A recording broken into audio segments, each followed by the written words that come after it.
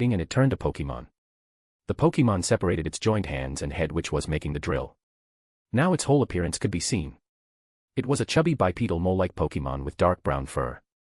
It had short legs, a plump, swollen belly with 3 red stripes on it, surfboard-shaped arms with 3 fingered hands, and a hump on its back where its head met its shoulders. As Shing Ming looked at it, its information appeared in her mind. Name, Excadrill. Status, suppressed. Attack, 1. Defense. Special attack. Special defense. Speed. Ability, Sand Rush. Hidden ability, Mold Breaker. Sand Rush. Double speed during a sandstorm.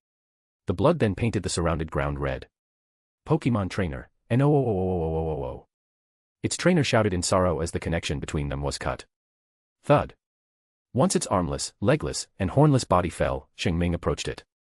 Excadrill was still alive and was at its last breath. Its eyes were lifeless because that intense pain broke its mind. She coldly looked down on it. Shing. A root came out of the ground and penetrated its heart, killing it completely this time. Once its death was confirmed, several roots came out of the ground and bind it along with its body parts before dragging them in the ground to turn them into fertilizer. After giving it one last glance, Shing Ming turned and walked away. At some distance away, the trainer of the Excadrill fell on her knees and started coughing violently. Her eyes were filled with tears not only because of Excadrill death but also because of the pain she received. Due to her connection with Excadrill, she also felt some of its pain. Though, before she could feel more, their connection severed when Excadrill mind broke. Pokemon trainer, cough Excadrill cough no cough. Slow, bro. There was a Pokemon at her side who was trying to console her. It was a bipedal, pink Pokemon with a tan, striped belly, and a tan muzzle. It had large, vacant eyes, curled ears, and 2 pointed teeth protruding from its upper jaw. On its hands, it had 3 clawed fingers, and 2 clawed toes on its feet. There was a shelter attached to its tail. This shelter had a gray, spiraled shell with darker gray spots. There were several spikes across the surface of the shelter, and it held onto the Pokemon with many sharp teeth. This Pokemon was the one responsible for the connection between the trainer and her Pokemons. Suddenly, the Pokemon moved and stood in front of its trainer as if trying to protect her. Its trainer got confused because of its action and said, "Pokemon trainer, Slowbro, what happened?" The Pokemon named Slowbro didn't answer and kept on looking at the sky. Its trainer also turned her head to the sky. Her body jolted as she quickly got up. Her eyes were filled with fury. "Pokemon trainer, you why did you kill it?" Shing Ming, who was flying and looking down on the trainer, remained aloof before landing. Her eyes first moved to the Pokemon. Name, Slowbro. Status, suppressed. Attack. Defense, 1. Special attack, 1. Special defense. Speed. Ability, own tempo. Hidden ability, regenerator. Own tempo. Prevents confusion. Regenerator. Heals 1/3 of the injuries upon switching. After reading its information, Shing Ming turned to the trainer. "Shing Ming, why do I kill it? Isn't it obvious? I killed it because of you." "Pokemon trainer, what did you said?" Shing Ming, stating the facts. "You are the enemy. And since it was your tamed beast, this means it was also an enemy." Pokemon trainer, WHA. Shing Ming, I only forced it out of the ground without any damage. It was you who ordered it to attack with the intention of killing me. Pokemon trainer. Shing Ming, in case there was someone else who can't protect himself or herself, then that person would already be dead by now. Pokemon trainer. Trainer clenched her fists in frustration because she can't deny that. Pokemon trainer, but still. Shing Ming, enough talk.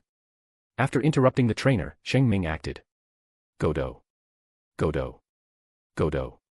Godo. Countless roots broke out of the ground and rushed towards the trainer. The trainer became alarmed and ordered. Pokemon trainer, hurry, use Psychic. Slowbro eyes turned blue as it used Psychic on the roots. Some of them stopped, but since they were just too many of them, Slowbro can't stop all of them. Because of that, Slowbro started to struggle. Pokemon trainer, hold on, Slowbro. The trainer then took out many portions and berries from her inventory. Next, she poured the portion on the Slowbro while stuffed the berries into its mouth. Slowbro swallowed it, and few moments later, its power started to rise exponentially. Its eyes turned even bluer, and it succeeded in stopping all the roots. Shing Ming didn't show any change in expression witnessing this. Name, Slowbro. Status, suppressed. Attack. Defense, 1. Special attack, 1002. Special defense. Speed. Ability, own tempo. Hidden ability, regenerator. Shing Ming, its special attack increased from max level 1 to max level 2. Though, it's just temporarily. 5 minutes is the limit. Pokemon trainer, good job, Slowbro. The trainer then looked at Shing Ming with triumphant smile. Shing Ming, do you really think it could work? Pokemon trainer, huh? The trainer became confused before her eyes opened wide. The roots that Slowbro stopped with its Psychic started to scramble. Slowbro increased its strength, but it still didn't work. It was having trouble as it won't be able to hold it for long. Pokemon trainer, Slowbro, hold on. The trainer grabbed one of the Pokeball and released her last Pokemon. Ting. Pokeball opened and liquid light took the form of the Pokemon before fading. It was an enormous, tall bipedal reptilian Pokemon that possessed traits of both dinosaurs and dragons. Its body was powerfully built all around, and heavily armored with thick pale green and black scales. Its claws on both its hands and feet were red. It had a long segmented scaly neck, small red eyes, and a beak-like mouth. 2 razor-sharp double-edged red and black tusks protrude from either side of its mouth. It had a thick, powerful green tail with a black tip.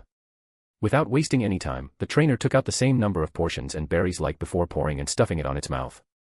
As a result, its power also increased drastically. Name, Haxorus. Status, suppressed. Attack, 1472. Defense. Special attack. Special defense. Speed. Ability, Mold Breaker. Hidden ability, Unnerve. Mold Breaker. Bypasses target's abilities that could hinder or prevent a move. Unnerve. Prevents opponents from using items. Shing Ming, this beast's strength has reached level 3. The limit of this world. If its strength increases even more, then this world will throw it out. Pokemon Trainer, Haxorus, hurry, use Dragon Claw and destroy those roots. Haxorus, Haxo. Haxorus' claws got covered light and it slashed at the roots. Slash. Crush. It kept on attacking until all the roots were destroyed. Trainer and Slowbro took a sigh of relief. Trainer, good, Haxorus. I want to praise you more, but we have an enemy to kill. Trainer said and turned to Shing Ming. Haxorus also looked at Shing Ming. Trainer gritted her teeth and spoke with hatred. Trainer, Haxorus, slaughter her. She killed Excadrill. Hearing that Shing Ming killed Excadrill, Haxorus' eyes got filled with hatred and fury. Haxorus, Haxo. Haxorus screamed in rage, however, in the next moment it stopped. Its body, blood, and soul all turned cold. It can't move. No, it didn't dare to move. Everyone in the battlefield became confused. Suddenly, Shing Ming turned and looked behind. In the sky, she saw someone floating. Seeing the person even, she got astonished. After few seconds, she snapped out of her thoughts and spoke. Shing Ming, eldest sister. Chapter 218, Volume 3, Chapter 18, Ophis moved. *A/N, for every 150 Power Stones extra chapter will be released on the last day of each month. Behind Shing Ming, flying some distance in the sky, Ophis was looking down on everyone. By now even the trainer and Slowbro also turned to her. Seeing the little girl with dark hair and dark eyes, even they stopped all the movements of their bodies. Dread had gripped their ears as their eyes were full of fear seeing those blank eyes. They had never felt such horror in their entire life. Ophis then slowly floated towards them. None of them spoke except Shing Ming. Shing Ming, eldest sister. That's the first time she saw Ophis to act. Most of time Ophis barely left Preemie's side. Ophis didn't reply to Shing Ming as a glint passed through her eyes. In the next moment, Haxorus and Slowbro started to break and disintegrated into nothing. Pokemon Trainer. The trainer's face turned pale to witness that. Even the Shing Ming had a cold sweat on her back. Ophis then approached the trainer. Once in front, she extended her little hand and grabbed Trainer's head. Trainer's body quivering, but she can't do anything. Ophis' intent then entered her brain. Inside, Ophis saw divine power guarding and protecting Trainer's mind. Not from mental attacks but to prevent anyone from seeing or extracting the memories. This power was so well hidden that you wouldn't realize it unless you tried to read the person's memories. And the moment you did so, the power will be activated and will destroy the mind of its host to prevent any information leak. In other words, death. That's also why Preemies didn't try to do so. If he had tried to read their memories, then this power would have destroyed the trainer's mind. So, the only option he had left was to remove this power. And that's also impossible because he was not strong enough to remove God's divine power. Let alone the strongest ones. Hence, he left this to Ophis. Ophis only gave a brief glance to this power before rushing in and entered the brain. The power around it failed to sense anything. Once inside, Ophis looked around and saw many memories of the trainer around in various screens. There were some who were clouded. It's the same divine power outside covering the brain. Ophis, So, she also made sure to hide these memories specifically. Ophis then looked around again and saw something else. There's one memory which was being protected by the most amount of divine power. Unlike others protected memories which were clouded, this specific one was not only cloudy, but it was also bound by countless chains made of divine power. Ophis wanted to destroy those chains and saw what it was hiding but, in the end, decided against it. Next, she extended one of her hands forward. And all the memories got pulled towards her like magnet. Except the chained memory, she pulled all of them on the palm of her hand. Nodding her head, she put them away and moved her attention to the last memory. She must take this memory before those divine chains destroy it. However, then Ophis thought of something. She used her power, not only on memory but also the chains holding it on its place. Wooble. Wooble. Both the memories and chains started to tremble. The chains started to release golden light. The light was so strong that it covered this entire memory space of the trainer. Still, these lights and the power it contained could do nothing against Ophis. She remained emotionless as she increased her power. Crack. Crack. Cracks started to appear on the chains. These chains struggled to fight back but to no avail. Then as if these chains had intelligence on its own, they called the divine power that was protecting the brain outside. Next, all that divine entered inside this space and was absorbed by the divine chains. Hence the power of divine chains increased. The cracks on it started to heal and the power released by it reached a whole different scale. Because of such excessive power, this space started to crumble. The chains were also trying to destroy the last memory. In the end, Ophis just casually waved her hand. Crack.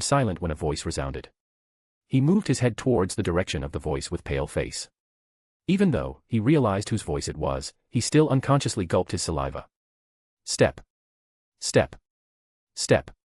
There he saw Aces walking step by step towards them. She had the same cold look with azure lambent light in her hand. There was not even a single dust on her, and her breathing was as normal as before. No one would believe that she released such a big move just now. As she was approaching the trainer, she passed by the toros. Shin. Plat. Splurt. Without a second thought and hesitation, she severed its head from its body. With this, Toros finally closed its eyes as its consciousness was swallowed by the darkness. Ace didn't stop and continued walking. Soon, she reached the trainer. The trainer started to panic. Pokemon Trainer, wait. I have many T things in my inventory. If you spare my life, I will give all of it to you. TT there are many T treasure and are T facts. Ace, the why, you didn't use them to protect yourself. Pokemon Trainer, I planned T2. But DDD didn't get the CCC chance. Ace, I see. Saying this, Ace raised her azure lambent light. She still remembered lividly how Premies told her to never rely on external items. Hence, no matter what treasures or artifact the trainer possessed, it's useless. Pokemon Trainer, WWAITTTTTTTTTTTTT. Trainer shouted at the top of his lungs, but Ace ignored it. However, just when she was about to end him, she felt a movement in wind. She stopped and turned to where the wind shifted. Next, Orberg and Shing Ming appeared. And just like Shing Ming, she also got surprised seeing Orberg. Ace, sister Shing Ming and eldest sister. Shing Ming only smiled while Orberg didn't reply and floated towards her. Ace took a step back and opened the way for Orberg. She looked at Orberg's back with astonishment. Just now when she felt the movement in wind and domain, it only indicated Shing Ming. But Orberg was natural. She won't have been able to sense her if she hadn't seen her. Shing Ming, don't worry, little sister. In future, you will also be able to hide your presence. Ace snapped out of her thoughts and looked at Shing Ming. She then scratched her cheeks in embarrassment. Ace, no wonder, I was even able to perceive your presence. You deliberately let me sense you. Shing Ming smiled, not denying that. At this time, Orberg was already floating in front of the trainer. At first, the trainer became happy when he saw Ace stopped. Next, he got shocked seeing two more divine beauties. Then his entire body turned cold when she saw Orberg's blank eyes staring at him. Just like previous trainer, he didn't dare to do anything. There was only one thing in his mind. Pokemon trainer, I need to run. Run as far as I can. Though, no matter how much he said in his mind, his body just won't listen. As Orberg was looking down on him, his body was slowly raised and brought in front of Orberg. Orberg stretched her hand forward. The trainer could only see in horror as his head was grabbed. Orberg entered his mind and directly rushed into his memory space. Since it was just like the previous trainer, she took all the memories like before and then broke the divine chains of the last one. After grabbing the last memory, she also took all the broken pieces of divine chains and left. Outside, the trainer eyes turned blank before they turned lifeless as blood came out of his eyes, ears, nose, and mouth. Then his lifeless body fell. Why lifeless? That's because he was already severely injured thanks to Ace. Hence, he died when his memory space crumbled. Thud. Chapter 219, Volume 3, Chapter 19, asterisk title at the end asterisk. Asterisk A/N, for every 150 Power Stones extra chapter will be released on the last day of each month. Huff. Huff. Huff. Akame and Kurome were running through the Gifnora forest. Because of man-eating plants, they had to take a detour. They were already very tired because they killed some of the danger beasts in the way. Currently, Akame was carrying Kurome on her back. They were just few meters away from reaching the goal. However, before they could reach the goal and rejoice, someone appeared and stood on their path. The person was a middle-aged man. He had long black mustaches and beard. The beard was tied. He wore red pants and knee-length metallic shoes. There were chains hanging on his waist where the pants reached. Up, he was shirtless, and a long pirate coat was draped on it. The front of coat was open and hence his chest could be seen. He was wearing golden gauntlets on his hands. And there was also a long hook attached on his right-hand gauntlet. He had a sleepy eye as he looked at the duo. Still, even in those sleepy eyes coldness could be seen. Akame's face turned pale seeing him. Sense of dread gripped her heart. All her instincts were screaming to run. She didn't know why but she could tell that this person was after her life. Her body also started quivering. She wanted to run but her just won't move. Akame, move. Move. Move. Move. No matter how much she screamed in her mind, it was useless. Nevertheless, there was someone who helped her snapped out of her fear. Kurome, big sister. Kurome words snapped Akame out of her thoughts. She could feel her little sister quivering on her back. Akame, I will protect Kurome. No matter what. Gathering her courage, Akame turned and ran. Even though she knew it was dangerous going back into forest, she still could tell that man was more dangerous than any danger beasts inside. As she was running, she sensed a danger and jumped to the side. Bang. Boom. A bullet went past where was just a moment ago and an area around it was destroyed completely. Akame's breathing became haggard witnessing the destruction. If she hadn't jumped at the last moment, then she and Kurome would have been dead by now. She looked back and saw a golden red gun in the man's hand. Oh. You dodged. Can't say I am surprised. If it was that easy to kill the heroine of the world, then all the heroes and heroines would have long died. Akame didn't understand what he meant by that. Not that she cared at this moment. She got up and rushed into the forest. Run. I think I will enjoy this cat and mouse chase for some time. So, run as fast as you can and as far as you can. Saying this, the men started to follow them. Akame was running deeper and deeper into forest. In between she almost got caught by the danger beast, however, with luck she somehow managed to survive. Though, she often heard the sound of gunshots behind. It's been quite a while since she had been running. Her legs were screaming in pain. Even her tiny feet were bleeding.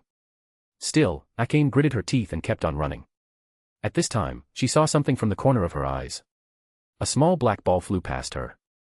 Her eyes opened wide as a wire-like thing attached to it and spark could be seen at the end of it. The ball touched the ground in front of her and exploded. Boom. Akame and Kurome, arg. The explosion injured them and threw them away. Akame and Kurome were thrown a different direction. Even while on ground, Akame moved her head towards the direction of Kurome. There she was, Kurome with injuries laying on the ground just like her. Akame, Kurome. Kurome also turned her head towards Akame direction with some difficulty. Kurome, big, sis.ter. They both then started crawling towards each other. Even if their bodies were hurting, even if their elbows were bleeding, they still kept on crawling towards each other, completely ignoring their surroundings. Soon they reached. They raised their upper bodies. However, when they were about to hug, bang! They heard a gunshot. Akame. Kurome. Both stopped all their movements. Akame and Kurome looked down. Drip. There was a hole in Kurome's chest. You can even see the other side clearly. Akame. Kurome. Kurome wanted to say something but instead of words, blood came out of her mouth. Kurome, HRRGH. Then she fell. Thud. Now blood was now even coming out from her open chest as she motionlessly laid on the ground. Akame mind blanked the moment she saw the hole in her little sister chest. She can't believe it. Even when she saw Kurome lying in the pool of her blood, she didn't believe what she was seeing. She thought it was all a dream. Nevertheless, when Kurome's blood reached and touched her, she felt the warmth of it and snapped out of her thoughts. Akame, Kurome. Akame's sorrowful scream resounded all around. She then hurriedly reached Kurome, picked her and started to call her. Akame, Kurome. Kurome. Kurome. Kurome. Kurome. No matter how much she called, Kurome didn't reply. Akame's entire body got covered in Kurome's blood, but she didn't care and kept on calling her. If she couldn't hear the weak breathing of Kurome, she would have thought that her little sister was dead. Kurome, big, sister. Akame, Kurome. Akame rejoiced hearing Kurome's voice. Though, that joy turned into despair when she heard the next words. Kurome, big, sister, where are you? Akame, Kurome.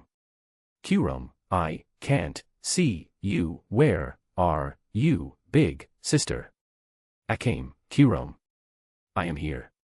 Your big sister is here. Kurome, I can't even hear you. Akame. Akame's expressions were becoming more and more pale at every second. She then hurriedly grabbed Kurome's hand and put it on her face, to let her feel her warmth. It worked. Kurome, there you are, big sister. Akame, yes. I am here. I am here. Kurome, big sister, I am afraid. Akame. Kurome, I don't want to die. Akame. Kurome, I want to see many things with big sis.r.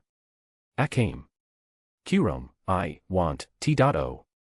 Kurome stopped here as her hand which was touching Akame's face fell. Her eyes turned lifeless.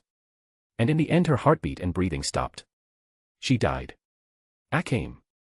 Akame looked at the corpse of her little sister corpse in her arms. She tried to move the body of her sister again and again and again. Still, there was no response. Akame, ku.ro.me, kuro.me, wake up, plea.se. Tears streams down her cheeks. She then released a heartbreaking cry while hugging her little sister. Akame,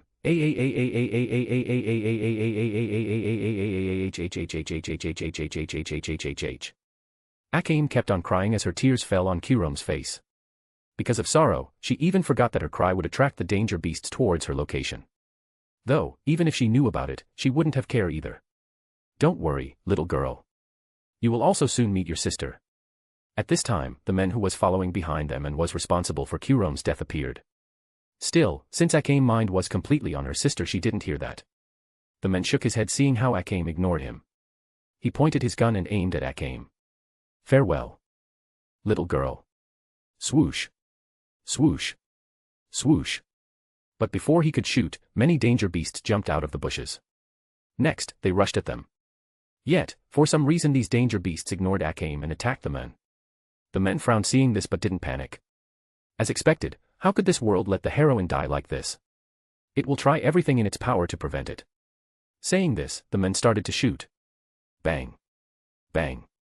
Bang. The heads of the danger beasts exploded as they were hit by the bullet. Some danger beasts also attacked from behind. Because of that, men took out a scimitar and started killing them. Slash. Shin. Splat. More and more danger beasts attached him. But they were still killed by him effortlessly. Then he even started throwing wick bombs at danger beasts. Boom. Boom. Boom. Many explosions occurred. Danger beasts' body exploded, and their body parts were scattered all around. Their bones, blood vessels, organs were all around the ground. It was really a gross scene. As he was killing danger beasts, the men started to smile. It reminds me of the time when I travel all across the sea with my crew. We faced and killing many sea creatures that time. That was really some good time.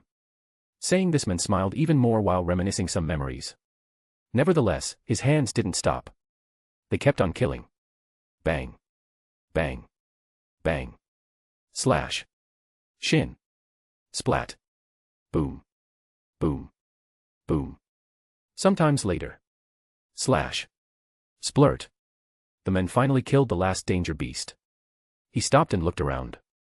Witnessing the carnage he created, he smiled crazily before putting his attention on Akame. Akame was still on the same spot hugging her little sister corpse. None of noise and sound of fight entered her ears. She just kept on looking at Kirome's face with lifeless eyes. I thought you will take the advantage of my fight to run. Looks like I was wrong.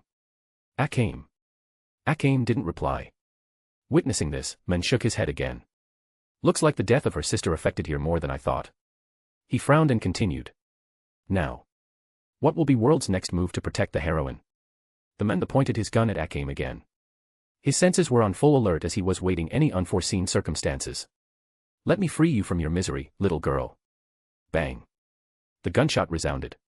The bullet penetrated through the air to reach Akame. Soon it hit her. Or it was supposed to hit her. However, all of a sudden, the space ripped, and an abyssal dark vortex appeared. Chapter 19, Kirome's Death. Chapter 220, Volume 3, Chapter 20, Writer Edward Teach/Blackbeard. *A/N, for every 150 Power Stones extra chapter will be released on the last day of each month. The bullet was swallowed by that abyssal dark vortex. The man's eyes turned serious witnessing this as he readied himself. Finally, Premies walked out. The man raised one of his brows seeing Premies' overly handsome face but didn't give it much thought. With his gun pointed at Premies, and he spoke. I don't know which faction are you from, but don't get in the way. Premies didn't reply as his elemental sight provided him all the information of the person. Name/true name, Edward Teach/Blackbeard. Race, servant, heroic spirit, human. Class, writer. Status, suppressed. Strength, C. Endurance, C. Agility, E. Magic, D. Luck, C. Class skills. Magic resistance, E. Riding. Personal skills. Voyager of the Storm, C. Honor of Pirates, C. Gentlemanly love, C. Noble phantasm. Queen Anne's revenge, C+. Premies narrowed his eyes witnessing this. Premies, heroic spirits entering this world really changed a lot of things. True. Rank stats. E1. D2. C3. B4. A5. Plus X2 boost in that stat plus X3 boost in that stat plus X4 boost in that stat. Premies, because of the world suppression his strength has decreased to C, means level 3. That's the very limit of this world. Be careful, Premies. His strength is C+. This means 3000 by 2. Premies, 6000. Max level 6. Yes. While your current strength is only at level 5 right now. So. Premies, I know. Saying this, Premies grabbed the handle of his elucidator and drew it out. SSH. The abyssal dark vortex behind him also disappeared. Edward Teach/Blackbeard expressions became solemn when he witnessed this. Edward Teach, so, you really wish to get in my way. Can't be helped then. Crack. Crack. Cracking his knuckles, he showed a crazy smile. Edward Teach, you know what, looking at you I really want to do you. Now I even have gotten the opportunity to do so. I really can't wait to hear your moans when you will be under me. Premies smiled hearing this. Premies, change of plans. I wanted to capture you at first to get information. But now I think it's no longer necessary. Premies then took one step forward and disappeared. Premies, because you would be dead soon. Edward Teach opened his eyes wide as he heard Premies' voice behind. He hurried jumped forward to dodge. Swoosh. Slash. Splurt. Edward Teach, GRGH. Even though Edward Teach jumped forward, he still got slightly delayed. Because of that a bloody slash appeared on his back. His face distorted slightly because of pain. Just when he was about to turn and counter, he saw Akame in front with no one protecting her. Hence, he decided to kill her first. Ignoring the wound on his back, he pointed his gun at Akame and shot again. Bang. Boom. The sound of gunshot and explosion was heard again. Edward Teach didn't look happy because he saw that right before his bullet could touch Akame, Premies picked her and moved out of the way. He then moved his gaze towards where Premies went. The wound on his back had already started to heal by now. Some distance away, Premies put Akame down and turned towards Edward Teach direction. Premies, even if his strength reached level 6, his agility and other stats are still lower. Yeah. But still, be careful of his noble phantasm. Premies, C++. Means 3000 by 3. Level 9. Premies, Akame, you don't need to save me. Premies lowered his head and looked at Akame on the ground. She was currently hugging the corpse of her little sister while looking at Premies with dead eyes. Akame, Kurome, is the only family I had in this world. Premies. Akame, now that she is gone, I don't have any intention of living either. Premies, what's your name? Akame. Premies, Akame. Huh. If I tell you that I can revive your sister, then what can you give in return? Akame. Akame eyes opened wide hearing this. She can't believe what she just heard. Akame, that's impossible. Premies, not for me. Premies looked eye to eye with Akame before opening his mouth. Premies, once someone die, it takes 15 to 20 minutes for their soul to dissipate.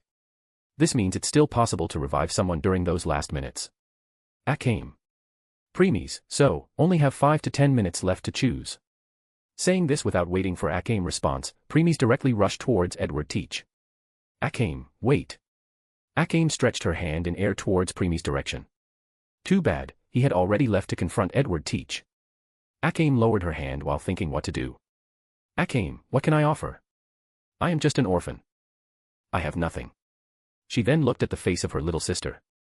As she caressed her face, she can feel that the temperature of her little sister's body had already decreased a lot. Her eyes trembled as her body shivered witnessing this. She then closed her eyes, took a deep breath before opening them again. Her eyes were filled with determination now. She picked the body of her little sister, hugged it tightly and ran towards Premies' direction. Bang. Bang. Boom. Boom. Premies dodged the gunshots and appeared in front of Edward Teach to attack. Edward Teach also attacked with his hook. Premies moved his body slightly, dodging the hook by the breadth of hair, and attacked. Edward Teach also moved to dodge. He can tell that Premies was faster than him. Hence, he wanted to decrease the damage he took by moving away. Slash. Splurt. A new slash appeared on his chest as blood leaked out of it. Edward Teach frowned before countering. Bang. Bang. Bang. Boom. Boom. Premies kept on dodging the bullets because these bullets contained C+ strength of Edward Teach. Since he was currently only at level 5, he can't afford to take a blow of max level 6 strength. While Premies was thinking of his next course of action, Edward Teach's mood was complicated. Edward Teach, his strength and movements are very much like that of heroic spirits. But how could it be possible? Including me, there are a total of 7 servants and masters who came to this world. If another one came, then we would have been notified about it. Bang. Boom. Edward Teach, this means he is not heroic spirit but a human. But how could this be possible? Slash. Splurt. Edward Teach, arg. Edward Teach grunted before taking a step back. Another slash appeared on his chest. Along with the previous slash, a cross was made on his chest. Edward Teach, his attacks are ignoring by defense completely. You can only be accomplished by using divine or holy power. And it's impossible for this lower world to give birth to heroic spirit, let alone divine spirit. Wait a minute. Could he be? Realization struck Edward Teach at this point and his expression became grave. Edward Teach, it's him. Our hidden objective. The one whom we must kill or brought back with us at all cost. Premies, why are you distracted? Edward Teach. Thrust. Splurt. Edward Teach jolted back to his thoughts when he felt a pain in his chest. Looking down he saw Elucidator thrusted into his chest. Edward Teach, HRRGH. Blood came out of Edward Teach's mouth as he attacked with his hook. Premies took Elucidator out and moved back to dodge. After keeping some distance, Premies didn't continue with his attacks and wait. Edward Teach grabbed his chest and looked at Premies with hatred. Edward Teach, you.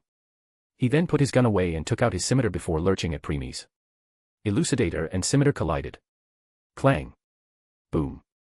A huge shockwave was spread all around. Edward Teach looked at Premies with disbelief. Premies blocked his attack casually. Let alone moving from his spot, Edward Teach can't even push back his Elucidator.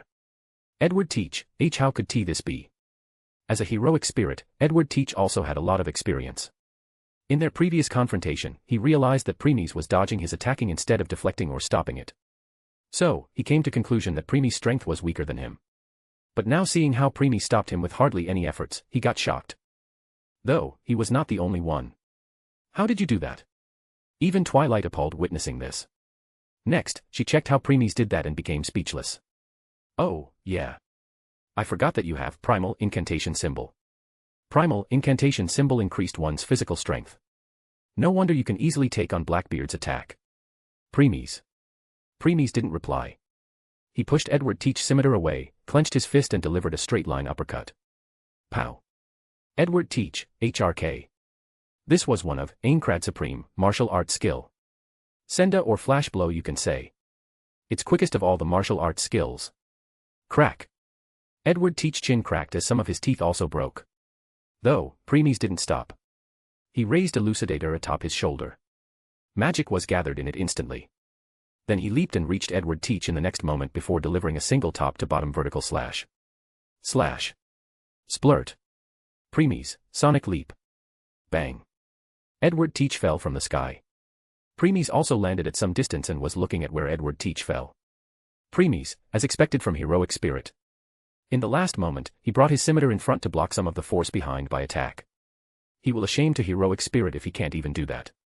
Premies also agreed as he waited for the dust to settle. But it looked like Edward Teach didn't have such patience. He threw wick bombs from his location at Premies. Premies hurriedly moved away. Boom. Boom. Explosions occurred, but that was not all. As he was dodging, with his elemental sight he could see that Edward Teach was also aiming at him. Bang. Bang. Premies dodged the gunshots while also dodging the wicked bombs. As Premies was dodging it, he saw that Edward Teach took out many powder kegs out of nowhere and also threw them at Premies. Witnessing this, Premies narrowed his eyes and put even more distance. Now Premies was dodging wicked bombs, gunshots, and even powder kegs. By now almost the entire place was filled with powder kegs. Edward Teach then showed a triumphant smile and shot at one of the powder kegs. Bang. Premies suddenly dashed at particular direction. Their Akame was hiding behind a tree, was looking at Premies and Edward Teach confrontation. She was looking at their fight with disbelief. Premies and Edward Teach were exchanging blows at inhumane speed. She could only see blur. She occasionally saw a glimpse, but that's all. Because of that she was unaware of the danger. At this time, Premies appeared in front of her and hugged her. And then... KABOOM. A huge explosion occurred as all the powder kegs exploded. A mushroom of explosion rose in the sky as the entire Gifnora forest was covered in flame. Children who were still inside, danger beasts, tree, plants, everyone was covered with fire. Children and danger beasts' merciful cry could be heard, but no one was there to save them. Soldiers, Gazuki, and Bill, who were supervising the test, all had incredulous expression. Gazuki, Bill. What's going on? Bill, I don't know. The only bomb we put in the forest was the one to attract danger beasts. And we already used that. Gazuki, then how will you explain this? Bill, that's... Gazuki, TCH, Gazuki then turned to the soldiers behind. Gazuki, what are you all standing here for? Quickly bring water and put away the fire. Soldiers snapped out of their daze and hurriedly responded. All soldiers, yes sir. Then they hurriedly ran to look for the water. Gazuki turned his attention back to the burning forest. His expression was very ugly right now. Gazuki, we brought more than 100 children from all around the empire to find the best ones. If they died, then all our efforts will be for naught. Chapter 221, Volume 3, Chapter 21, Leveling System. *A/N, for every 150 power stones extra chapter will be released on the last day of each month. Crackle. Crackle. Crackle. The entire forest was burning. The scorching heat could be felt even from a distance away. Premies let go of Akame and got up. Currently, there were many injuries on him which were caused by the explosion. Though, they had already started to heal. He then looked at his shoulder. Their scimitar was embedded in it. Edward Teach tried to kill Akame till the last moment. But Premies brought his arm in front to protect her. Premies, he left. Huh. More like he was forcefully teleported back by his master. Premies nodded, not denying that. Elemental sight already showed him how the moment Edward Teach threw his scimitar, a magic circle appeared around him, and he was forcefully teleported. Akame, cough cough cough asterisk cough cough cough. Because of smoke all around, Akame kept on coughing. Premies waved his hand and all the smoke around Akame blew away. He then also used ice incantation style to cool some area around her. Akame raised her head and looked at Premies with gratitude. She also saw many injuries on him and felt guilty. After all, she knew Premies wouldn't have received injuries if he didn't try to save her. Next, Premies grabbed the handle of scimitar embedded in his shoulder and pulled it out. Shing. Akame grimaced seeing this while Premies didn't show any change in expression. He looked at scimitar in hand before using mist dispersion on it. Scimitar blinked in white light from turning into mist. SSS. Akame's jaw fell on the ground witnessing this. Ignoring her, Premies put his attention on other thing. Premies, Twilight, have you sorted his skills? Yes. Let me show you. A new window appeared in front of Premies. Magic resistance E. Cannot cancel spells, but magic damage is reduced somewhat. Riding. The riding skill has been lost due to his Voyager of the Storm skill. Voyager of the Storm A, suppressed to C rank. It is the talent to sail vessels recognized as ships. Because the ability as a group leader is also necessary, this unique skill also has the effects of both charisma and tactics. Blackbeard, the most feared pirate in the Caribbean, is an extremely superior sailor who wandered far and wide and terrified many. Honor of Pirates B, suppressed to C rank.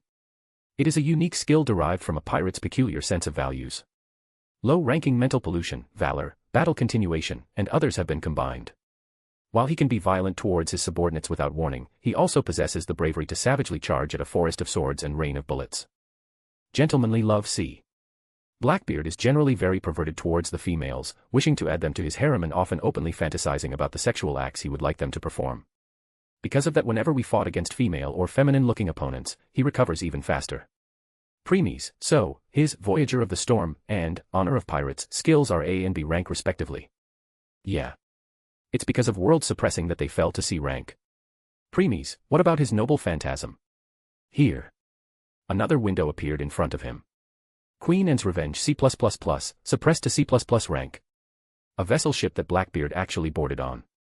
Originally, it was a French ship, but it was plundered by Blackbeard, named as Queen's and Revenge, and became a pirate ship.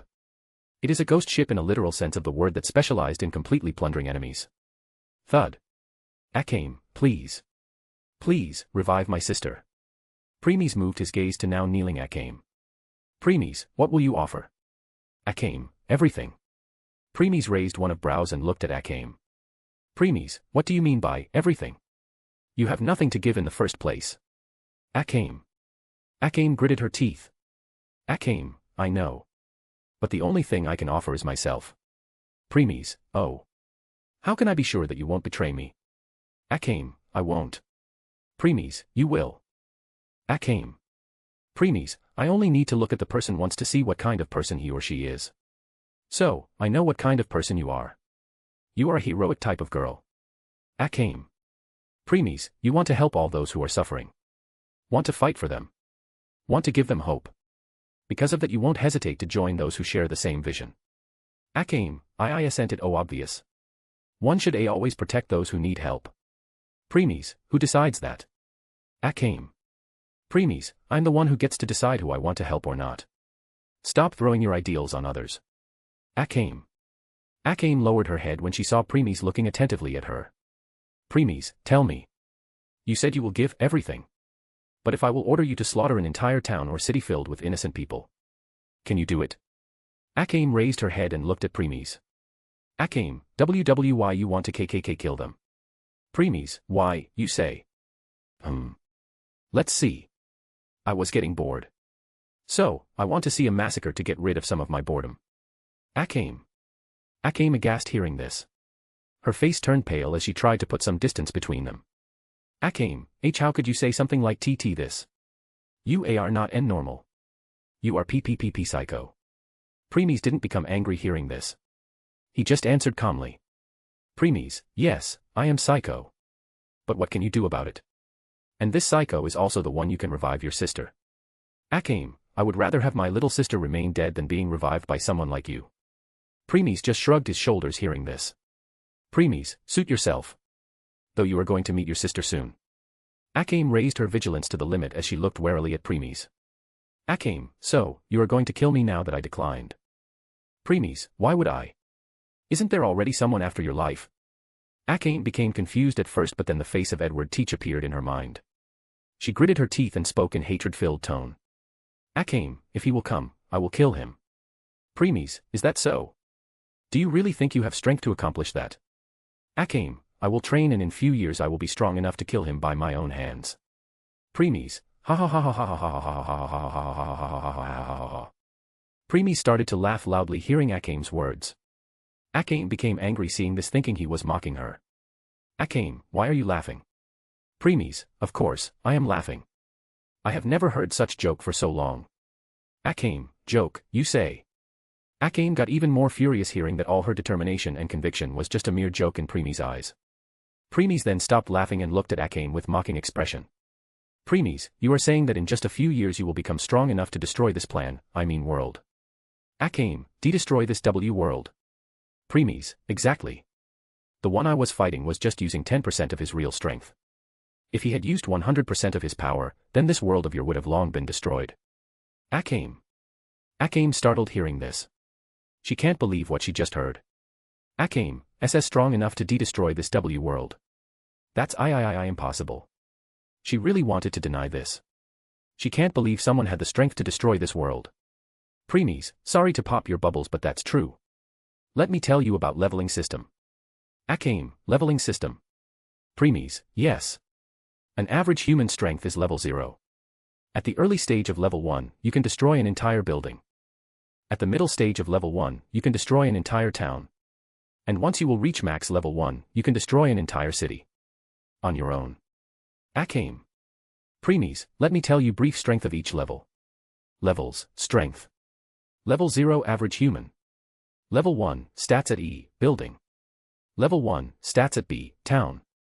Level 1, max, city. Level 2 island. Level 3 large island.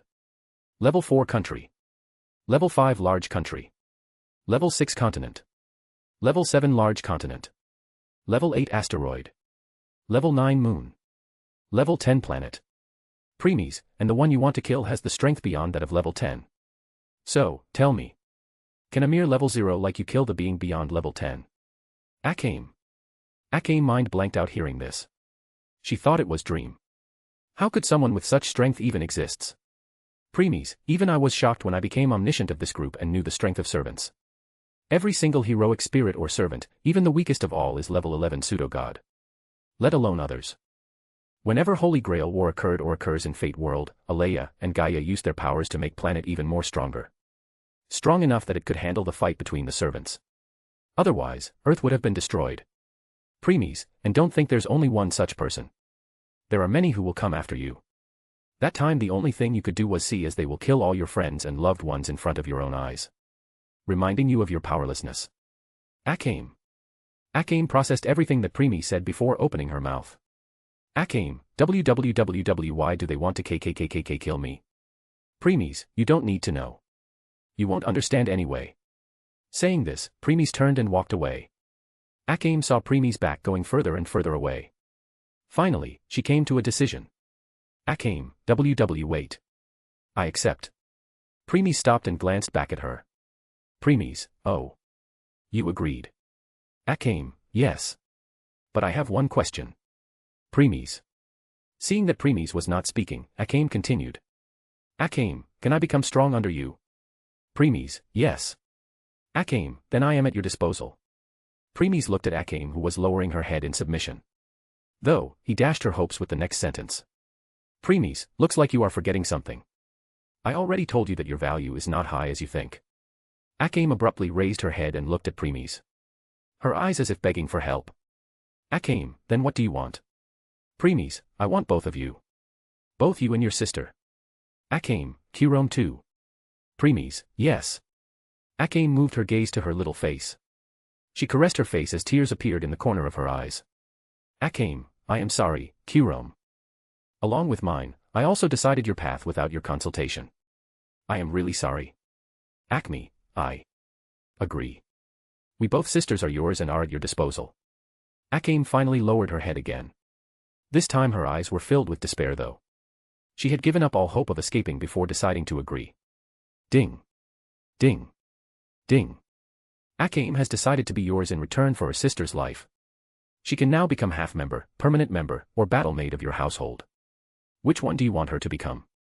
Premies looked at the twilight window that appeared in front. He didn't choose yet and moved the window to the side. Next, he appeared in front of Akame. Premies, you can address me as my lord from now on. Akame, why yes. Am my lord. Premies then took Kirome from Akame's hands before putting his hand on her chest. Magic was released from his hand as the hole in Kirome's chest was completely healed in the matter of seconds. Once he confirmed that Kirome's body was fully healed, Premies used Life-Death Incantation Symbol. Life-Death Incantation Symbol inside Premies released its power. In the next instant, it reversed Kirome death. B.A. dump. B.A. dump. B.A. dump. Sound of heartbeat was heard and Kirome finally opened her eyes. Kirome, MMH. Chapter 222, Volume 3, Chapter 22, Onward to Capital. *A/N, for every 150 Power Stones extra chapter will be released on the last day of each month. After opening her eyes, the first thing Kirome saw was Premies' face. Looking at it, she fell into daze. Not waiting for her to return to her thoughts, Premies put her down. Akame, Kirome. The moment he did so, Akame hurriedly hugged her. Kirome returned to herself because of that. Kirome, big sister. Seeing how Akame was hugging her with trembling body as tears were falling out of her eyes, Kirome became confused. Kirome, big sister, what happened? Why are you crying? Though before Akame could say anything, Premies interrupted. Premies, let me show you why. Kirome, huh? When Kirome raised her head and met with Premies' eyes, Premies used illusion to show everything that transpired. After witnessing everything that happened, Kirome's eyes also became moist as she hugged Akame back. Kirome, big sister sob, I am sorry sob, you suffered sob, so much sob because I sob died hic sob. Hearing this, Akame startled. Then she came to conclusion that Premies somehow told Kirome what happened. Akame, it's all in past, Kirome. Sob, now you are back. That's all that matters. Kirome, Premies let them have some sisters' time with each other and put his attention on other things. Premies, Skarmory, Nidoking, and Tauros. Excadrill, Slowbro, and Haxorus. Premies, looks like that's all they sent so far. It appears so. Even your Empress made her move. Premies, it's to extract their memories. True. What now? Gazuki, Bill, and other soldiers are making their way here. Premies, I will be gone by the time they will reach here. Kirome, Premies, what is it? Turning to Kirome who was calling him, Premies asked. Seeing his gaze, Kirome hurriedly lowered her head. Kirome, TT, thank you for reviving me. Premies, you should know I didn't revive you out of goodwill. Kirome, I know. Still TT, thank you. Akame, yes, me too. Thank you for reviving my little sister. Seeing the gratitude in both Akame's and Kirome's eyes, Premies couldn't help but took a deep sigh. Premies, I really am not cut out for this stuff. You should get used to it because you will see such things a lot in future. Sighing again, Premies put his hand on both Akame's and Kirome's head. Both got stunned at first before lowering their head, letting him pat their heads. Akame, I think he isn't as bad as I thought. Premies, now that you both are under me, I am giving you your first mission. Removing his hand, Premies said so. Even though they both showed disappointed expression when Premies removed his hand, they became serious when Premies said he was going to give them first mission. Premies, first, let me tell you the gist of your situation. The Empire want to make an elite and assassination squads who will carry out their orders and get rid of those who decided to stand against them. Hence, they brought or bought more than 100 children including you both from all over the Empire and carry out the test of getting out the forest. Akame, that's why we are here. Kirome, so, our parents really did sell us to Empire. Akame, Kirome. Premies, you are wrong here. Akame and Kirome, huh? Preemies, your parents didn't sell you. They are dead. Akame. Kurome. Preemies, Empire burnt many villages, and all the children here are brought from those villages. It was Empire lie that your parents sold you to it. Kurome, how could this be? Kurome put her hands on her mouth as Akame hugged her tightly. She was trying her hard not to cry and show weak front in front of her little sister. Akame, how could they do something like this? There are so many people living in village. Preemies, none of their concern. Humans are disposable. If they can use them then they will use them to their limit, if they can't then they will just kill them and find another one. That's all. Akame. Kurome. Both became silent as they processed Preemies' every word. Once they were done, Preemies continued. Preemies, now for your mission. Currently, people who were supervising your test are making their way here. Seeing that you both survived, they will think that you both have potential and will make you join different group. Akame, different group. Why? Why can't I be with Kurome? Kurome, yes, I also wanted to be with big sister. Preemies, too bad, they won't let you. Because if you both remain together, you will be dependent on each other. They can't let this happen. Both frowned hearing this. Anger could also be seen visible in their eyes. Preemies, anyway, you mission to provide the information you will get during your stay. Akame, okay. Kurome, leave it to me, my lord. Kurome was still not used to addressing Preemies as my lord. Preemies smiled lightly at her attempt. This resulted in both falling into trance.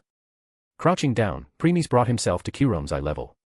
He patted her little head and said, Preemies, since you are having trouble calling me my lord, you can just call me big brother.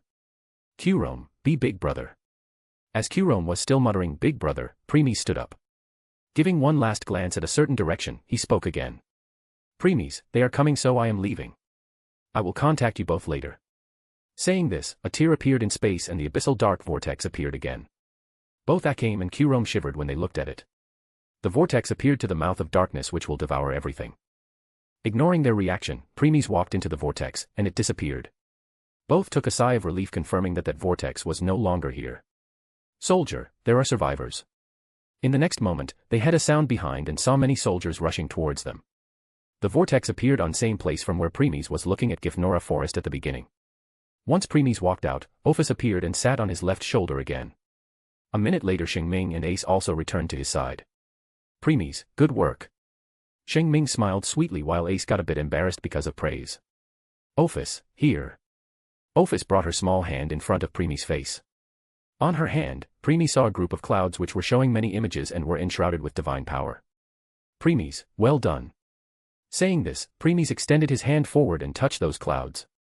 Preemies, Twilight, all yours. Sure. Leave it to me. Soon those clouds were absorbed in Preemies' hand. The information is too much. I need some time to sort these memories and find the right ones. Preemies, take your time. Next, Preemies turned and looked at Ace. Preemies, what is it, Ace? Ace, huh? Preemies, your heart is in confusion. Ace. She remained silent for some time before taking a deep sigh and opening her mouth. Ace, my lord, I was thinking about those monsters I fought. Preemies, you mean Pokemon? Ace, yes, Pokemon. Preemies, go on. Ace, my lord, all monsters are enemy of humanity. It's like they are made specially to kill humans. It's in their instincts to kill us. Preemies, Ace, in Orario, I had seen many skilled tamers of Ganesha familia that participated in the monster feria. Even though those monsters were full tamed, I can somehow tell that they were suppressing their instincts or urge to kill. Maybe because of contract or they were afraid of their tamers. Preemies, in a way, you are saying that even though monsters can be tamed, they are always looking for an opportunity to attack or escape. Ace, exactly. That's the same case with the danger beasts of this world. However, those Pokemons felt rather different. I can tell that unlike other monsters, they didn't have such instincts of killing humans. They appeared very Preemies, humane. Ace, yep that. Preemies, I see. Let me give you a brief information on Pokemon. Ace, Preemies, just like us and invaders, Pokemon belong to another world. In that world, there exists only two species. Humans and Pokemon. Ace, just like how in our world, there exists many races. Preemies, well, you can think like that. Anyway, in that world humans and Pokemons live in harmony. And almost 90% of Pokemon are friendly towards humans. Just like how in Orario human, cat people, Amazonas, and so on are friendly with each other. Ace, so, that's how it is. Preemies, yes. Though there are some who uses Pokemon as weapons. Like the trainer who you faced.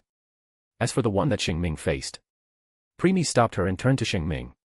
Understanding his meaning, Shing Ming spoke. Shing Ming, the one I fought was very close to her Pokemons. They appeared like a family who understands each other pain and sorrow. Preemies, now you understand why Pokemons are different from other monsters. Ace, yes, my lord. Preemies then stretched his hand and patted Ace's head. Shing Ming, husband, the one you were fighting. Preemies, he escaped. Shing Ming, oh. I see. I can tell that he is extremely strong. Preemies, yes, he is. Neither you nor Ace can defeat him unless you both will get rid of world suppression. Shing Ming and Ace expressions turned serious hearing that. Shing Ming, so, he is that strong. Preemies, though, he is not the only one. There's 6 more who are equally or even stronger than him that came to this world. Shing Ming. Ace. Preemies, anyway. Removing his hand from Ace's head, Preemies moved his attention towards the burning Gifnora forest. There he could see soldiers and others accompanying Akame and Kill out of the forest towards the medical camps. Preemies, we are done here. Ophis, Preemies. Preemies, Turning to Ophis who interrupted him. He saw Ophis brought another hand in front of his face. There he can see a sphere made of her power. Inside the sphere he could see many pieces of broken chains. He frowned seeing this because he can feel a whole different level of might from it and could feel threat from them. Preemies, this is. Ophis, these chains were bounding some specific memories in those 2 humans' minds. Even though I destroyed them, I think they can still be useful to you. Preemies, is that so? Preemies, Twilight. What is it? I need to sort the information from those memories. Preemies, look at this. What? Preemies. Preemies. Preemies. Preemies. The hell? These are the divine chains made from that god power. Where did your empress find them? Preemies, inside the minds of those 2. So, that's how it is. Preemies, yeah. These chains contain the divine power of that god. It can be useful to you but not now. The current can't even handle 0.0000000000001% of that god. Let alone these chains which contained even more. Preemies, I know. But just thought of something. A way that can help me harness this power. Oh. How? Preemies, you will know in future. Preemies, Ophis destroy these chains and turn them to dust. That way it can help me better. Ophis, okay. A glint passed in Ophis' eyes, and the pieces of chains shattered into divine dust. Nodding his head, Preemies put it away. Preemies, Ophis, when we will fight other invaders in future, I want you to extract these chains from them and give them to me. Ophis, Mn, Preemies, now then, it's time to go. Ace, where we are going this time, my lord. Moving his gaze at certain direction, Preemies spoke. Preemies, to the capital. Then space-tiered and abyssal dark vortex appeared again. Next, one by one they entered, and the vortex disappeared. Turning the place silent again. Chapter 223, Volume 3, Chapter 23, Capital. *A/N, for every 150 Power Stones extra chapter will be released on the last day of each month. The Empire is a superpower that has lasted for over 1,000 years, boasting vast territories and resources. Its capital city is enormous, covering roughly 200,000 square kilometers, and is encircled on all sides by a huge wall. The capital's various districts are separated by large canals in which trade ships run through. Beyond the capital, the country seems to be mostly rural with an unknown number of cities and villages spread throughout. The exact size of the empire itself has yet to be revealed. 3 other countries border the empire to the north, south, and west, while the empire's eastern boundary is the coastline of a great ocean. The empire has a very diverse culture due to its large size. Its citizens range from nomadic clans to small village communities to world-wizened city dwellers. However, due to the corrupt government, there have been multiple uprisings and great civil unrest. The villages and towns suffer from heavy taxation, and many have been unable to buy enough food, resulting in widespread shortages in the remote areas of the empire. This has forced many country-living citizens to move to the capital to seek money to help their village, only to sometimes find death, or worse, because of the high crime rate. The arrest, torture, and public execution of the Prime Minister's political enemies is also not uncommon, which leads to a general atmosphere of fear. Slavery is common in the empire, but slaves can become free through currently unknown means. Slaves have a mark branded on them to show that they are slaves. Due to the high tax rates imposed on the villages of the empire, there have been many parents that have sold their children into slavery for money or a better. If we talk about the government, even the empire is an absolute monarchy where the emperor's word is law. The nation is not just run by him alone, however, as he has the prime minister and various advisors to administrate many territories and regions.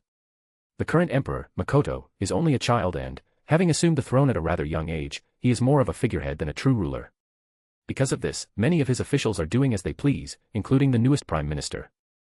The empire has a strong military because of having 1 navy unit and 3 ground armies each commanded by a general. A subfaction of the military is the Imperial Guard/Defense Forces, which is commanded by Grand General Budo, who is also the head of the entire army in the empire. There are many forts and castles that surround the outer and inner parts of country. The soldiers in the army mostly use swords, spears, and such, although there are some special squads well equipped with fine armor and firearms called gun squadrons. They also have trained several beasts to fight for them. As for its relations, little is known about its diplomatic relations between the empire and neighboring countries. However, since the empire wages war on various countries that may pose a threat to them, later may mean that other nations live in fear of the empire. At this time, the abyssal dark vortex appeared in sky right above the capital. Premies and others walked out and looked down on the empire. They looked at the huge castle that was standing right in the middle of the capital. Ace, so, this is the empire that stood the same for the last 1,000 years. Shing Ming, yes. Premies, but not for too long. Ace turned to Premies and asked. Ace, my lord, do you wish to take over the empire and rule it as its emperor? Shing Ming, good idea, little sister. I also think husband will be best ruler. Premies. Premies didn't reply and remained silent. Though, he had to reply when even Ophis asked that. Ophis, it will be honor for these mortals to be ruled by you. Premies, no such plan for now. We'll see whether my mind will change later or not. Both Shing Ming and Ace chuckled hearing this while Ophis rose the corner of her lips a little. Premies, let's land and see the true face of empire. Premies, though, I have already seen it thanks to elemental sight. They landed in one corner of the capital before proceeding forward. Soon, they entered the street and continued walking. The streets were bustling with crowd. Many were smiling and showing excited expression. Premies and Ophis remained indifferent to this while Shing Ming and Ace frowned. Even they can tell that all the expressions that these people were showing were fake. Good thing that they were hiding their presence, otherwise, seeing their face almost every noble would have rushed at them. And that would be the end of this empire. Suddenly, Ace narrowed her eyes, looked in an alley. Deep inside the alley, about 1 kilometer away, she saw some adults beating 2 kids. They had a crazy expression as they were enjoying it. She then closed her eyes and looked away. Not bothering about helping them. Considering she can saw them, this means her lord, eldest sister, and sister Shing Ming could also see that. And since they put a blind eye to this, so did she. Still, Premies saw through her thoughts and spoke. Premies, Ace, this a common occurrence in empire. Concentrate and you will see things even worse than this. Ace. Ace didn't spoke but did as tell. Using her domain, she ordered the wind. This was also something she learnt in those last 2 years. She can use the wind to catch onto the conversations of all people within her domain. She can also distinguish the required and important conversations among them. Soon, she found some conversation that appeared to be weird. Premies, go. Nodding her head, Ace dashed towards that location. Seeing Ace going away, Shing Ming asked worriedly. Shing Ming, husband, do you think little sister will be fine? Even though her mindset has changed a lot and she became a lot calmer, but still think this will be new thing to her. Premies. After remaining silent for few seconds, Premies took a deep sigh. Premies, take care of her. Shing Ming, Shing Ming showed a sweat smile before following Ace. Once Shing Ming could no longer be seen, Ophis spoke. Ophis, worried. Premies, yes. Ophis, she is a lot stronger compared to before. Premies, sorry Ophis, let alone Ace, even if it was you or Shing Ming, it's almost impossible for me not to worry about you 3. Even if you 3 become the strongest existence in the entire world, I will still worry about you 3. For no reason other than you that 3 are the most precious people of my life. Someone I don't want to lose. Ophis. Ophis didn't reply. But a beautiful smile appeared on her face as she remained silent. At this time, Ace reached the location. She was standing on the roof of one of the houses and was looking at building in front. She gathered magic in her eyes to see what was going on inside. Soon the entire spectator inside could be seen. Inside, many women and few men were engaging in the act of debauchery. Ace frowned because she can see that the mind of all those women were broken beyond repair. Lust was the only thing left in their eyes and mind. They were like animals in heat. Because of wind, Ace also got a wisp of particular smell. Ace, what's this smell? Shing Ming, it's drug. Ace, sister Shing Ming. Ace turned and looked at Shing Ming, who was standing behind her. She was also looking at the spectator happening inside. Ace, drugs. Huh. Shing Ming, every one of the women there had taken this drug. And at very high amount. So, they don't have much time left to live. Ace. Shing Ming, not only that. Many of them also had a disease which will also kill them before long. Ace, were they forced to take the drug by those men? Shing Ming, it appears so. This drug will also make one addicted to it even if you take it for the first time. Ace, Sister Shing Ming knew about drugs. Shing Ming, I have some knowledge of herbs, medicines, and drugs. I made them before too. Nodding her head, Ace didn't ask more. Ace, is there any cure? Shing Ming, I can make one. But you can just ask husband for it. I am sure he can provide one in the next second. Ace, then I should. Shing Ming, however, there is no point. Ace, why? Shing Ming, because I can tell, just like those children in forest, these women are also forcefully taken from their home. Since then, they have been drugged and raped non-stop, resulting in their mental breakdown. Even if you get the cure and return their sanity, they will still remember what they go through. Because of that, I am sure that almost all of them will commit suicide on the spot. Ace. Shing Ming, that's also one of the reasons why husband didn't say anything about saving them. After all, I am having a feeling that everything that is going on in the empire didn't escape husband and eldest sister eyes. Ace. Taking a sigh of sadness, Shing Ming continued. Shing Ming, there's no point in saving someone who no longer has the will of living. Ace. Ace listened everything in silence and clenched her fists. Ace, Sister Shing Ming, can I kill them? Shing Ming, you can. I am sure husband won't mind either. But, what after? Ace, huh? Shing Ming, nothing will change. Use your wind and you will find that this is not the only place. You will find same or even worse things happening all over the empire. So, are you going to destroy and kill all of them? Ace. Shing Ming, this empire is rotten to the core. Only by changing the very empire such things can be prevented. Ace, what would Lord have done if he was in my place? Shing Ming, he would have already taken the action and killed all of them. Ace, but you said there are many such things happening all over the empire. Shing Ming, yes. And husband would have also destroyed all of them. Even if he became the enemy of entire empire. Even if he became the most hated person in this world. I am sure he wouldn't give a damn out about it and would have still done what he wanted to. Ace showed a small smile hearing this. Ace, yes, that's true. Lord was not even afraid of killing God in front of Guild. He was not even afraid when all the adventurers of Orario came after him and took them head on. Then why should he be afraid of becoming the enemy of this world? Shing Ming also smiled hearing this. Shing Ming, so, what you are going to do? Ace, let's return.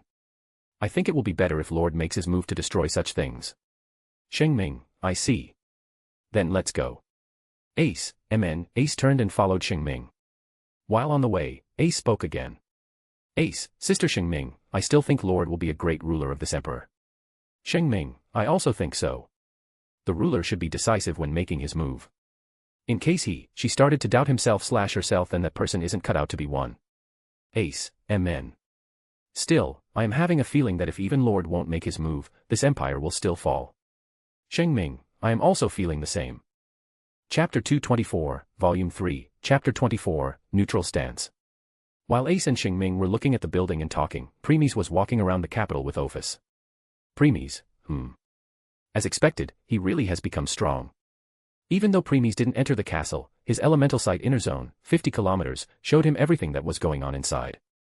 There he saw around, older men with light skin, gray hair, hazel eyes, and a long white beard that extends down to his abdomen. He was wearing a pair of brown boots, a dark green shirt, a belt below his belly and short pants which are also dark green, and a gray coat with some hair of an animal around his neck, resembling a bourgeois. He also wore a black crown that somewhat resembled a set of horns. That was the main antagonist of this world, Prime Minister Honest. As said before, the core zone of elemental sight provided the information at atomic level while its inner zone provided the information at cellular level. Because of that, Premies can already saw through Honest's strength. Premies, with his current strength, even his death chances of winning against him are as low as 30%. It will be 0% if he used Ira's tone on her. Premies, yeah. Next, Premies put his attention on the ring in Prime Honest hand. There he saw a golden ring of average size. That ring was the anti-Taigu called Absolute Limitation, Ira's tone. It can disable and destroy any Taigu. Because his death drank the demon god manifestation, Demon's Extract, it merged with her and gave her power to manipulate ice. So, it's impossible for Iristone to destroy that since it was inside Esteth. Premies, still, it can disable it for the time being. That's why I said Esteth's chances of winning will 0% if he used it on her. Premies, but I don't he will. Can't deny that. Since the higher-ups of that god had already contacted him and gave him the power, they must have also told him about the plot. Like how Esteth fought for the Empire till the very end. Premies, yeah. This also means Akame's life is in danger. Premies didn't reply though he also agreed. His attention was on Honest who was pacing to and forth in the room while murmuring something under his breath. Completely unaware that Premies could hear everything he was saying. Premies, since he already knows the plot, he will first get rid of all the spies of Revolutionary Army hiding in the capital. It will be a great blow to Revolutionary Army.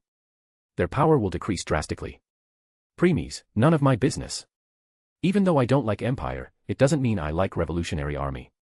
It's true that the leaders of Revolutionary Army are not as corrupted as Honest, but still, they are power-hungry people. Well, almost all humans are like this. Human greed has no limit. Premies, yeah. Regardless, I have no intention of helping. Whether the people of Revolutionary Army live or die, I don't give a damn. Then what about Bullet, Lubbock and Nagenda? Premies, what about them? Nagenda was the one who created Night Raid. Bullet and Lubbock were its first members. If any of them dies, then there will be no Night Raid. Premies. So, what's your plan now? Premies, looks like I need to interfere. Yup, you do. Saying this, Premies moved his attention to another room. This was the treasury room, which was being guarded by many soldiers. Inside there were many Tygus. There Premies saw a golden goblet which was emitting a lot of power. Premies, demon god manifestation, demon's extract. Do you want it? Premies, it's useless to me. Let Esteth have it. Oh. I forgot that you have ice incantation symbol. In front of it, this demon god manifestation, demon's extract, won't even hold a candle. Premies, exactly. Moving his gaze away from it, Premies started thinking about something else. Premies, 7 to 8 years. That's when Esteth will get it. If no unforeseen circumstances occur, that is.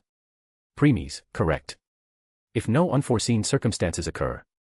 Saying this, Premies turned and continued walking into the distance.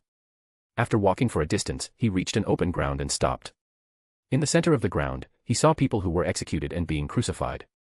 The capital often publicly executed enemies of the state with the crucifix method that served as a warning for anyone who considered defying them. That's why there were so many dead bodies here.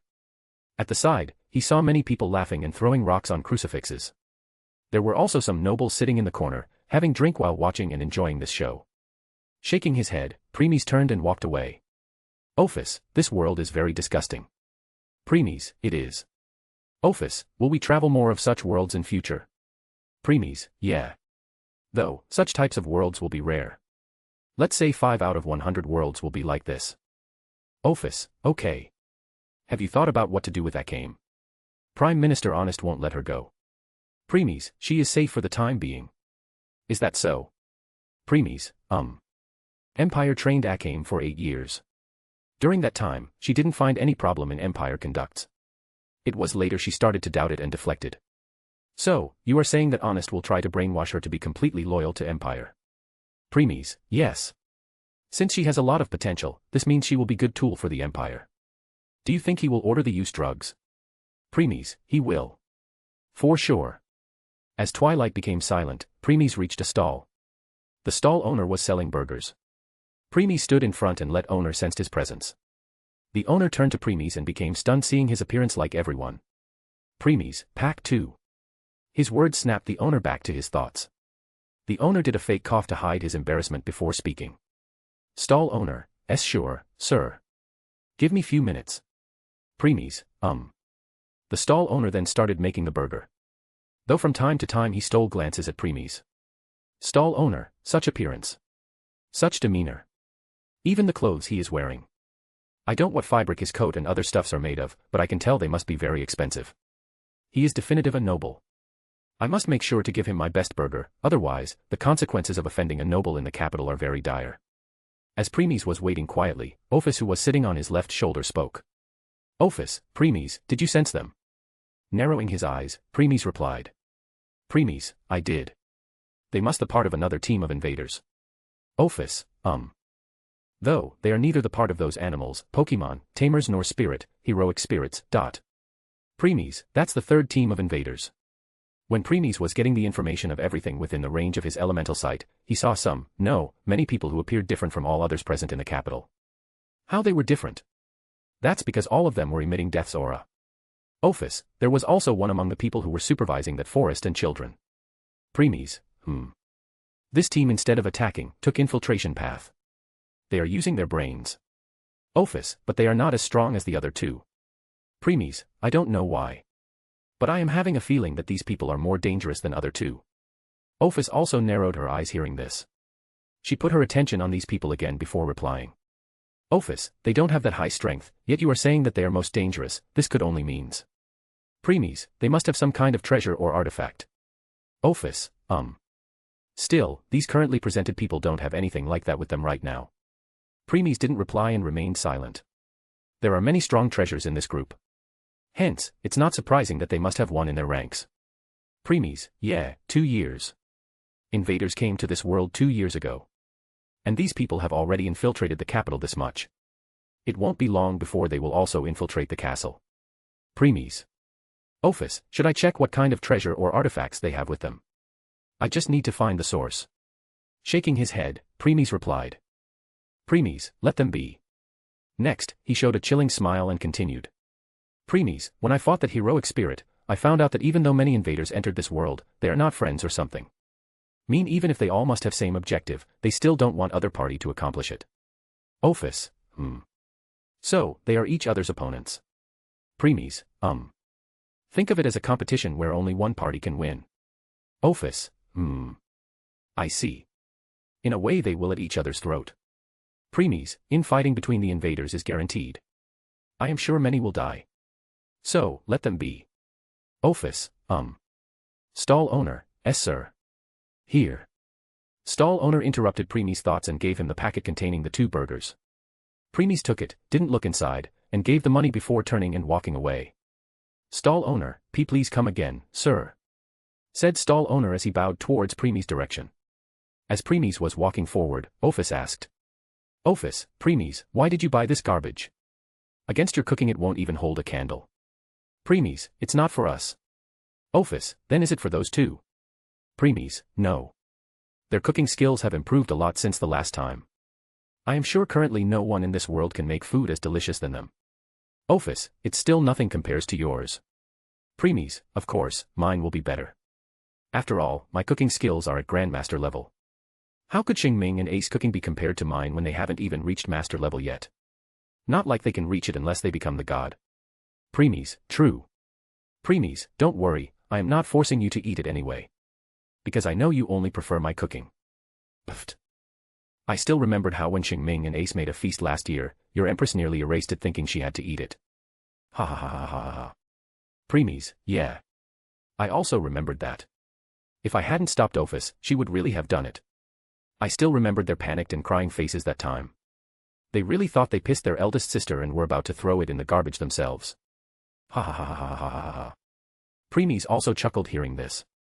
Premies, oh well, I also enjoyed their reactions that time, it was fun. Yeah. Ophis, then for whose it is? Don't tell me you bought it for yourself. Premies, not for me. I just saw someone. Ophis, oh. Nodding her head, Ophis didn't continue. As Premies was walking, he all sudden sighed. Premies, these girls. Come on, I also think you should take over this empire. Even if Shing Ming and Ace had gone to check one of the corruptions conducted in the capital, they were still within Premies' range. Hence, he could hear what they were talking about. This also means their wish for Premies to become the ruler of the empire. So, what have you decided? I am sure you don't want to make them sad. And if they tell this to your empress, then I am sure even she will also tell you to do so. Premies, I will think about it. Great. At least you decided to give it some thought. Premies, what a pain.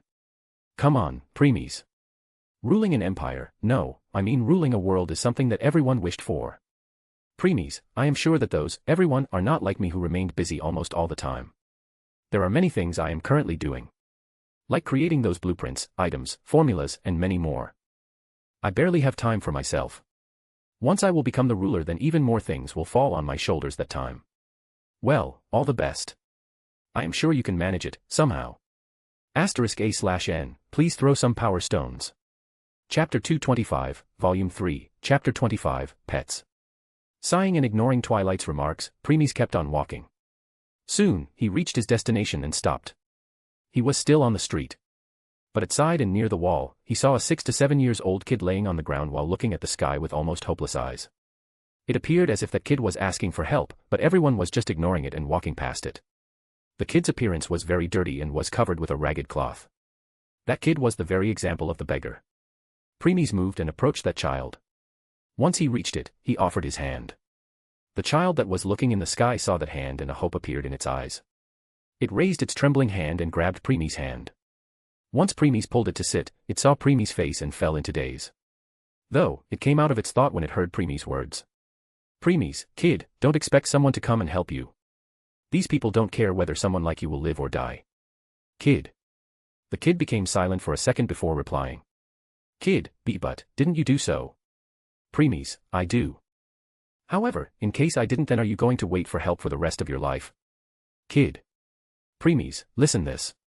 In this kind of world, such help is extremely rare. And don't expect such help to come again. That kid became dejected and looked down. Premies, so, if you really wanted to change the world or want to accomplish something, then you must learn to stand up on your own feet. Kid, I don't know if I can. Premies, I understand how you feel. Still, no matter how difficult one's goal is, it will always remain impossible assuming that you didn't even take first step. Kid. The kid remained silent. It didn't know what to say. Then out of nowhere, a shawl appeared in Premies' hand. The kid got shocked witnessing this. Premies didn't wait for it to come out of its thought and dapped the shawl on its shoulder before tying it. It was a high-collar shawl. Next, Premies put the packet consisting of 2 burgers in the kid's hand. After patting its head with a faint smile, Premies stood up, turned, and walked away. Soon his back disappeared between the crowd. The kid kept on looking at Premies' back as he disappeared before lowering its head and noticing the packet in its hand. Opening it, it saw 2 perfectly wrapped burgers. Unwrapping it, it saw that the burgers were still releasing some streams, clearly indicating that it was fresh and hot. Without giving it a second thought, it took a bite. Kid, nom om nom om nom. As it was eating, tears were streaming out on its dirt-covered face. Still, the kid ignored it and kept on eating. Kid, nom om it sob hic delicious nom hic sob. Amidst eating and crying, the kid also pulled the shawl tightly around it as if it was the only source of warmth in this cold world. Premies, done. Shing Ming, yes, husband. Ace, yes, my lord. Premies was currently standing in the outskirts of the capital while looking at the castle. Ophis, who was as always sitting on his left shoulder, neither asked who the kid was whom Premies gave burgers nor where Shing Ming and Ace were. Premies, looks like you both now have an idea of the corruption present in the capital. Both frowned hearing this. Ace, it's rotten to the core. Even though I only saw that building where the conduct was going on, while returning, me and sister Shing Ming also saw many more things. If I was like before, then I am sure I would have killed many of those trashes by now. Nodding his head, Premies turned. Premies, let's go. I have confirmed what I came here for. So, we are done here. Shing Ming, husband, does that mean? Premies, yeah. Looks like the higher-ups of invaders really did contact Prime Minister Honest. Supposing that we and invaders weren't in this world, then he can be called strongest. Shing Ming, I see. Ace, how strong, my lord? Premies glanced back at Ace before replying. Premies, don't worry. Even with world suppression he is still not your match. Ace, okay. Nodding her head, Ace didn't ask more. Premies, Twilight, how long do you need to sort those memories which Ophis brought? Giving me some time. I not only need to throw the garbage ones but also need to restore the important one. It appears that those divine chains tried their best to destroy it. Though, your Empress stopped it, they still succeeded into doing some damage to them. Premies, as expected. How could it be so easy? I know, right? However, I find something in other memories. Premies, oh. What is it? The name of their leader is Everett. He has 2 accomplices. And they are extremely loyal to him. Premies, and Everett and 2 accomplices each have 1 legendary bird. Premies. Hearing this, Premies became silent for some times. Premies, legendary birds. Huh. Molters, Articuno, and Zapdos. Exactly. Premies, interesting. I just thought of something. Oh. Premies, Twilight, in Danmachi world, didn't you use 1% of the high concentrated origin force presented in my home world to create Baptism world? Huh. Yes, I do. Premies, this means if I want then you can use it to create more pocket worlds. Well, I can. However, that 1% of high concentrated origin force I used will take at least billions of years to recover. Using more will take more time to recover. Premies, don't worry. Another pocket world that I want to create doesn't need to have origin force in it. Because I am planning on merging it with the pocket universe that I will create once I will get my hands on Cosmic Egg. Since that's the case, then I think I only need to use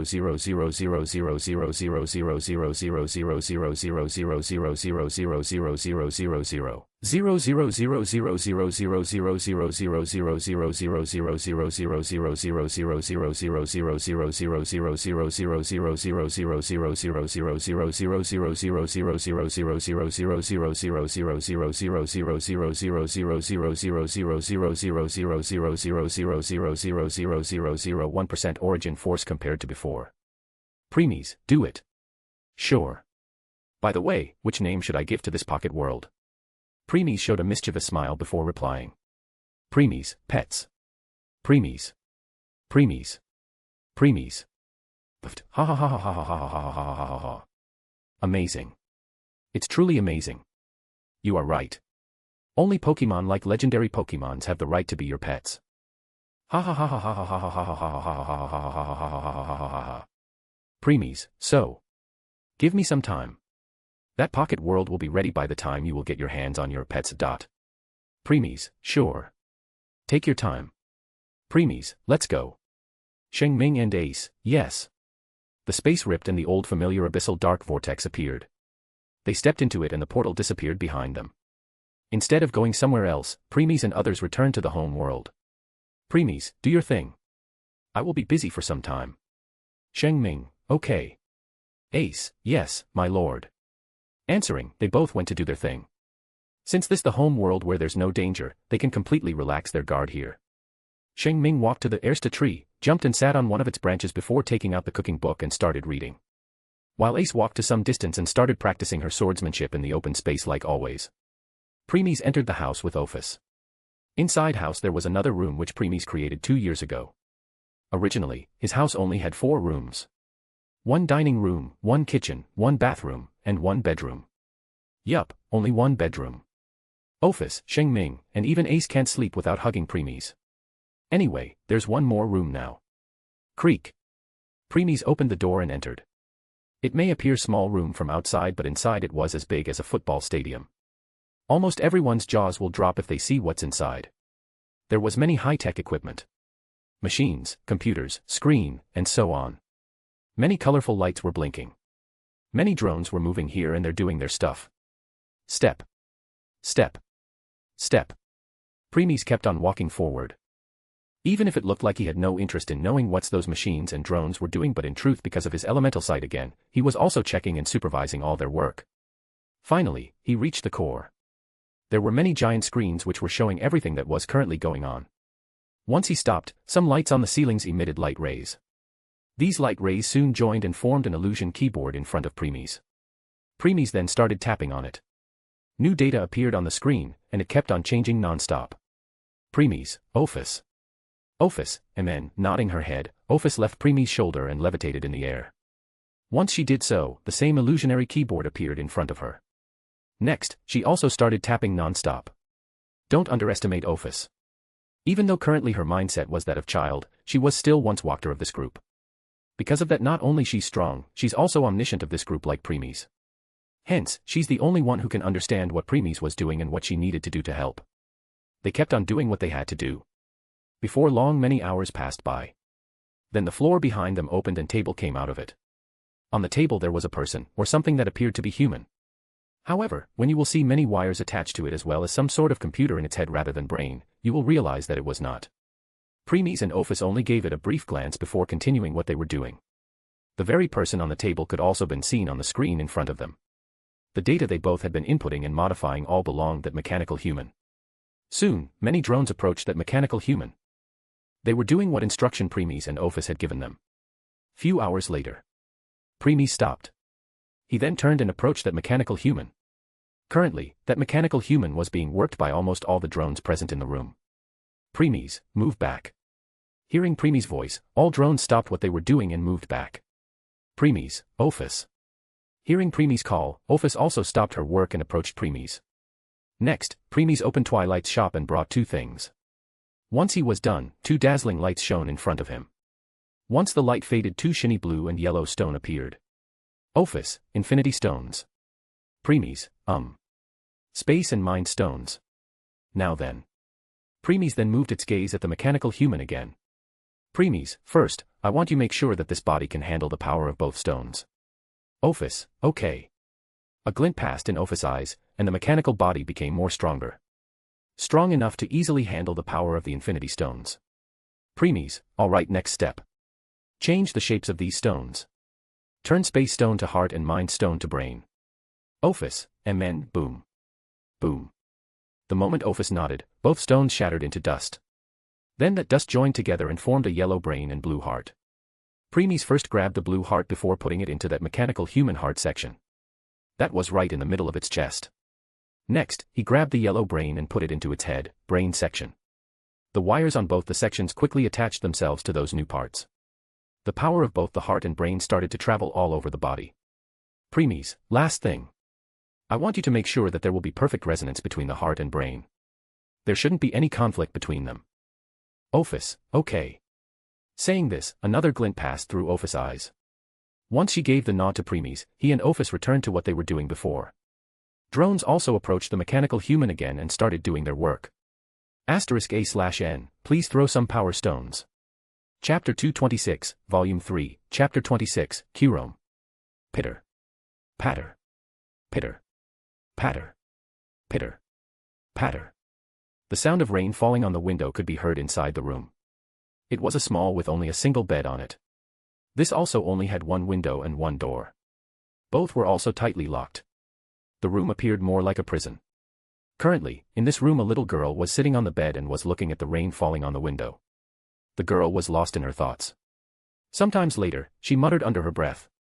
Kirome, big sister. That girl was Kirome. It's been 2 days since she and her big sister was rescued by the Empire's soldiers from that burning Gifnora forest and brought here. And just like Premies told them, those people separated both the sisters and made them join different groups. With the excuse that if they want to meet each other then they must behave and do what they were ordered. Before she might not had known about it, but now she knew they wanted to train both sisters as an assassin.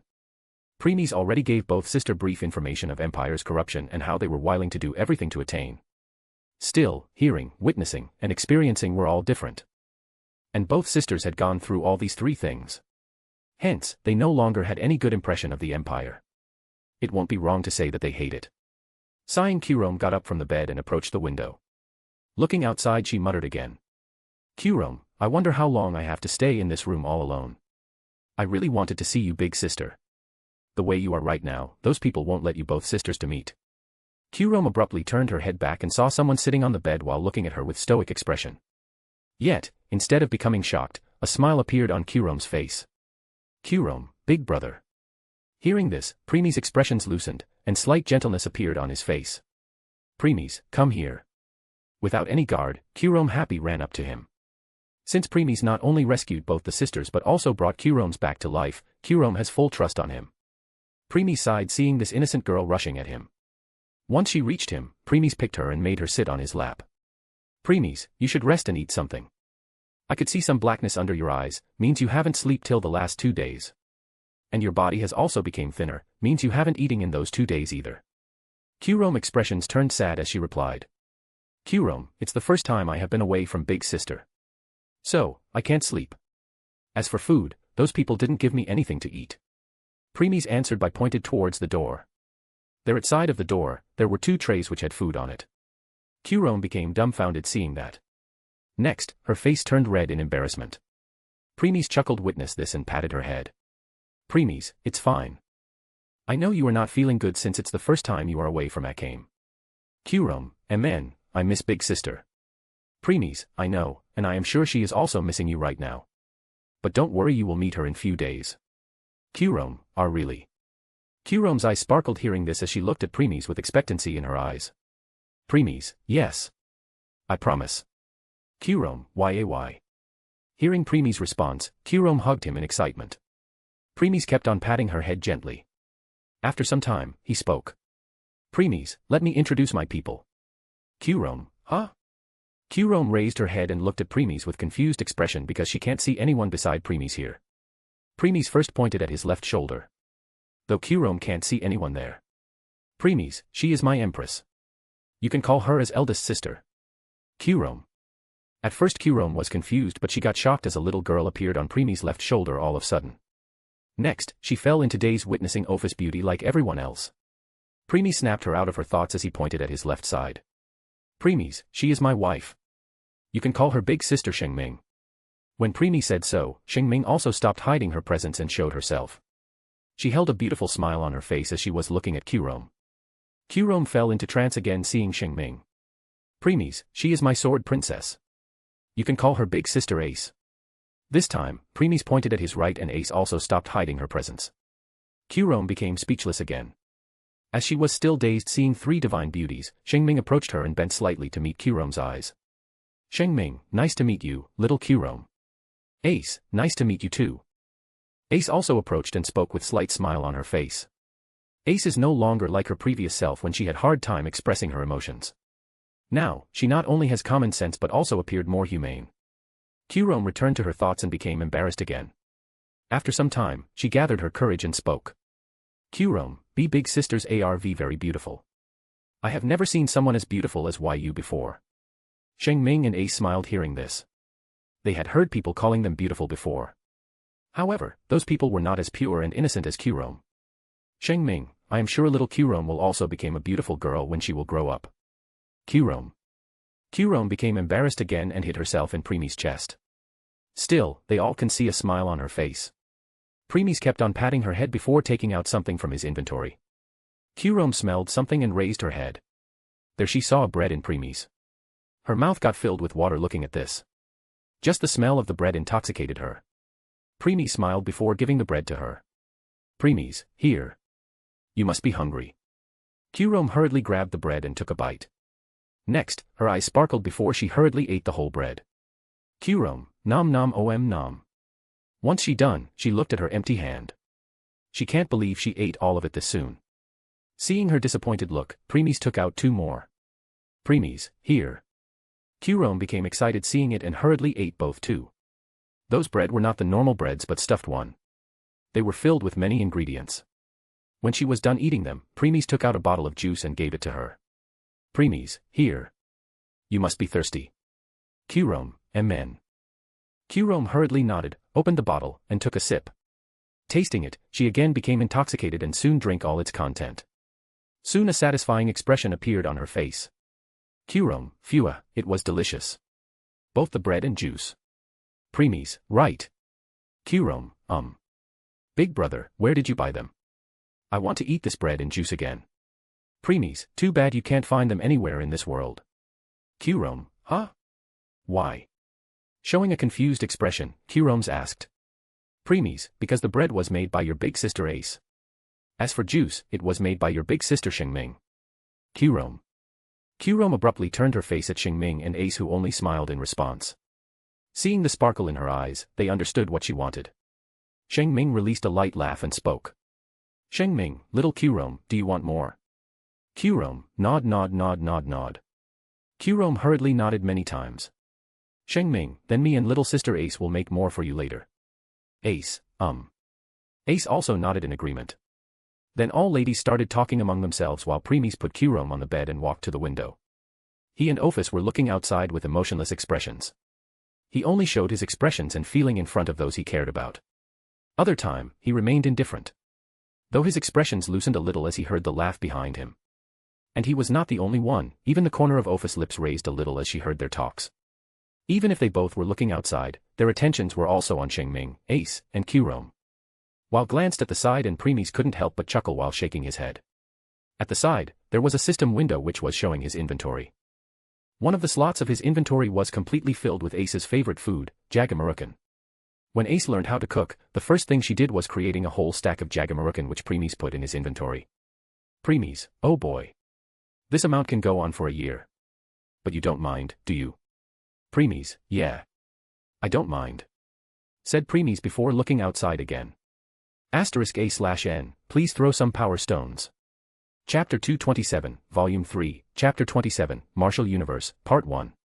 No matter where one's eyes go, the only thing they could see was greenness. Grass, flowers, trees, birds, and so on were the only things that were there. This place was inside a mountain range. Raising his head, Premies saw an enormous curtain of light spanning several tens of thousands of feet flow down from the sky like a dome. Its size was so overwhelming that it appeared as though even day and night were under it. He can see numerous large halls within the light curtain that gave off an ancient and vicissitude aura. Wind sounds echoed endlessly in the skies within this dome, and if one looked down from above, you could see many ant-like figures charging through the clouds with an indescribable ancient majestic feeling. Premies inhaled a deep breath of cool air. Giving one last glance at the light curtain that seemingly covered the sky, he turned towards an enormous mountain in the distance. That mountain was releasing an ancient aura. Levitating into the sky, Premies flew towards that mountain. He ignored everything that was going around since he could see everything, courtesy of elemental sight again. Because of that he already knew where he was right now. Once he reached the mountain, he looked down on a huge palace in front. And the name of the palace was written on the board above its door. Premies, 9 Heavens Supreme Purity Palace. Murmured Premies as he looked at the one of the 8 great super sects of the eastern part of the Xian continent. Inside the palace there were many people. And all of them were strong according to this world standard. The weakest ones among them was at Profound Life Stage, Level 9. The medium ones were at Profound Death Stage, Level 10. And the strongest one was at Samsara Stage, Level 11 Pseudo-God. Premies, that woman at Samsara Stage, Level 11 Pseudo-God, is the sect master of this super sect. As expected, unlike Yuan Gate and Dao Sect, other 6 super sects only have one Samsara Stage, Level 11 Pseudo-God, expert. No wonder they were destroyed by Yuan Gate in future since they have 3 Samsara Stage, Level 11 Pseudo-God, experts. Moving his gaze away from the palace, Premies looked at the deepest part of this mountain. Premies, 9 Heavens Supreme Purity Palace. The place from where my first battle maid Ling Qingzhu originated from. It's time for our first meeting. Next, he flew towards where he had a hypothesis he could meet Ling Qingzhu. Other times, his elemental sight would have told him the location of his goal, but not this time. That's because his elemental sight range is 5 km/50 km/500 km. However, all super sects covered the area's million square kilometers. So, he could only check each place one by one or release his magic to cover this entire sect or the world or many other ways to find her. Still, he decided to go with the first way to take his time. After flying to the deeper part of the sect, Premies landed and started walking. This was the core part of the sect where its core disciples reside. There were many disciples here. Some were chatting among themselves, some were fighting and exchanging pointers with each other, some were doing group practice and so on. Premies, the minimum requirement to enter the super sect is that you must be at least Nirvana Stage, Level 8, expert. And to be core disciple you must at least be 5th Nirvana Stage, Level 8 with stats, E, expert. Nirvana Stages levels. First Nirvana Stage Level 8 with stats, I. Second Nirvana Stage Level 8 with stats, H. Third Nirvana Stage Level 8 with stats, G. Fourth Nirvana Stage Level 8 with stats, F. Fifth Nirvana Stage Level 8 with stats, E. Sixth Nirvana Stage Level 8 with stats, D. Seventh Nirvana Stage Level 8 with stats, C. Eighth Nirvana Stage Level 8 with stats, B. Ninth Nirvana Stage Level 8 with stats, A. Half-step Profound Life Level 8 with stats, S. Premies walked past all of them. Yet, no one noticed him since he was hiding his presence like always. If the news about how someone infiltrated one of the super sect without anyone realizing it spread, then it will be a great blow to 9 Heavens Supreme Purity Palace's reputation. As Premies was walking leisurely, he thought about his conversation with Twilight before coming here. Pitter. Patter. Pitter. Patter. The rain was falling on the window and the sound of pitter-patter could be heard inside the room. Qrome, ZZ, ZZ, ZZ, ZZ.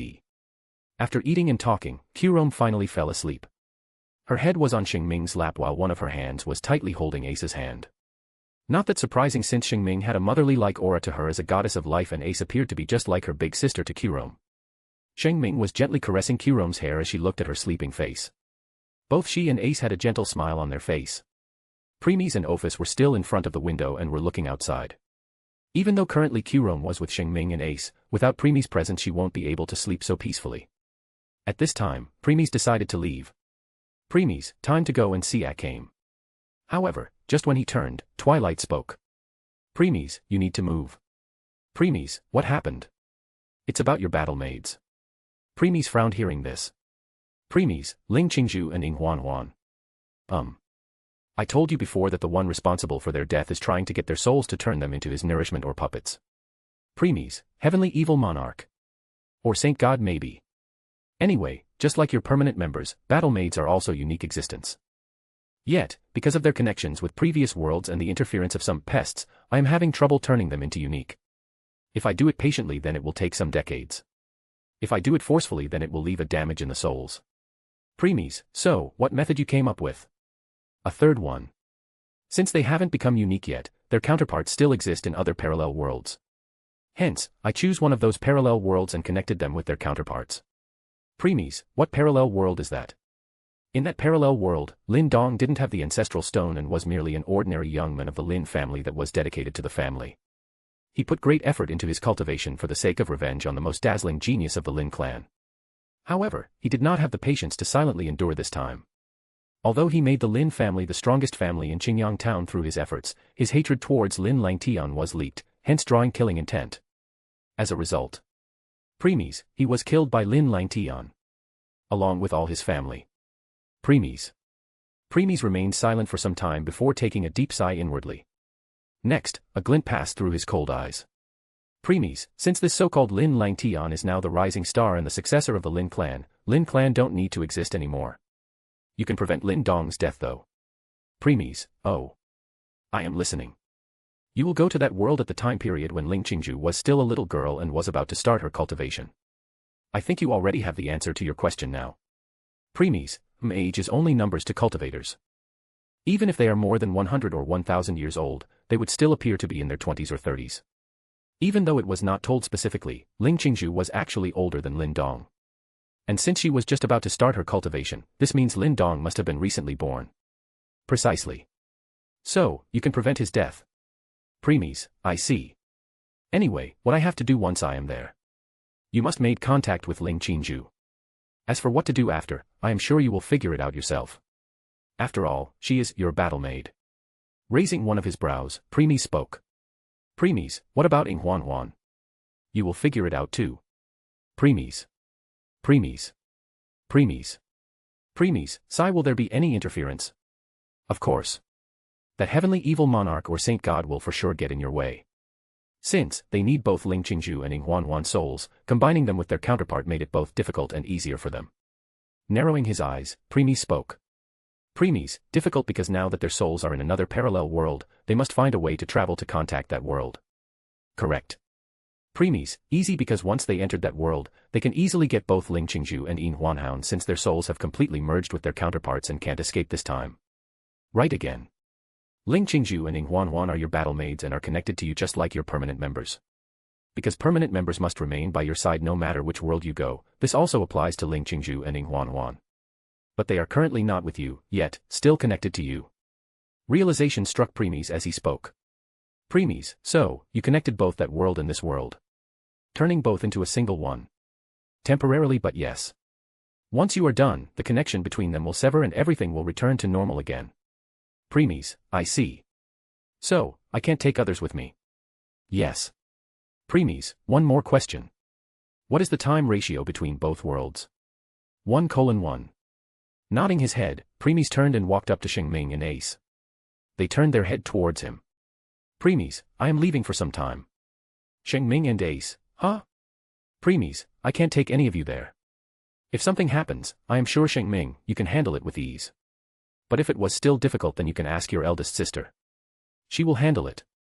This time it was Ophis' turn to get confused. Ophis, you are not taking me. Premies, Raising one of his brows, Ophis spoke. Ophis, where are you going? Premies, another world. Or you can say another timeline. Because of someone's interference, Ling Qingzhu and Inghuan Huna awakening is being delayed. Ophis, when you will return? Premies, maybe in an hour or so. Since we are connected, I can come and go without any trouble. Ophas, nod okay. Shing Ming, go, husband. We will take care if something happens. Ace. My lord. Who is Ling Qingzhu and Inghuan Huan? Premies, they are my battle maids. Unlike you who are my personal guard, battle maids are my army. Ace. This really came as a shock to Ace. She then hurriedly calmed herself and spoke. Ace, my lord, as your sword I should always be by your side. I will come with you. Premies, Ace. It's not that I don't want to take any of you with me, it's just I can't. The connection between this world and the one where my battle maids currently are is very fragile. Only one person can come and go. The moment more will come, the connection will break. Understand? Ace, Lowering her head, Ace nodded. Taking a sigh, Premies patted Ace's head to calm her before turning to other two. Premies, I am leaving. Meet you both in a few hours. Ophis, okay. Sheng Ming, yes, husband. Next, Premies closed his eyes and his body disappeared into thin air. Leaving only Ophis, Sheng Ming, Ace, and sleeping Qrom in the room. *A/N, please throw some power stones. Chapter 228, Volume 3, Chapter 28, Martial Universe, Part 2. Moving his gaze towards one side, Premies saw a huge river in the sky. The river was red in color and was emitting huge amounts of reddish and goldish color chi. There were many floating platforms near it. Many disciples could be seen meditating on those platforms as their bodies were absorbing those chis. Premies, Pill River. Exactly. That was not a normal river, but one made of countless red color pills instead of liquid of some sort. Pill River is an artificially created river that contains Nirvana Chi and Nirvana Golden Chi. It can only help Nirvana Stage, Level 8, experts to advance deeper into their realms. Only large sects could waste such an amount of Nirvana Chi in such manner because it's basically useless for those who are lower or higher than Nirvana Realm, Level 8. Turning his gaze away, Premies kept on moving. Premies, I must increase the range of my elemental sight since in future I will for sure travel to worlds who cover the area of millions of kilometers. That time a mere 500 kilometers range won't be enough. Finally, after strolling for some time, Premies reached the deeper part of the mountain. The population of disciples here was almost non-existent. Then a huge pagoda appeared in sight. Without stopping, Premies kept on walking and entered its vicinity. The yuan power in this pagoda was too abundant and thick. Truly one of the best places for cultivation. Stepping inside, Premies saw many maids going here and there doing their work. These maids were also Nirvana Stage, Level 8, experts. Still, they know their place and didn't show any arrogant expression. Premies noticed something within his range and moved there. Soon, he reached the top floor of the pagoda and entered a specific room. Two maids were cleaning that room hurriedly. There was a nervous expression on their faces.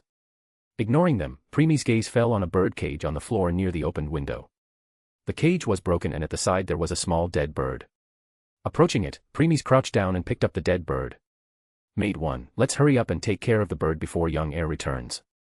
Maid 2, Let's go. Ah. Maid 1, What's wrong? Maid 2, where is the bird? Maid 1, what? Turning, both maids turned to where that bird was but found nothing. Only the bird's cage remained.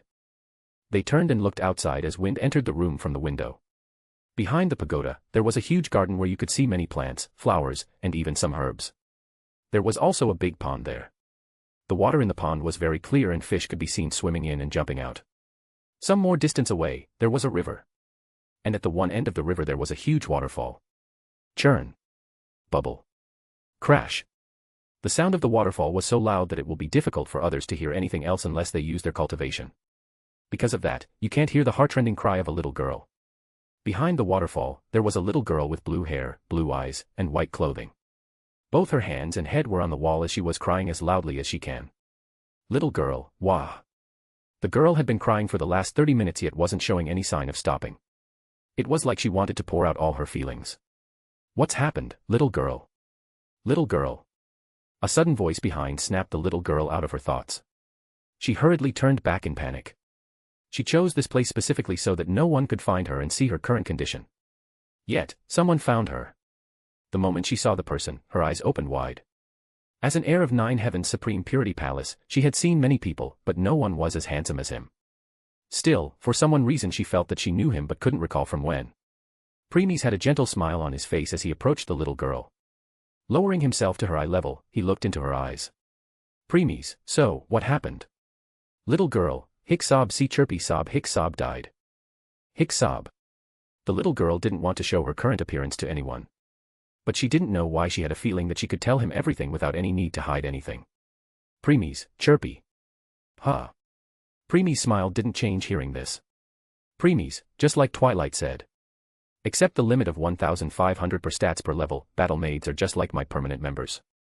That's why Ling Qingju could trust me on this first meeting, and I can also feel the pain in her heart. Extending his hand forward, Premies touched Ling Qingju's tear-stricken face and wiped her eyes. Tears showed no sign of stopping while Premies kept on wiping them without pause. Ling Qingju remained silent and let Premies do what he was doing while sobbing in between. Once her crying stopped, Premies wiped the last tear and stood up. Premies, shall we go for a walk?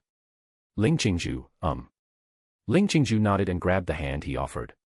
Next, they both walked out from behind the waterfall and took a stroll in the garden. Ling Qingju was still depressed as she walked with her head down and red eyes.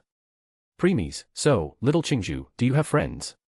Ling Qingju, friends. Raising her head, she looked at Premies before shaking her head. Ling Qingju, I don't. Premies, oh. Then have you ventured outside the clan before? Shaking her head again, she spoke.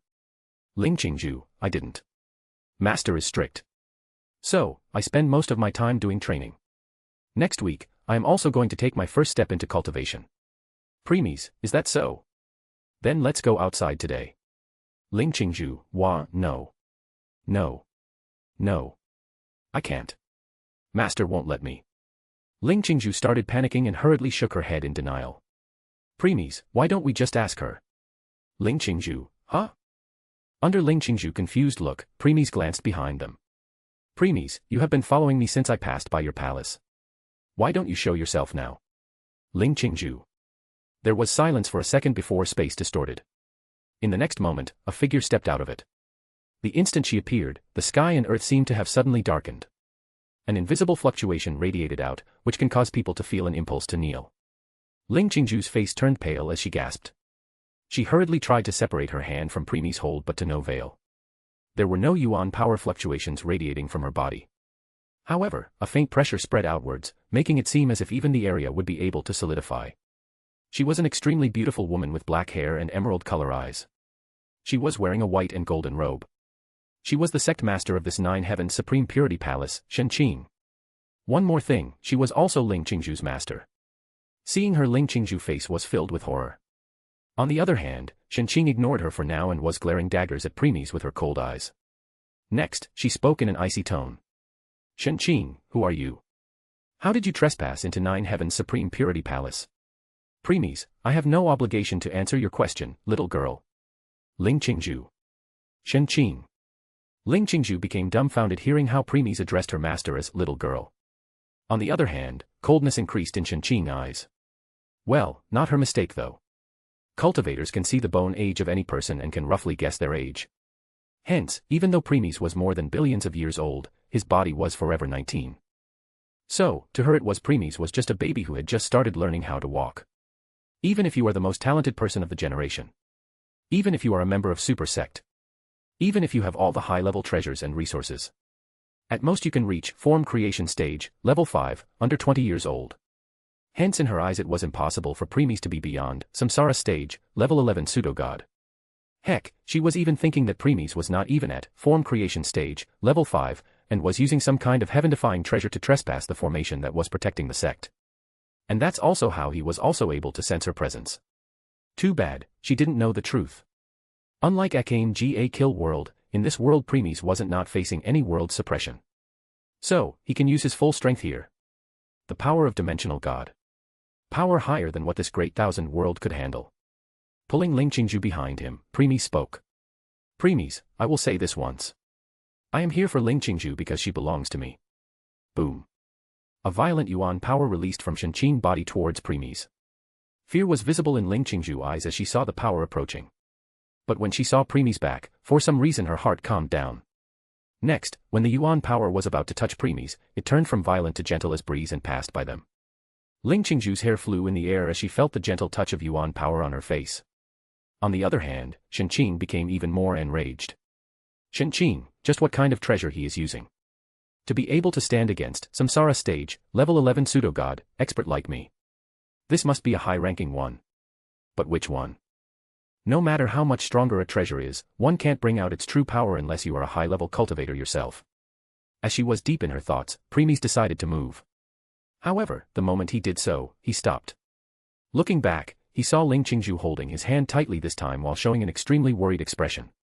Showing a light smile, Premies crouched down and patted her head. Premies, don't worry, everything will be fine. Just leave it to me. Kissing her forehead, he turned towards Shenqing again. Premies, let's begin. *A/N, please throw some power stones. Chapter 229, Volume 3, Chapter 29, Martial Universe, Part 3. Premies stepped forward and stood face to face to Shenqing. Seeing this, Shenqing became even more enraged. No matter where a Samsara stage, level 11 pseudo-god, expert go, there were only respect in people's eyes. And today, a no-name junior not only entered her sect without her permission but was also challenging her prestige. Boom. A terrifying yuan power released from her body as she punched at Premies' face. The strength had more than enough to burst the head of any profound death stage, level 10, expert. However, Premies only casually used his left hand and stopped. Bang. The sound of explosion occurred the moment punch and palm connected. The area around them shattered as the yuan power around became chaotic. Shenqing had a shocked expression on her face. She can't believe how casually Premies stopped her attack. Even Ling Qingzhu mouth wide opened witnessing this. She was still alive because Premies was in front of her and nullified all the power. Otherwise, a normal human like her would have turned to blood mist by now. Someone might think that Shenqing didn't care even if Ling Qingzhu had died because of her power. But they will be disappointed since even though Shenqing attacked Premies, her attention was also at her disciple. She would have protected Ling Qingzhu if Premies didn't do so. As they were both in their thoughts, Premies grabbed Shenqing's hand and threw her in sky. Swoosh. Shenqing, coup. Shenqing hurriedly tried to stabilize herself. Still, by the time she succeeded, she had already traveled 10,000 kilometers away. She was shocked when she found her current location. When she looked in front, she saw Premies flying and standing at the distance of 100 meters. Premies, since you are Ling Qingzhu's master, I won't kill you. But a little spanking will still be given as a punishment. Shenqing. Shenqing remained silent. This time, she was not looking down on Premies.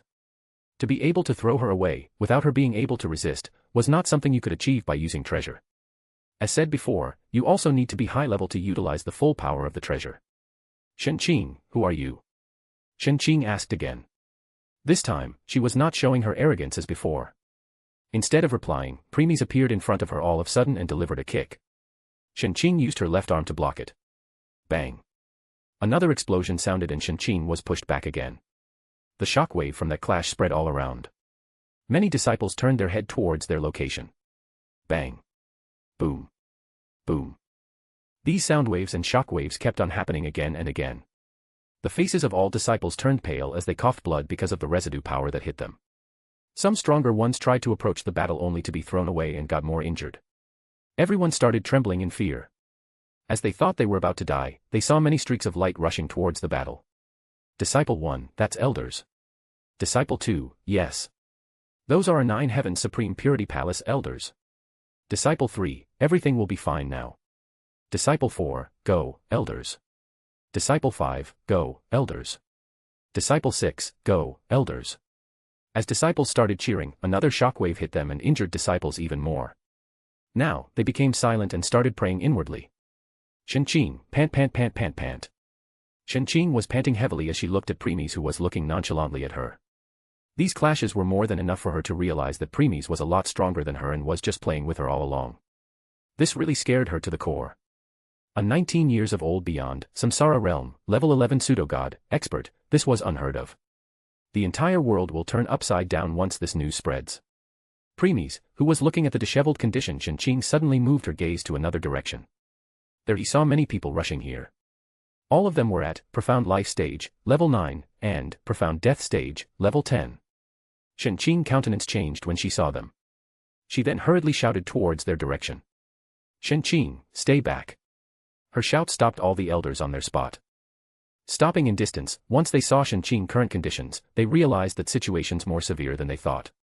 Shenqing clothes were disheveled, her face pale, there was also a trace of blood at the corner of her mouth. Some parts of her robe were torn, from those torn parts they can see her injured skin which was releasing blood. All of their hearts trembled witnessing this. To think their always high and mighty sect master be in this condition. That's the last thing they wanted to think, let alone witnessing it with their own eyes. Because if the sect master fell, so did the entire Nine Heavens Supreme Purity Palace. Next, they moved their gaze at the one their sect master was fighting. Seeing Premies, all of them became dumbfounded. His handsomeness was one of the reasons, the other was how there was not even a single scratch on him. Because of that, they started to rub their eyes wondering whether they were seeing things right. Since they can also tell that Premies was just 19, the current situation should be the opposite. Their sect master should be one to remain unscathed while he should be the one to be in sorry state. Not the other way around. Shenqing, retreat. Shenqing words snapped them out of their thoughts. But one of the elders still spoke. Elder 1, be but, sect master. Shenqing, I said retreat. Shenqing cut their words and spoke harshly. After witnessing Preemie's strength she knew that these elders will be nothing more than cannon fodder in case they decided to join. Elders wanted to speak but seeing the serious in their sect master's eyes, they complied and retreated before giving Preemies one last glance. Swoosh. Swoosh. Swoosh. Shenqing took a sigh of relief once the elders retreated and relaxed a little. And that was a big mistake. As a result, all her accumulated fatigue came rushing in. Even though she was not showing on the surface, in truth, she was already at her limit.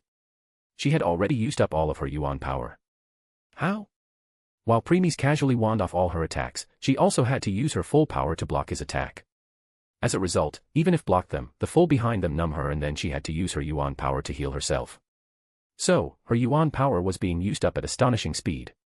Now, that fatigue had reached up to her, Shenqing's vision became darker.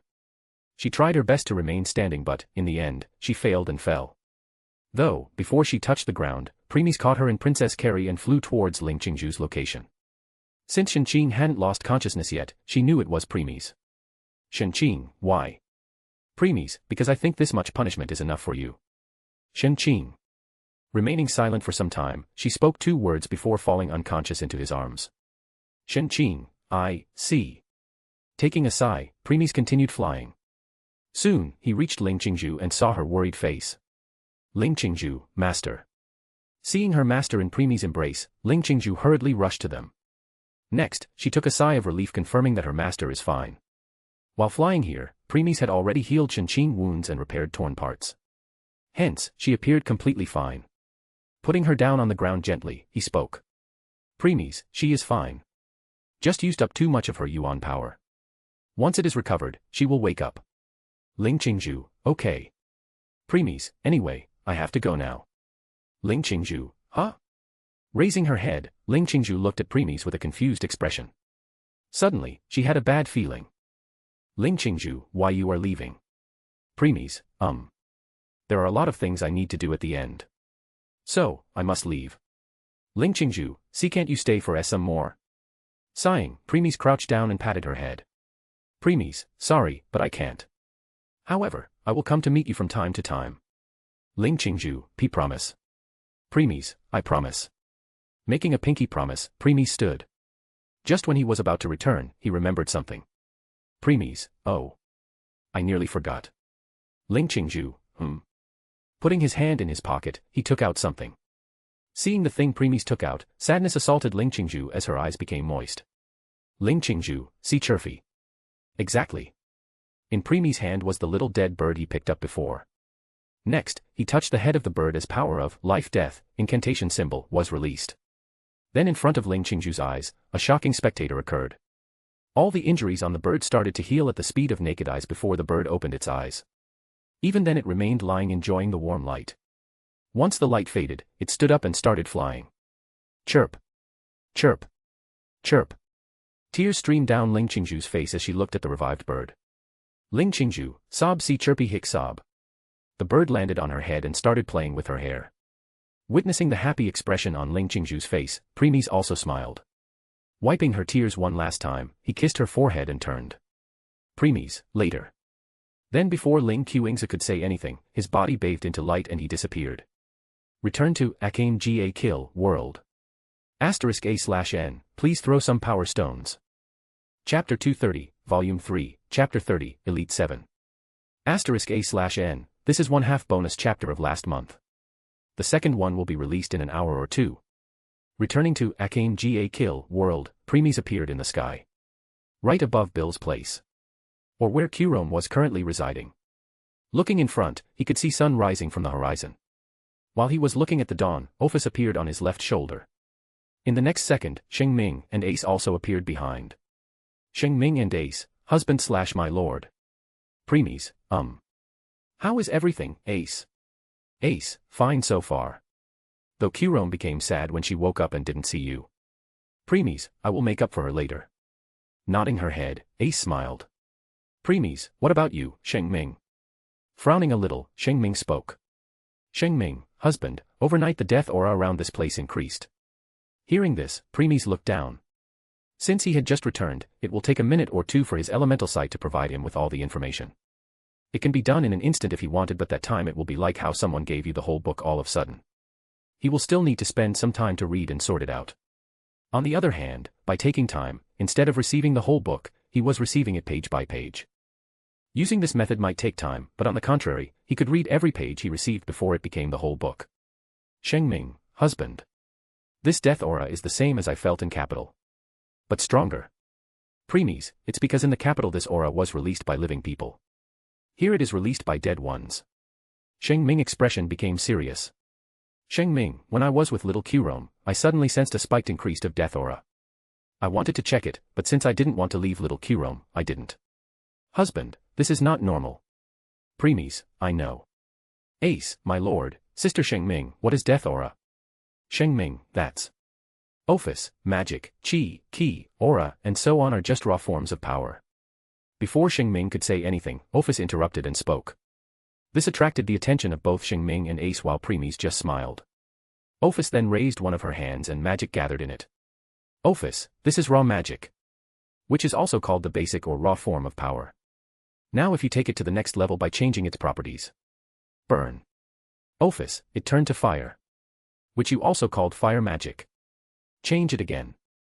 Crack. Office, it turned to ice. Which you called ice magic.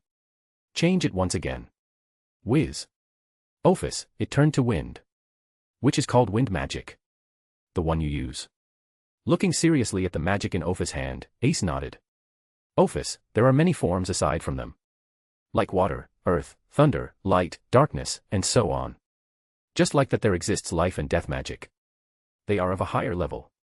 Ace, the one that sister Shing Ming uses. Ace glanced at Shing Ming, who nodded in response. Office, same is the case with other things. If there is fire magic, ice magic, wind magic, then there will for sure be fire chi, ice chi, wind chi. The same will be applied to aura. There will be fire aura, ice aura, wind aura. Ace, same types but different form of powers. Office, MN. The difference between them is that not everyone can use magic.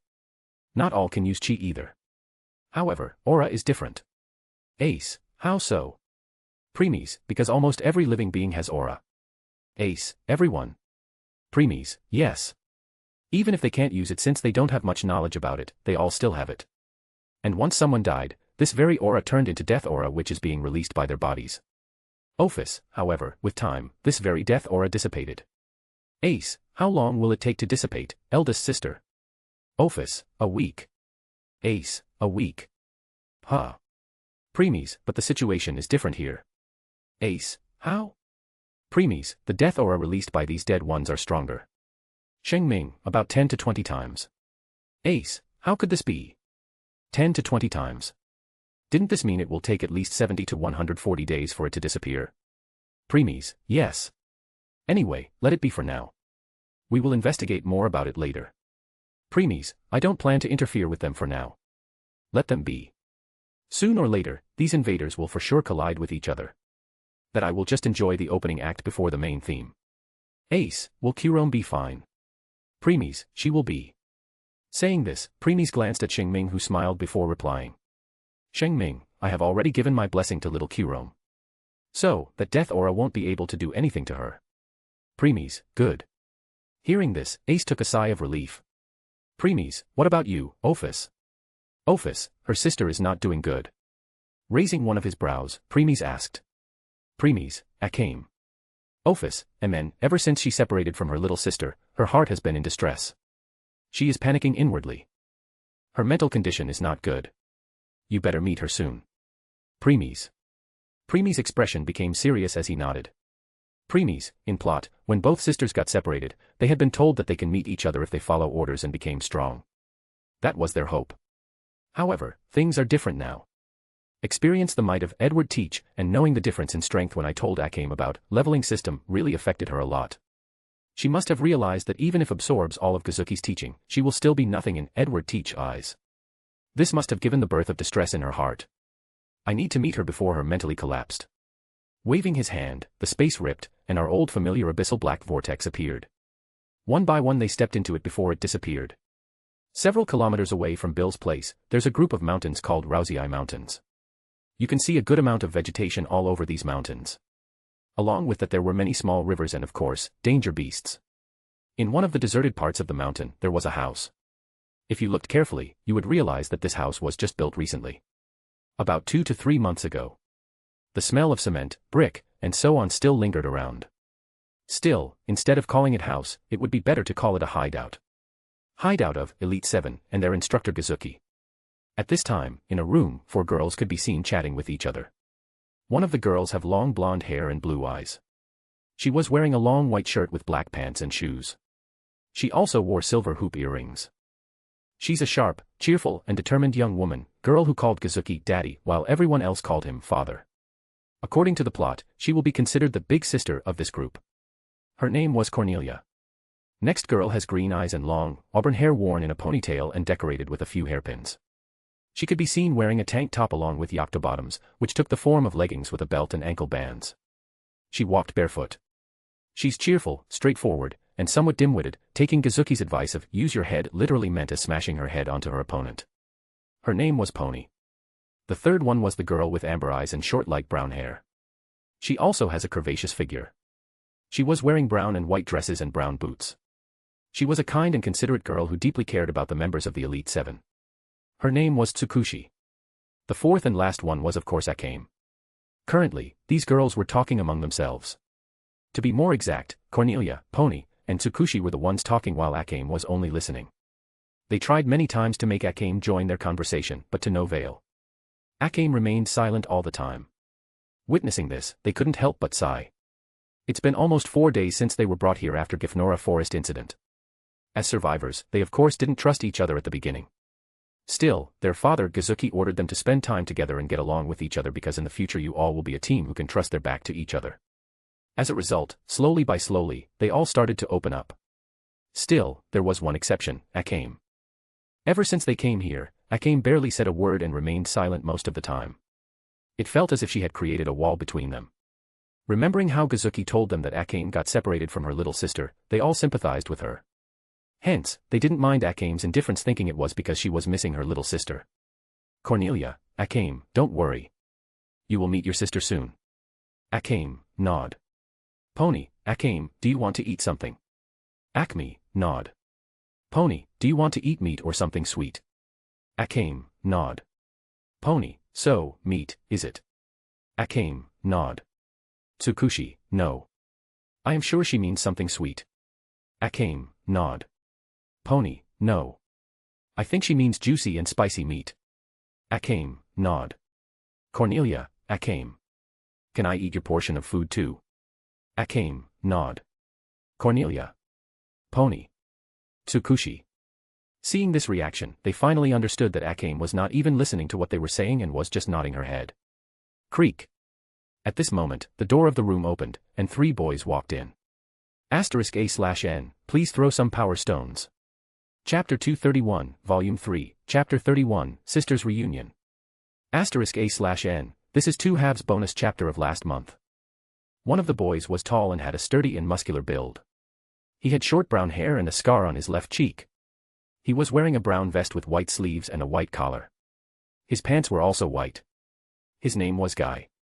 Another one was a boy with black hair and green eyes. He was wearing a green jacket with a black t-shirt and black pants. His shoes were also black, and he wore glasses. He was wearing a necklace with a gem around his neck. His name was Green. The last one was the boy with spiky, blonde hair and golden eyes. He was wearing an outfit resembling a military uniform consisting of a long trench coat with golden epaulets and a suit underneath. He's also the leader of Elite 7. His name was Najasho. Now, the whole Elite 7 gathered inside the room. The boys first looked at Akame before moving their gaze at other girls who just shook their head in response. Seeing this, they sighed and turned to Akame again. Najasho, who was named as the leader of the group by Gazuki, decided to speak. Najasho, Akame, we know that you are still worried about your sister, but if you don't cheer up then you will just be a useless piece in our group. Father won't take your silence for much longer. So, if you wish to remain like this then you better leave. Green, hey, Najasho, isn't it too rude? Najasho, what? Before Green could continue, Najasho glared at him, making him shut. Guy, Najasho is right, Green. If Akame doesn't stop her current behavior, Father won't take this lying down. Green.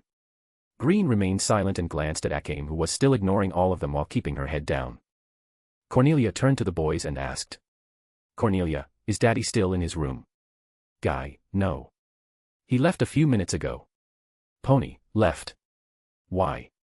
Najasho, don't know much. But he received a letter from the capital. Reading it, he hurriedly left, saying he would be back by dinner.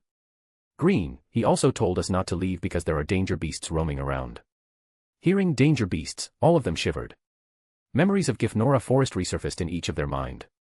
There with their own eyes they witnessed how other children were being hunted and eaten by those beasts. The scar on Guy's left cheek was made by one of the danger beasts too. He still trembled thinking about his near-death experience. However, among them, the one who had the most intense reaction was Akame. Her body trembled violently as the scenes of Gifnora Forest re-emerged in front of her eyes. How she and Kurom were running through that forest. How they met that man, Edward Teach, and ran for their dear lives. How that man slaughtered all the danger beasts like they were nothing. How she witnessed Kurom's death right in front of her own eyes. How she held her cold and lifeless body in her arms. This brought an overwhelming fear to her. Her body started shaking as her heart felt like it wanted to come out of her throat.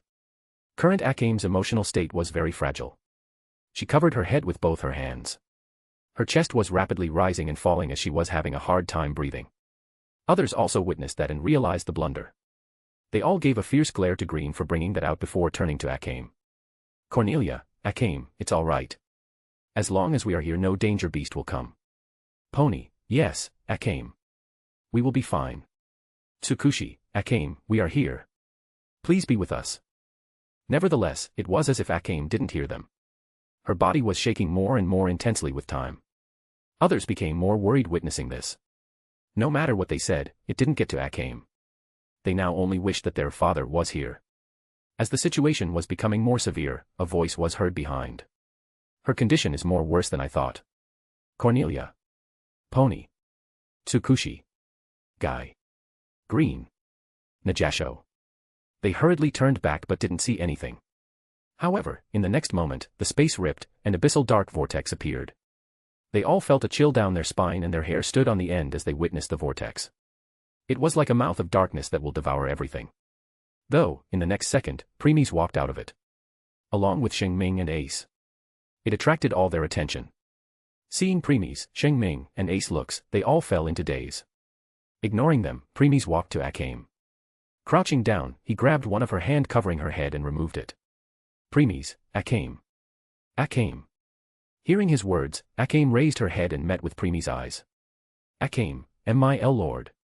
Preemies, it's okay. With me here, no one will hurt or separate you sisters again. Saying this, he pulled her in his chest and started rubbing her back. Preemies, Ophis, once Akame calmed down, bring Kurom here. Ophis, Amen. Preemies, take a deep breath. Obeying Preemies' words, Akame held the edges of his midnight coat tightly with both her hands and took a deep breath while still burying her head in his chest. She kept on doing it for some time. Soon, her shaking stopped and she finally calmed down. Preemies also kept on rubbing her back, this also helped her a lot. Preemies, feeling better. Akame, Thank you, my lord. Raising her head, Akame smiled and nodded. Next, she separated and Preemies stood up. He kept on looking at Akame for a few seconds before opening his mouth. Preemies, looks like you have been in this room since coming here. You need some fresh air. Let's take a walk. Akame, oh okay. Nodding her head, Akame grabbed the hand which was offered before walking towards the door with Preemies. Cornelia, you see can we see come too? Hearing this, Premies stopped his steps. Though he didn't turn. Shing Ming and Ace who were about to follow Premies turned their gaze at Cornelia. Noticing his silence, Cornelia spoke again. Cornelia, we are just worried about Akame. That's all. Akame, Cornelia. At this time, Akame turned her head and looked at Cornelia. Then all other members of Elite 7 exchanged glances and nodded before turning to Premies too. Seeing the sincerity in each of their eyes, Akame felt warmth in her heart. Shing Ming and Ace also nodded witnessing this. Next, Akame looked at Premies as if asking his permission. The atmosphere in the room became tense. Everyone was waiting for Premies' answer. In case he said no, it's not like they can do anything. They were just kids with little to no experience of battle. Seeing the sword on Premies' back and Ace's waist, they knew if they wanted to kill them, then they won't even be able to resist. Even if someone succeeded in escaping, there were still danger beasts outside. Hence, the result will be the same. So, the only thing they could do was beg Premies. At this moment, Premies glanced back at them before replying. Premies, suit yourself. Creak. Then he opened the door and walked out with Akame. Once Shing Ming and Ace followed behind, the other members of Elite 7 took a of relief before following too. As they all were walking down the stairs, Premies asked. Premies, where is Kazuki? Pony, huh? Father. He received a letter from the capital and left. Tsukushi, according to Enijasho, he said he will be back by night. Premies narrowed his eyes hearing this. Since they were still kids without any teaching, they spilled all the beans just like that. Premies, who must be Prime Minister who called him. Guy, Prime Minister. Green, honest. Prime Minister honest. Najasho, since it's Premies' Minister honest call, then it must be very important. As they started chatting among themselves, Ace asked. Ace, my lord, why do you think honest called him? Premies, to give him the brainwashing drugs for these kids. Akame. Cornelia. Pony. Tsukushi. Guy. Green. Najasho. Every member of Elite 7 opened their eyes wide in shock. Shing Ming, yes. That must be the case. Pony, wait. Wait. Brainwashing drug for us. Why? Cornelia, why yes. D-Daddy will surely decline. Najasho, there must be some misunderstanding. Guy, yes, there must be. Premies, there isn't. You are not the only ones. Every survivor of Gifnora Forest who has been taken to different teams will all receive this drug. And you all are no exception. Akame. Cornelia. Pony. Tsukushi. Guy. Green. Najasho. Noticing their silence, Premies continued. Premies, well, it's up to you whether you believe me or not. Not that I care. Though, I am 90% sure that when Kazuki returns, he will give you all the drug and order you take it. Saying that this drug can increase your strength. Akame. Cornelia. Pony. Tsukushi. Guy. Green. Najasho. After walking down the stairs they reached the main door. Once Premies opened, Akame heard a voice which shocked her to the core. Creak. Kurome, big sister. Kurome who appeared in front of door out of nowhere turned when she heard the door opening sound and saw Akame. Both Akame's and Kurome's eyes met before tears streamed down their face. Premies released Akame's hand. Next, both sisters rushed to each other and hugged. Kurome, big sister. Akame, Kurome. *A/N, hello, readers. I am thinking of adding dimensional chat. What is your uptake on it? Do you want it or not? Choose. 1, yes. 2, no. *A/N, please throw some power stones. Chapter 232, Volume 3, Chapter 32, Good News. Akame and Kurome kept on crying while hugging each other. Others also became sentimental witnessing this scene. Still, they didn't approach them and let them have their moment. As Premies was looking at them, a voice interrupted his thoughts. I am back. Premies, I will appreciate it if you don't shout in my head out of nowhere. Oh. Sorry. I just too excited. Premies, whatever. So, you are back after breaking stones. Breaking stones. Premies, since you were silent ever since I returned from Martial Universe, I thought you were busy breaking stones. What I am in your mind? An inmate in a prison. Premies, oh. You are not.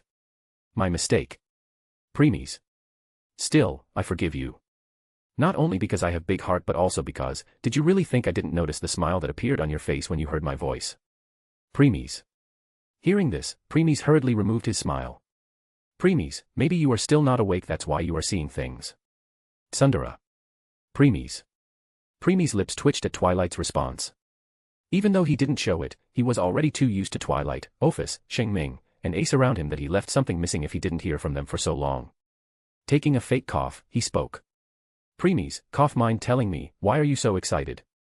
Of course. That's because I have good news for you. To be more exact, 5 of them. Premies, 5 good news. That's very rare. So, what are they? Wait for few minutes.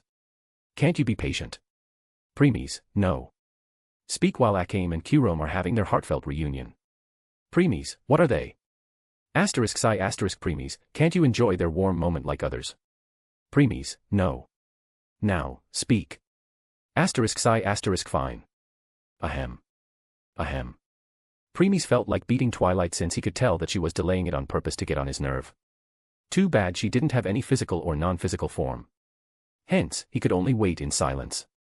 After a few seconds, she finally spoke. First. Because of your contact with your battle maid, Ling Qingzhu, the bond between you two has solidified even further. If you keep on doing it, then it wouldn't be long before she will wake up from her comatose state.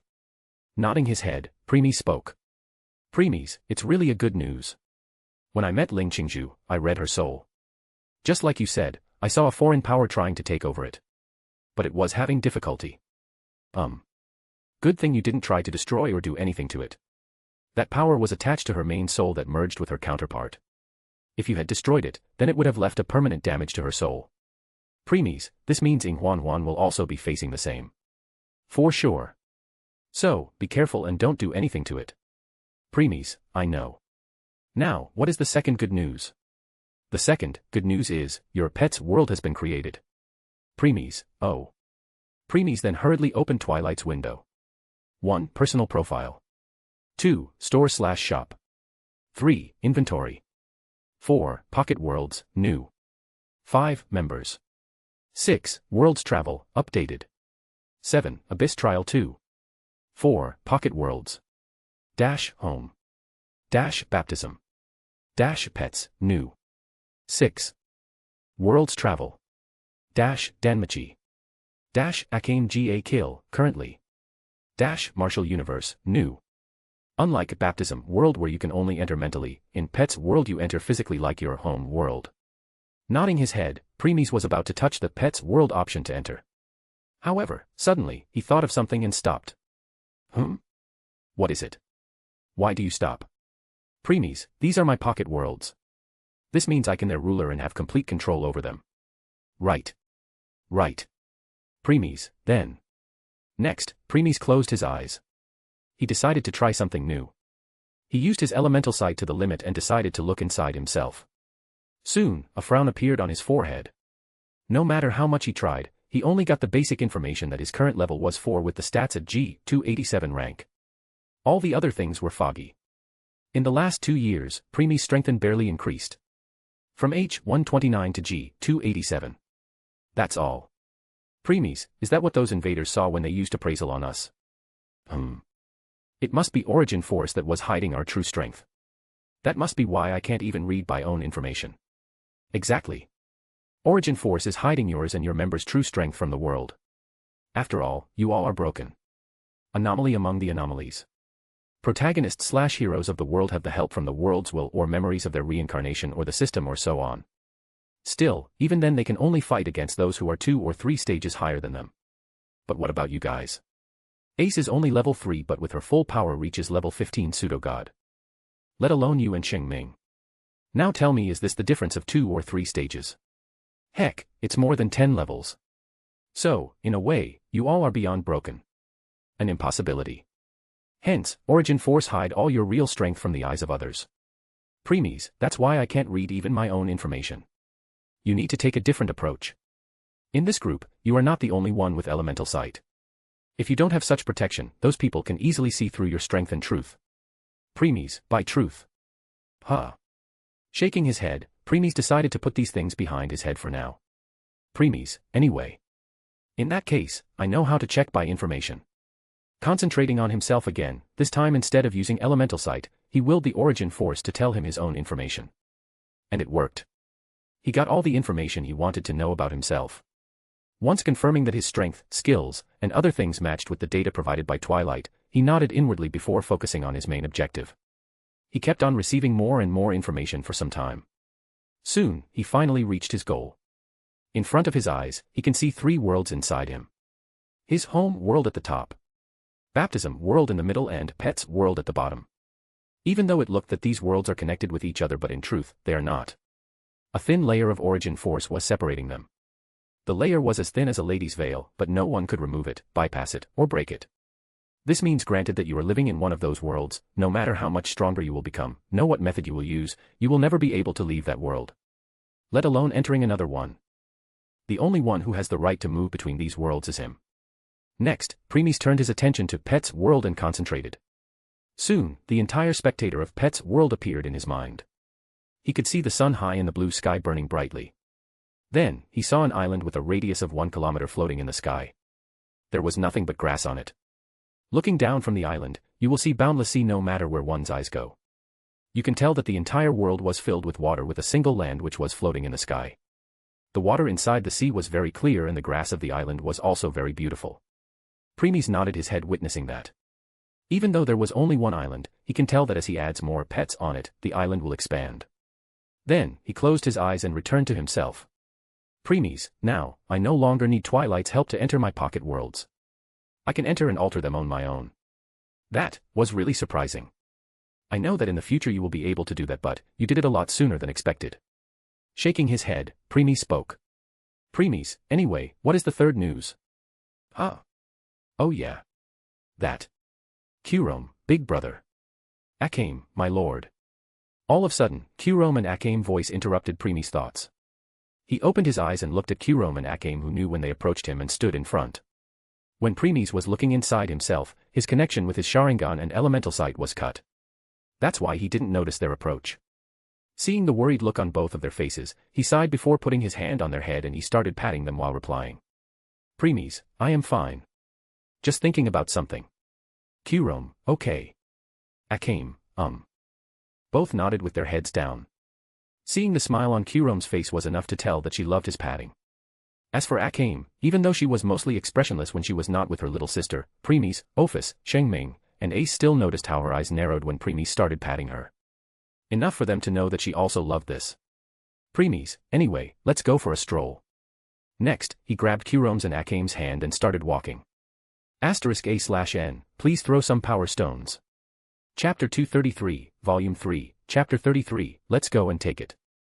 As Premies was walking down the mountain, with Akame holding his right hand and Kurome holding his left hand, others were also following behind. Behind him were Shing Ming and Ace, and behind them were other members of Elite 7.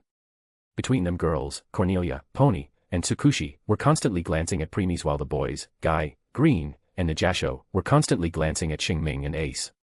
Even though Premies, Shing Ming, and Ace knew that they chose to ignore it. Kurome, big brother, are you the one who brought me here? Premies, After what you both experienced at Gifnora Forest, your mental condition is not that good. Only when you both are near each other, it will stabilize somewhat. Kurome, oh, still, thank you, big brother. I really wanted to see big sister. Akame, Thank you, my lord. Premies, amen. But you still shouldn't forget that this meeting is only temporary. After today, you both could only meet once per 6 months. Kurome. Akame. Both became stunned hearing that. Since Premies let them meet just now, they thought it would become regular and they would be with each other from now. But it just turned out to be a pipe dream in the end. Akame asked in a trembling voice. Akame, why is I it? Premies, first, because I will be a lot busy with my own stuff. Second, you both will be constantly monitored by Gazuki and Bill from now on. To make sure that both of your brainwashing will go well. Kurome. Akame. As they both were shocked about what would happen to them, Najasho spoke. Najasho, wait. In way you are saying that both sisters will be on the top of priority list of brainwashing. Premies, yes. Cornelia, but why? Akame and Kurome also looked at Premies' face waiting for his answer. Premies, because once your talent blooms, if you are at Empire's side then they will get the best assassins. But if you are against it then this means they have created a dangerous enemy. Shing Ming, you can say that if the brainwashing failed then they will rather prefer to kill you both and get rid of the future danger. Kyurome. Akame. Cornelia. Pony. Tsukushi. Guy. Green. Najasho. They all were aghast hearing this. Cornelia was the first one to return and spoke. Cornelia, D-Daddy will end never. Preemies, he will for sure. Northwest matter how close you all will become, to Kazuki and Bill, Empire comes first. And they are not willing to make any compromise when it comes to its safety. Cornelia. Akame, will Kyurome be fine? Kyurome, will Big Sister be fine? They both asked at the same time. Instead of worrying about themselves, they both were worried about other first. Preemies showed a light smile witnessing this and spoke.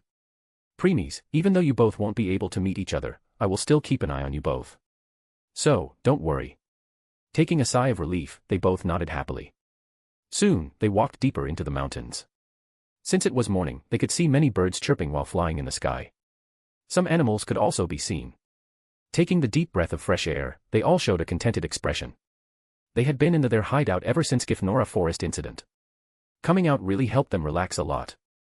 Though, they also encountered danger beasts in the next second. Gror.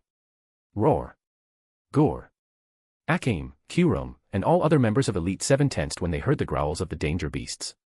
Subconsciously, they moved closer to Preemies. Then one of the danger beasts jumped from behind the tree. The beast possessed big horns that grow from the side of its heads onward. It was big in size, had yellow fur and lion-like manes, as well as 3 red eyes with the third being above on its forehead. This was Class 2 danger beast, Jackalio. However, that was not the end. More Jackalios jumped from their hiding and surrounded the group. Akame and Kyurome held Preemies' hand tightly in nervousness while the other members of Elite 7 turned pale. Preemies, take care of them. Ace, yes. Said Ace before stepping forward. Next, wind started to gather around her. Whiz. Wail. A second later, she threw those countless wind arcs at Jackalios. Fwoosh. Fwoosh. Jackalios didn't even have time to react before all of them were shredded into pieces. These body parts then fell on the ground and covered it with their fluids and blood. This was a very gore scene. The kids' faces paled as a disgusted expression appeared on it as they witnessed this. Good thing that they had seen such type of scenes in Gifnora Forest, otherwise, some of them would have started vomiting and some would have fainted. After a few seconds when they calmed themselves, Preemies gave a side glance to Shing Ming. Understanding what he wanted, Shing Ming stepped forward and willed the plants. Bang. Bang. Roots came out of the ground and grabbed each shredded piece of the danger beast before pulling them in the ground. Then small roots of the grass absorbed all the blood. Once the area got cleaned, the kids took a sigh of relief. Though it still left a bitter taste in their mouth. Preemies then continued walking. Waking for a few more minutes, they finally reached an open barren land. With the sun high in the sky and the hot land and air, all the kids started sweating profusely. When they were deeper inside this, Preemies stopped and nodded. Preemies, this is the best place. You know what to do. Shing Ming, of course. Shing Ming stepped forward again and released an impulse of her power. Godo. Godo. Godo. Godo. Godo. Godo. Boom. Boom. Next second, in front of the shocked eyes of the kids, trees came out of the ground. Grass started to grow. Flowers started to appear. In a matter of moments, this barren land turned into a beautiful grassy plain. Akame and Kyurome and Cornelia and Pony and Tsukushi, how beautiful. As they all were fascinated by this, birds and animals also started to approach this place. At first, they were confused when this place appeared out of nowhere. But they soon let go of their guard and started to approach them. Courtesy of Shing Ming's life power. Preemies let go of Akame's and Kyurome's hand and spoke. Preemies, no one will stop any of you here. So, play to your heart's content. Then without waiting for their reply, Preemies waved his hand. Particles gathered and formed a table and 2 chairs. He sat on one of them and Shing Ming took the other one. Ace stood behind Preemies as his guard as always. A teapot appeared on top of the table and Shing Ming started brewing tea. All this while, the other kids were looking at the 3 people in front of them with dumbfounded expressions. Play. It had really become a foreign word to them when they were sold to the Empire. When was the last time they played like other children? They exchanged glances with each other not knowing what to do. Pony, you Shall we play a game of tag? Kyurome. Akame. Cornelia. Tsukushi. Guy. Green. Najasho. As the kids started playing the game of tag, put his attention on Twilight while caressing Ophi's hair who was sitting on his lap. Of course, except him, Shing Ming, and Ace, no one else could see her. Preemies, alright, Twilight. It's time for the third good news. Of course. Third good news is that I successfully extracted and sorted all the memories of those 2 invaders. Preemies. Preemies remained silent, but if someone heard his heartbeat, that person could tell that he was very excited at this moment. Of course, Ophis, Shing Ming, and Ace sensed it since they were connected. Before going further into detail, let me tell you something you will love. Preemies, oh. From those memories, I found the out where one of the accomplices of Everett have gone to complete the mission given to him by Everett. Preemies. And he has legendary bird of fire, Molters. Preemies became silent again for some time before a smile formed on his face. Preemies, then let's go and take it. *A/N, please throw some power stones. Chapter 234, Volume 3, Chapter 34, Game that break relations. Sure. I am transferring the information to you. Next, a stream of information entered Preemie's brain. He closed his eyes for a moment to digest the information before opening them again. Then he raised one of his brows. Preemies, so, that's where he is. And I think I know why. Your guess is correct. He must be after that knowledge. Nodding his Preemies glanced at the kids playing with each other. Serious kids like Akame and Najasho didn't want to play at first. Well, it wasn't that surprising because after what they went through, their mindset had changed drastically and they matured a lot. Still, after being insisted on by others, they reluctantly joined. With time, they started to lower their guard, and also started enjoying. Preemies picked up the teacup that Shing Ming gave him and took a sip. Preemies, honest won't let someone get in his way this time. I am sure the brainwashing drug will also contain poison in it. I also agree with that. Akame is after all the protagonist of this world. The worlds will surely do something to make sure that he won't succeed. Like the drug she will receive will not be a complete product, or she might encounter something by which she will form resistant against drugs, or some bird stole it from Akame's hand and flew away thinking it was food, or they got attacked by bandits who stole their stuff which have drugs with it, or so on. Preemies, or it won't do anything at all. Ah. Why? Preemies, because I have already contacted her. I see, so, that's how it is. I understand what you mean. Now that I think about it, when Edward Teach was after Akame's life, the worlds will made its move by making Akame stumble few times just when the bullet was about to hit her, and also how it ordered all the danger beasts to attack him. But when Edward Teach killed all the danger beasts, it stopped. It didn't do anything to protect Akame that time. The reason is. Preemies, I was there. Amen. With you there, Akame will be safe. Preemies, yes. Then this makes situation worse, Preemies. That means that even though Akame is still the protagonist of this world, with your interference she has lost her plot armor. Preemies, it appears so. Said Preemies as he looked at Akame, who was playing happily with others. Preemies, Shing Ming. Shing Ming, HM. What is it, husband? Preemies, before we leave make sure to give your blessings to all of them. Shing Ming, okay. Shing Ming replied and didn't ask anything. Preemies, even though Shing Ming's blessing is different from plot armor, it also has its own advantages. While Preemies was deep in his thoughts, Ophis spoke. Ophis, if you want, I can also give them blessings of some sort. Preemies, no need. With your strength, your blessing will also be something else. Like immune to all types of attacks or one-hit kills like that of One Punch Man. Ophis, well, I can give such blessings. Preemies, I know. But don't. That blessing won't be good for them. Nodding her head, Ophis became silent again. Time went by. After playing for some time, the kids finally got tired and sat down on the grassy ground. Pony, Pant Pant Green, you really are too slow. Pant Pant. Green, shut up. Pant Pant, unlike you all, I am not a Pant Pant outdoor person. Guy, yeah. Pant, yeah. I know you were a Pant nerd, Pant.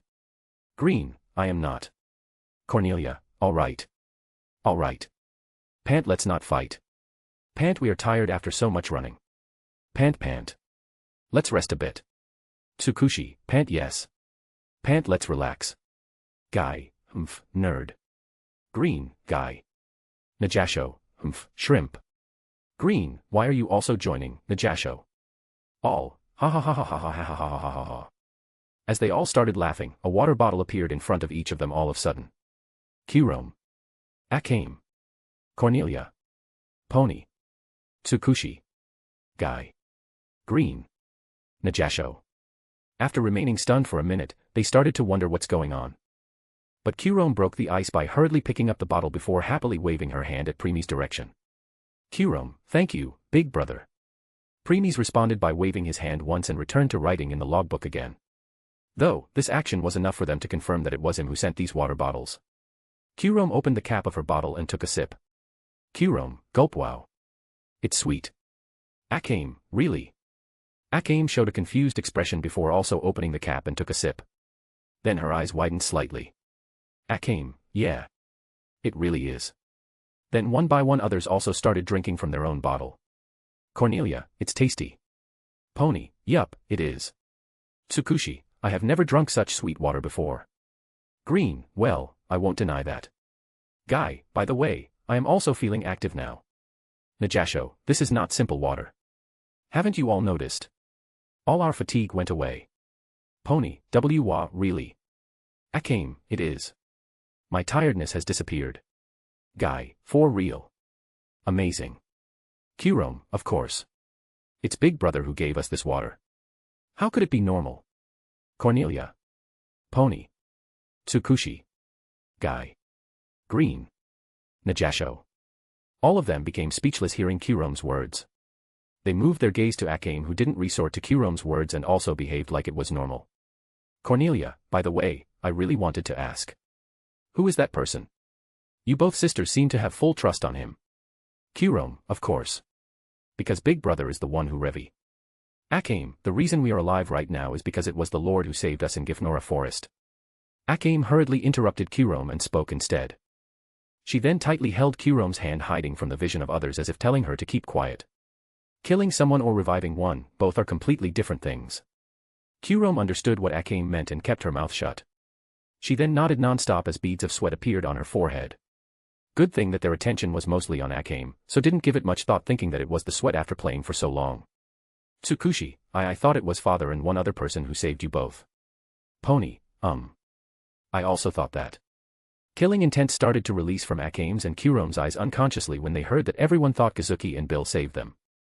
All of them tensed up and their hair stood on the end.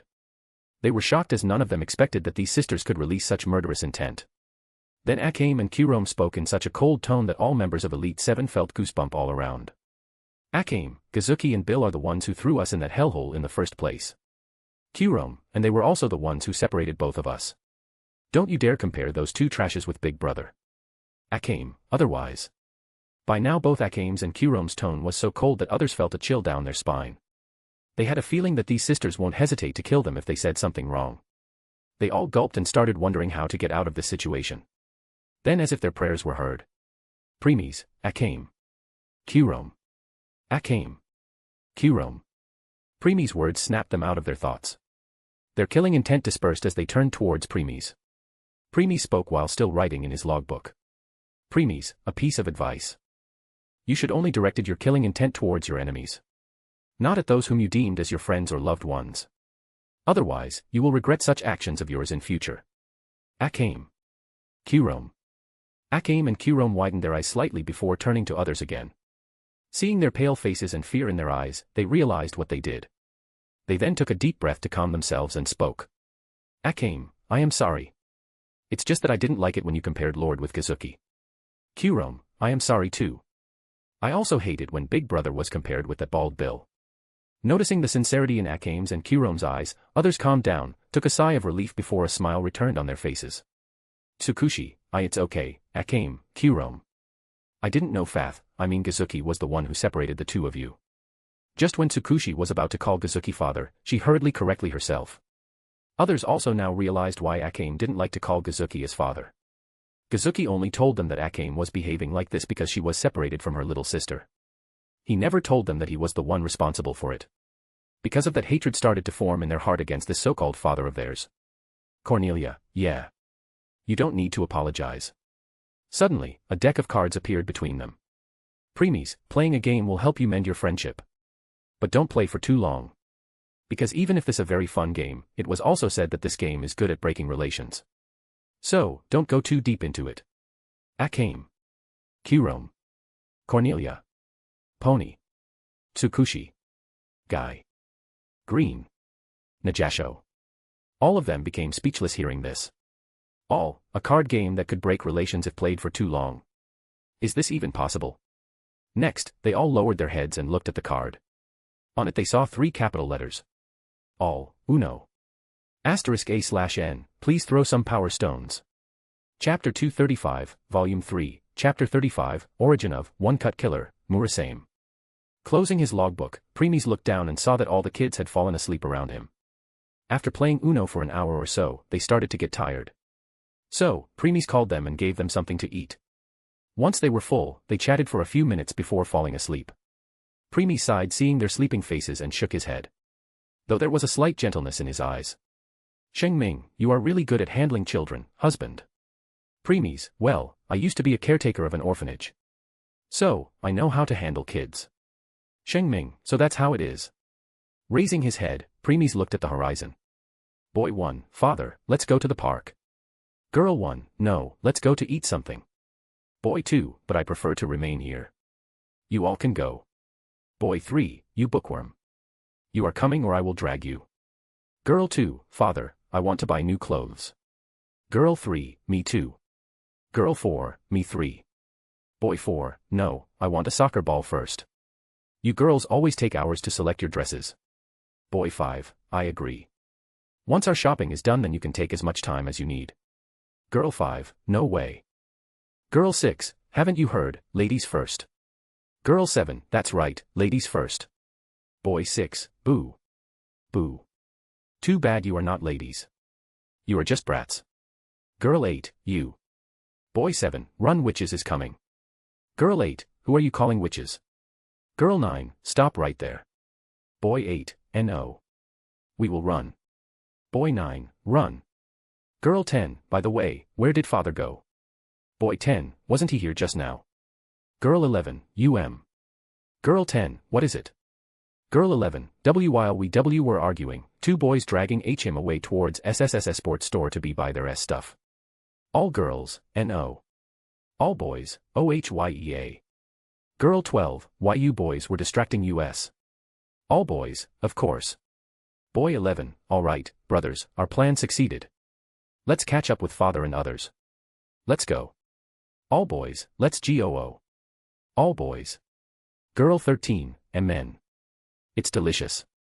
Try this one. Girl 14, wow it is. Try mine. Girl 15, hey does anyone want chocolate shake? All girls, me. All boys looked down at the table. There they saw many different flavors of cakes, desserts, shakes and so on at it. They all shivered seeing them. Since they successfully tricked the girls and got their playing stuff first, their father let the girls choose where they want to eat. And the girls chose this cake shop. In this there's an all-you-can-eat buffet.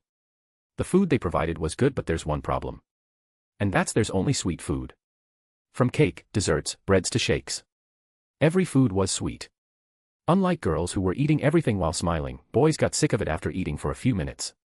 All boys, it's revenge. For sure. Next, all the boys their gaze towards the window of the shop. On the other side of the road, they saw a man who was eating hot dog. The men as if sensed their gaze and looked at them. He then smiled and gave them a wave. Just when the boys were about to show a begging expression, the men looked away. I told these brats before not to mess with the girls, but they didn't listen. Now you pay for it. The man who appeared to be their father gave the boys one last glance before concentrating on his hot dog again. I guess from now on these brats will stay away from any kind of sweet stuff. Ophis, Premies. Returning back to himself, Premies looked at Ophis who was sitting on his lap while looking directly into his eyes. Taking a sigh, Premies started patting her head and spoke. Premies, it's nothing. Just some old memories. Ophis, MN, nodding her head, Ophis became silent. Then he looked in front and saw Shing Ming looking at him with a worried expression. Though she was not the only one, even Ace who was standing behind him also had the same expression. Premies, we are done here. Saying this he stood after putting Ophis back on his left shoulder. Once Shing Ming also stood up from her chair, he waved his hand and both the table and chairs disappeared. Premies, Ophis, send them back to their rooms in their hideout. Ophis, okay. Replied Ophis before a glint passed in her eyes. Next, Kurome, Akame, Cornelia, Pony, Tsukushi, Guy, Green, and Najasho disappeared. Premies moved his gaze all around this beautiful place before using darkness incantation symbol. As a result, this entire place was surrounded by darkness. Now, no one could walk through this darkness to reach the other side. Because if they try, they will get lost in this darkness. Preemies, time to leave. Space ripped, abyssal dark vortex appeared, and they entered it one by one. Far away from the Empire, no, from the very continent of the Empire. Above the sea, the vortex appeared and preemies and others walked out. Ace, a sea. Huh. No matter where you looked, you could only see was the endless water. At this time, Shing Ming turned her gaze in a certain direction. Shing Ming, that's another country. Ace, another country. Ace followed Shing Ming's gaze but couldn't find what she was looking at. Shing Ming, it's still quite far away, little sister. That's why you can't see it. Ace, oh. My lord, I didn't know that there existed another country except the Empire. What kind of country is it? Ace and Shing Ming already had a blind trust in preemies by now. They felt he knew everything. Nevertheless, preemies didn't fail to live up to their expectations. Preemies, in this world, there exists 2 continents. The first belongs to the Empire. The second belongs to Wakoku. Shing Ming, so, that's Wakoku. Preemies, yes. Wakoku is divided into 22 nations. And each nation is always fighting for the rulership of the entire Wakoku. Ace, all the time. Preemies, all the time. Shing Ming. Ace. Preemies, anyway, Wakoku itself has advanced technology and its people are capable of forging Meiho. Meiho is just another name for taiga-like weapons. Ace, they can make taigas. Ace got flabbergasted hearing this. It should be known that the first emperor of the empire used everything to create 48 taigas. Till that time, no one had the knowledge how to create one. Yet, there exists not a person or nation but an entire continent who knew how to create taigas. If this information reached the empire, then it wouldn't hesitate to wage war on this continent to get its hand on this technology. Office, numerous blacksmiths in these 22 nations have the knowledge on how to create these weapons. Of course, you need to provide them with the materials and money if you want them to create one for yourself. Preemies, MN. Such knowledge of how to create them is common among their smiths. This sets them apart from the other nations of this world, such as the Empire. Despite being more technologically advanced and developed than Wakoku is in some areas, they still have not yet figured out how to mass-produce danger beast-made weapons as the nations of Wakoku have. Ace, amazing. Office, there's more to it. Ace, there's more. As Ace and Shing Ming turned to Office, she took some time before speaking. Office, because Wakoku's smiths and sword forgers themselves are world-renowned and known to have extremely advanced techniques in creating Meiho, during ancient times, they even had a direct hand in assisting the first emperor of the empire in creating one of the strongest taigu. Preemies, one-cut killer, Murasame. Ace. Shing Ming. Both became silent hearing this. After a few seconds, Shing Ming spoke. Shing Ming, is that why we are here? Preemies, yes. Ace, but my lord, even if one-cut killer, Murasame, is one of the strongest taigu of this world, it's still useless to you, isn't it? Then why are we here? Office, true. It's useless to not only preemies but also all of us. Still, there exists those who will do everything to get their hands on it. Ace, invaders. Said Ace with a chilly tone. There was also killing intent in her eyes, but she hid it in the next second. Shing Ming, so, they are after the origin of one-cut killer, Murasame. Huh. Preemies, the more knowledge they have, the easier time for them to get their hands on it. Ace, I see. Then why are we here? Shouldn't we have teleported to Wakoku? Office, no. Wakoku came into being when a group of islands came and joined. The island on which one-cut killer, Murasame, was created 1,000 years ago, separated from Wakoku because of one of their wars and drifted in the sea. Preemies, we are here for that island. Invaders are there. *A/N, please throw some power stones. Chapter 236, Volume 3, Chapter 36, Entering the Island. Preemies, let's go. I have rough clue where it could be since it's no longer in the previous location. Next, preemies and others streaked towards the opposite direction of Wakoku and flew deeper towards the sea. 5 minutes later. During those 5 minutes, preemies saw many uninhabited islands. Still, none of them were his target. Then the island finally appeared in his range. Preemies, there it is. Preemies, I found it. Shing Ming, MN, Ace, okay. As they were flying towards it, a few seconds later, a large island appeared in front of them. The island was completely covered in vegetation. Countless trees could be seen. The forest was so dense that the sunlight barely reached the ground. Hence only darkness with bare minimum light could be seen inside. That's not the only thing though. All of them could sense the danger lurking on that island. Ace, the strength of those danger beasts inside are at a whole different level than Class 1 danger beasts. Shing Ming, I don't think they can be called danger beasts anymore though. Preemies, chimeras are the better term for those beasts. Ophis, men. They are the result of failed experiments that were conducted on this island. And all these chimeras far surpass the strength of those superclass danger beasts. Ace, then why didn't they leave this island? Since they really surpassed even the superclass danger beasts, they can easily bring humanity to extinction with their number. Shing Ming, it appears that their mind is unstable. Preemies, exactly. Even though the fusion of countless genes made them far stronger than superclass danger beasts, it also broke their mind. That's why they don't have any intelligence, just wild instincts. Ace, so, they are like monsters in the dungeon in our world. Preemies, men. Though, they can be of use to us. Said Preemies as a chilling smile appeared on his face. Shing Ming, husband, are you planning on making them fight the invaders? Preemies, yes. As I said, this is level 3 world. Superclass danger beasts are level 2 while these chimeras are all level 3. Because of world's restrictions, the strength of Pokemons is in between level 1 and level 2. Shing Ming, I see. So, those invaders who have already infiltrated the island must have used a method or Pokemon that can help them walk through the forest, undetected.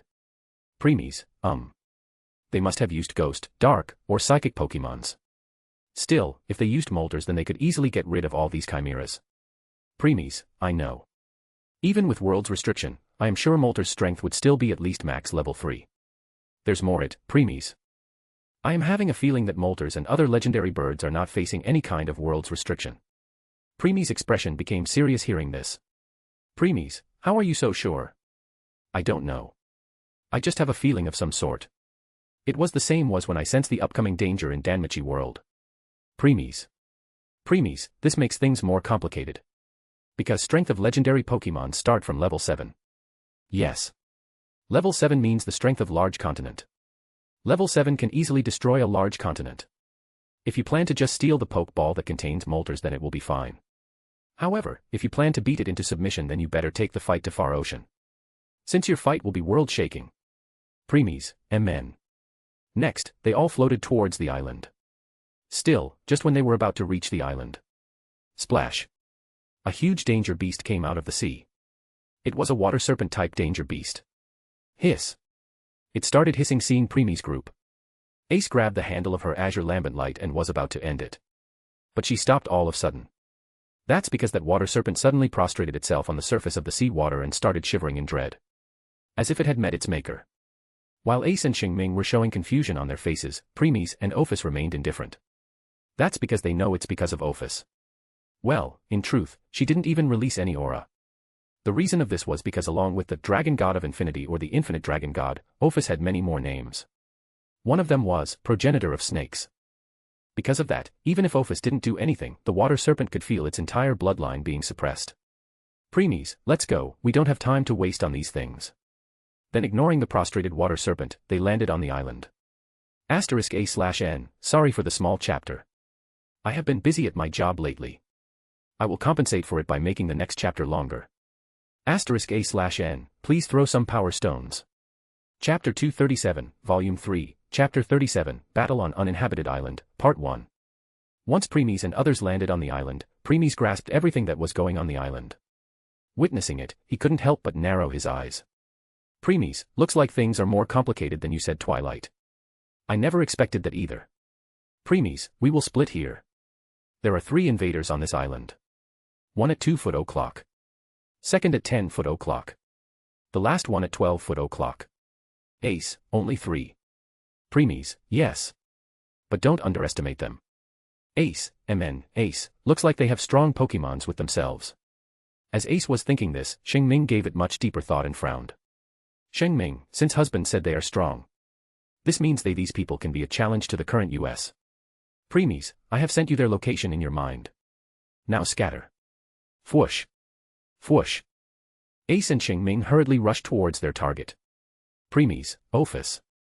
Ophis, Ophis nodded before a glint passed through her eyes. Next, all the chimeras on the island disappeared. She put them in another dimension as of now. At first, Preemies thought of using these chimeras to attack the invaders. However, once he saw their strength, he changed his mind. He can tell that these chimeras won't be much of a problem to the invaders currently on the island. Preemies, looks like I can only use these chimeras against other invaders. Preemies, make sure that once our fight begins, invaders outside won't be able to interfere. Ophis, okay. Saying this, Ophis left Preemie's shoulder and flew away. She didn't want to disturb Preemies during his fight. Seeing her flying away, Preemies couldn't help but sigh. Preemies, looks like you forget that our hearts are connected, Ophis. So, I can clearly feel your dissatisfaction. You can't blame her for that. It really affected her a lot when she saw you on the verge of death after fighting that existence. That time she failed to be any use to you. And even now she can't join you in your fights like Shing Ming and Ace. Preemies, I already have thought of a solution to that. Preemies. That's impossible. You are joking, right? Preemies, no. Preemies, Ophis. Ophis, Preemies, put the barrier fast. Current me can't defeat my opponent on my own. I need your help. Ophis, my help. Preemies, yes. In those last 2 years, I have found a way by which you can fight side by side with me. Now, put the barrier and return fast. Ophis. Ophis didn't reply, but Preemies could feel her excitement. Shaking his head, Preemies waited. Tell me. How are you planning on doing it? Preemies, wait until she returns. Time went by. No. It didn't. Ophis appeared in front of Preemies, the next second he responded to Twilight. Whoosh. Looks like she is more excited than I thought. Preemies, you think I am not? I also want my Empress to fight side by side with me. In normal scenario, it could only be possible once I will also become 4th level existence. However, feeling her frustration and uselessness even when she is this strong, I can't take it. So, I spent the last 2 years to also find the solution of this problem. And you find it? Preemies, yes. Preemies, are you ready? Ophis, MN, Preemies, good. First enter your adult form. Ophis frowned hearing this. She has 3 forms. Little girl form. Adult form. Ouroboros form. However, she preferred her little girl form more. Ophis, can't it be done like this? Preemies, no. Ophis. She remained silent for a minute before dazzling light started to release from her. Shine. Soon it died down and Ophis appeared in her adult form. Even though Preemies had witnessed her this form before, but he still couldn't help but fall into daze witnessing those violet eyes, milky white skin and hourglass-like body covered in gray-black clothing. As he was in trance, Twilight spoke. To think he could fall into daze after witnessing someone's beauty. Returning back to his thoughts, Preemies did a fake cough and spoke. Preemies, shut up. What's wrong in appreciating my Empress's beauty? Well, there's nothing wrong. However, now you understand what people feel when they looked at you and your members. Preemies.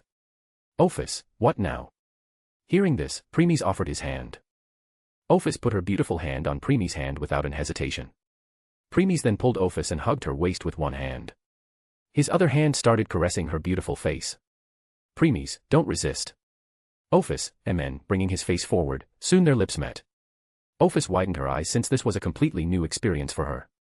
Soon, her eyes closed as her arms coiled around Preemies' neck unconsciously. Ophis, MMPH.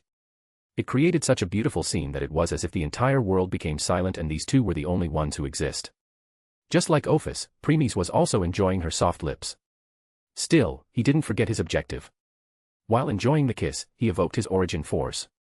He had already made all the preparations for this. Whiz. Compared to Violet Origin Force which burst out when he entered his God of Destruction V awakening, this was gentle. It came out of Preemies' body and enveloped both him and Ophis. Not only that, but it also entered Ophis inside through their kiss. Ophis sensed this foreign power entering and enveloping her body but didn't resist as Preemies said and turned her complete attention on enjoying the kiss. The bond between Preemies and Ophis became more solid and then. Error. Error. Error. What the, Preemies, what are you doing? Stop. Ignoring Twilight's outburst, Preemies kept on doing what he was doing. Countless error prompts appeared but he didn't even glance at them and put his entire attention on Ophis. Error. Error. Error. Error. Error. Error. Error. Error. Error. Error. Error. Error. Ding. Awakening, God of Destruction V, Awakening, God of Destruction 4. Ding. The Infinite Dragon God, Ophis. Existence 4, Existence 3. Error. Error. Error. Error. Error. Error. Error. Error. Error. Error. Error. Error. Ding. Awakening, God of Destruction 4, Awakening, God of Destruction 3. Ding. The Infinite Dragon God, Ophis. Existence 3, Existence 2. Error. Error. Error. Error. Error. Error. Error. Error. Error. Error. Error. Error. Ding. Awakening, God of Destruction 3, Awakening, God of Destruction 2. Ding. Conversion done. During Awakening, God of Destruction 2, the power host will use will be Enigma instead of Origin Force. Error. Error. Error. Error. Error. Error. Error. Error. Error. Error. Error. Error. Ding. Synchronization complete. The strength and power of the Infinite Dragon God, Ophis, will always be equal to host, premies Rigla. Ding. Ding. Ding. Ding. Ding. Ding. Ding. Ding. Ding. Ding. The Infinite Dragon God, Ophis, status. Status. Name, Ophis. Age, ageless. Existence level, 2, suppressed. Dash, stats, same as premies Rigla. Dash, main skills. Level 4, suppressed. Strength, G. Endurance, G. Dexterity, G. Agility, G. C. Magic, G. Current level. Overall, 9. Enhanced mode, 18. Draconic physique, 22. Grandmaster, 25. Power of Chaos, 53. Main skills, 5, max. Dragon God Physiology 3. Ophidiokinesis 3. Telekinesis 3. Potential Release 3. Elemental Manipulation 3. Description. Dragon God Physiology 3. Gives the level of power that makes the user the strongest and most powerful of the dragon kind of equal stats/level. Ophidiokinesis 3. Allows the user to have absolute control and authority over the species and individual members of serpentine creatures throughout any/all dimensions. The user can create or command already existing snakes to do his/her bidding, like helping during specific situations or scenarios, utilizing them as spies or information gatherers or simple bait to fool enemies. Telekinesis 3. Allows the user to interact with objects and constructs, be they physical or not, using a projection field of power. It can also influence matter, movement, and molecular structures with utmost ease. Potential Release 3. User can release the full potential of a person through physical contact. The nature of this ability is less of a magical boost and more of a reliever of the mechanisms that prevent one's own body from overwhelming itself with massive power output. Elemental Manipulation 3. Allows the user to create, shape, and manipulate different elements. Elements are the rudimentary, simplest, or an essential part of which any material thing consists of. Elements are irreducible in nature and compose other things. Various combinations or elements can create other things. Breaking the kiss, Premies separated from Ophis. Then Ophis also opened her beautiful violet eyes and looked at Premies. Premies, how are you feeling? Checking herself a little bit, Ophis spoke. Ophis, I become weaker. Premies, yes, you can say that. But if I have to say it in better words, then it means your strength has been suppressed to my level. As I will become stronger, so did the shackled on you will loosen up. Ophis, there's more it. Isn't it? Premies, yes. I used by God of Destruction awakening to put the shackles on you. Hence, the strength of my awakening has also decreased drastically. Ophis, how much? Premies, to the levels of gods. Ophis, 3rd level existence. Premies, Amen. But as I said, our strength will remain equal as long as I don't face a situation in which I have released the full power of my awakening. Ophis, you mean when you will use your awakening, the shackles on me will also loosen to your level. So, if you are 3rd level existence during your awakening, I will also be 3rd level existence. Premies, yes. Ophis. Ophis became silent as she started pondering Premies' words. Premies, be ready. From now on, you will not only stay but also fight side by side with me. Ophis, I know. And I was long ready for this. A dazzling smile appeared on Ophis' face as she answered. Premies also smiled in response. Premies, let's go. We also have an enemy to face like Shing Ming and Ace. Ophis, yes. Premies then grabbed Ophis' hand and they both rushed into the forest towards their enemy. Fwoosh. Fwoosh. 2 shadows were hurriedly dashing through the forest. Both of them were extremely fast. The forest was very dense and there were countless trees close to each other. Yet, they both easily ran past them without getting hit even once. One of heavenly handsome men with blood-red eyes in which there were 3 tomos, while other was divine beauty with violet eyes. Preemies, because of the world suppression our strength has decreased to level 1. But with enhanced mode, equipment/physique, and grandmaster level our strength reach level 5. Ophis, But it won't be enough to defeat him. Why don't you remove this world's restriction? Preemies, no. Because of 5 times penalty, it already extremely difficult for me to gain Excelia in short time. Killing enemies during world suppression will give me more Excelia. Even though it will be difficult fight, the odds are not against us. Ophis, I understand what you mean. But have you noticed that ball on his waist? Preemies, yeah. That ball definitely contains legendary bird of fire, Molters. Ophis, then this makes situation more difficult. Preemies, I know. That's why we must make sure that to not only take less damage but also use less power while killing him. Ophis, yes. That way we will have more strength to fight Molters. What about them? Preemies, it will be a difficult fight for both of them too. Ophis, but not as difficult as ours. Preemies, amen. Let's go. Ophis, yes. *A/N, hello, readers. As you all have read so far, both Ophis and Preemies, God of Destruction, are extremely overpowered. Because of that they both didn't get much screen time compared to Shing Ming and Ace. So, I decided to do this. From now on both Ophis and Preemies, God of Destruction, will get screen time like Shing Ming and Ace. One more thing. I know many of you are going to hate me for this, but I still decided to do so because I wanted to.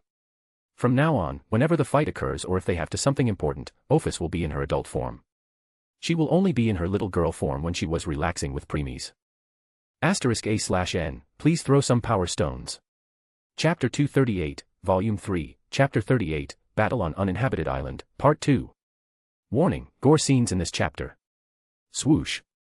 Ace was hurriedly dashing towards the location of her enemy. But as she was halfway there, she saw a light shining behind her at a far distance. Stopping, she looked back at that light. Ace, that light is coming from Lord's direction. What is Lord up to now? Then she shook her head and put the question at the back of her head before continuing rushing towards her destination. Since her heart is connected with Preemies, she can tell that he was not in any sort of danger or something and was completely fine. She also looked around and saw that all the chimeras were gone. Thinking that it also must be Preemies' doing, she gave a sigh of relief. Now, she can completely focus on her enemy and didn't have to worry about Chimera's sudden attack. Soon she reached her destination and stopped. In front of her, there was an old and abandoned settlement. There were many broken houses. Almost all the houses would have rotten with time. Vegetation could also be seen covering these huts. Entering the settlement, Ace looked around. Next, she approached one of the huts and entered. The doors of almost all the huts were broken and were on the ground. Some huts didn't even have a door and were fully opened. Anyone could enter those huts. Entering inside, Ace looked around. There was nothing except a rusted bucket in the corner. She would have left, but she smelled something and frowned. Then she approached the bucket. Buzz. Buzz. Buzz. Many flies were flying around that bucket. Once she reached the bucket, she looked inside. In the next second, her countenance changed. She hurriedly took some steps back and covered her mouth to stop herself from vomiting. There was a blood-covered disfigured unborn child inside. The umbilical cord was not only still connected with the child but was also half-eaten from the other side. Someone had ripped apart the stomach of pregnant woman and pulled that unborn child out. From the half-eaten side of umbilical cord, its fluid was also leaking out, filling the bucket slightly. Not only that, the blood of the child was also mixed with that fluid. It was just a disgusting spectacular that weak-hearted ones will have a heart attack witnessing this. Strong-hearted ones will have nightmares. Ace, deep breath in, deep breath out, deep breath in, deep breath out. Taking some deep breath, Ace calmed herself down. Then she again approached the bucket. Her face was slightly pale, and she was trying her best to keep her disgust at bay. She didn't want to witness it again, but still, she wanted to check something. Appearing in front of bucket, she looked inside it again. Her face turned to disgust, but she continued looking. After a few seconds of investigation, she concluded that not only the child was dead, though was the foregone conclusion. She also found that it didn't happen that long ago but occurred recently. A week or two. That's all. Confirming that, Ace turned and left the hut. Her expression was not good though. It's true that she had seen many cruelties in Orario, heck, she had even witnessed some in the capital too. However, none were as savage as this. Once out, she decided to go to another hut. Upon entering she didn't see anything out of the ordinary. Seeing that there was nothing like the one before she turned to leave. But the moment she turned she saw something which made her stop on her tracks. When she entered this hut, she didn't check the wall outside. Now that she turned, she saw something too. Behind a farming fork was embedded on the wall. That fork was impaling a bloody half-body. Yes, half. The body was only till waist. There was nothing down. The skin on the entire body was torn apart. There were only ripped muscles, and veins which were dangling down were spilling blood on the ground. That was not all. The lower mouth and the front throat of the body were also missing. Not only its tongue but its food pipe of the body could be seen. Witnessing this, Ace closed her eyes before hastily leaving the hut. Once outside, she kept on taking a deep breath. Her heart was beating violently. Once she calmed down, she turned her gaze to other huts. After witnessing those gore things, she really didn't want to watch anything like this. Taking a deep breath again, she closed her eyes and sat on the ground to rest for a minute. She was not afraid of surprise attacks since she already activated her wind domain around her. 1 minute later. Ace opened her eyes. She had calmed down a lot by now. Before continuing what she was doing, she started to give thought to the things she witnessed. Ace, according to Lord, this island got separated from Wakoka 1,000 years ago due to war. And the failed experiments conducted here give birth to chimeras. However, since the mind of chimeras are broken and they could only depend on their wild instincts, they can't do something like this. So, this means this was done by someone else. Then as if realization struck Ace, her eyes widened as she hurriedly got up. Ace, looks like chimeras were not the only things that were living on this island.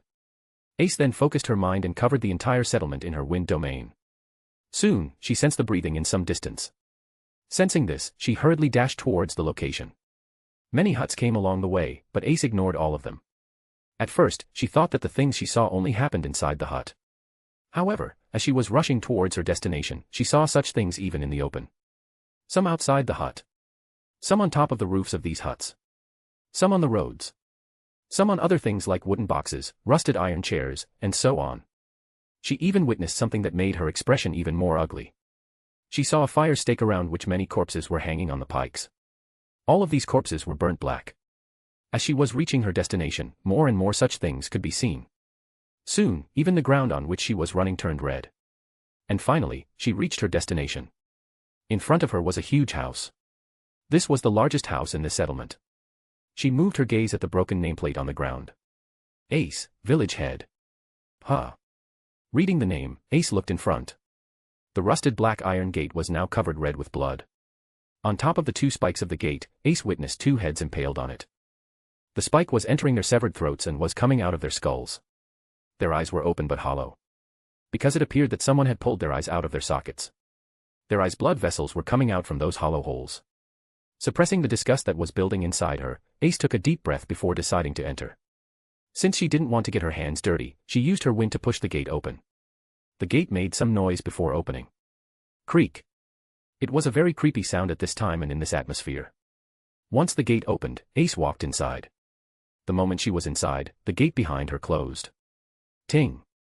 Narrowing her eyes, Ace turned and gave a glance at the gate. Then she looked ahead and continued walking. This place had gone through the passing of time. Tiles on the ground were broken, trees were overgrown, the sculptures broken, color faded from the wall of the house, and so on. As Ace was walking forward while looking around, she all of a sudden stopped. In front of her there was an old fountain. Even though it had stopped working, it was still filled. Ace approached the fountain and became shocked witness to what was inside. Instead of water, the entire fountain was filled with blood. That was not the end. Several organs of human bodies could be seen floating in this blood. Eye, stomach, muscles, tissues, intestines, lungs, liver, and so on. At this time, Ace's gaze moved towards the well which was near this fountain. She had already somewhat guessed what she would see inside but still decided to confirm. Once she approached the well and looked inside, it was just like she predicted. The entire well was filled with piles of corpses. The amount was so much that more than 80% of the well was completely filled. Looking at it for a second, Ace turned and walked to the door of the house. When she turned, Ace didn't notice that one of the corpses twisted its head backward and looked at where Ace was standing before. Ace reached the door of the house, opened it, and entered. *A/N, please throw some power stones. Chapter 239, Volume 3, Chapter 39, Battle on Uninhabited Island, Part 3. Once Ace entered the house, her foot fell upon something squishy. Squish. Spew. Looking down, she frowned.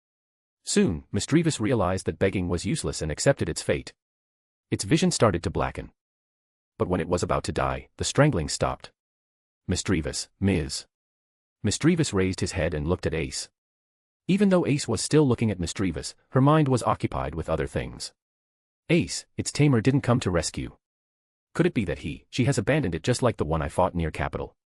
Narrowing her eyes, Ace changed the direction of her thoughts. Ace, but this Pokemon is still completely fine. And it appears that it is hiding from not me but someone or something else. Ace, where is your tamer? Misdreavus, Ms. Misdreavus understood what Ace was asking, hence, became confused. It had never heard of tamer before. Seeing the confusion in its eyes, Ace became silent. Ace, it doesn't even know its tamer. How is this possible? As she got engrossed in her thoughts, she started to remember what preemies told them about Pokemon. Then realization struck her. Ace, could the reason be the word tamer I used? Then. Ace, where is your trainer? Misdreavus finally understood what Ace was asking correctly. However, remembering its trainer, its expression became downcast, and it became sad. Ace, she abandoned you. Mischievous, Ms. Ms. It hurriedly shook its head in denial. Ace, she didn't. Huh. Then why it is hiding were? Ace, were you ordered to hide here? Mischievous, Ms. Again, it shook its head in denial. Ace, so, it didn't get such order. In that case, it should have remained by her side. Let's see. Its trainer didn't abandon it.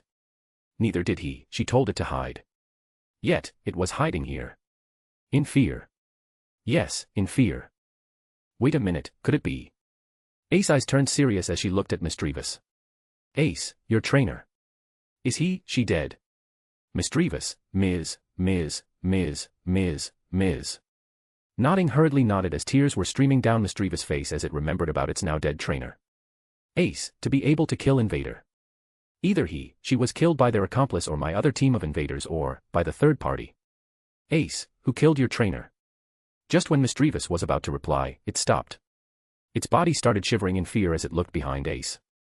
Someone or something was standing behind Ace. It appeared to be human. That was common sense speaking, but it looked less human. It had decayed and parts of the flesh were eaten by maggots. There were fat oversized maggots on the face of that thing. It appeared to be a dead body. Its eyes were white. Maggots, roaches, and creepy bugs oozed from the creature lips. It raised its rotten fingers and grabbed the unaware Ace. Or it was about to.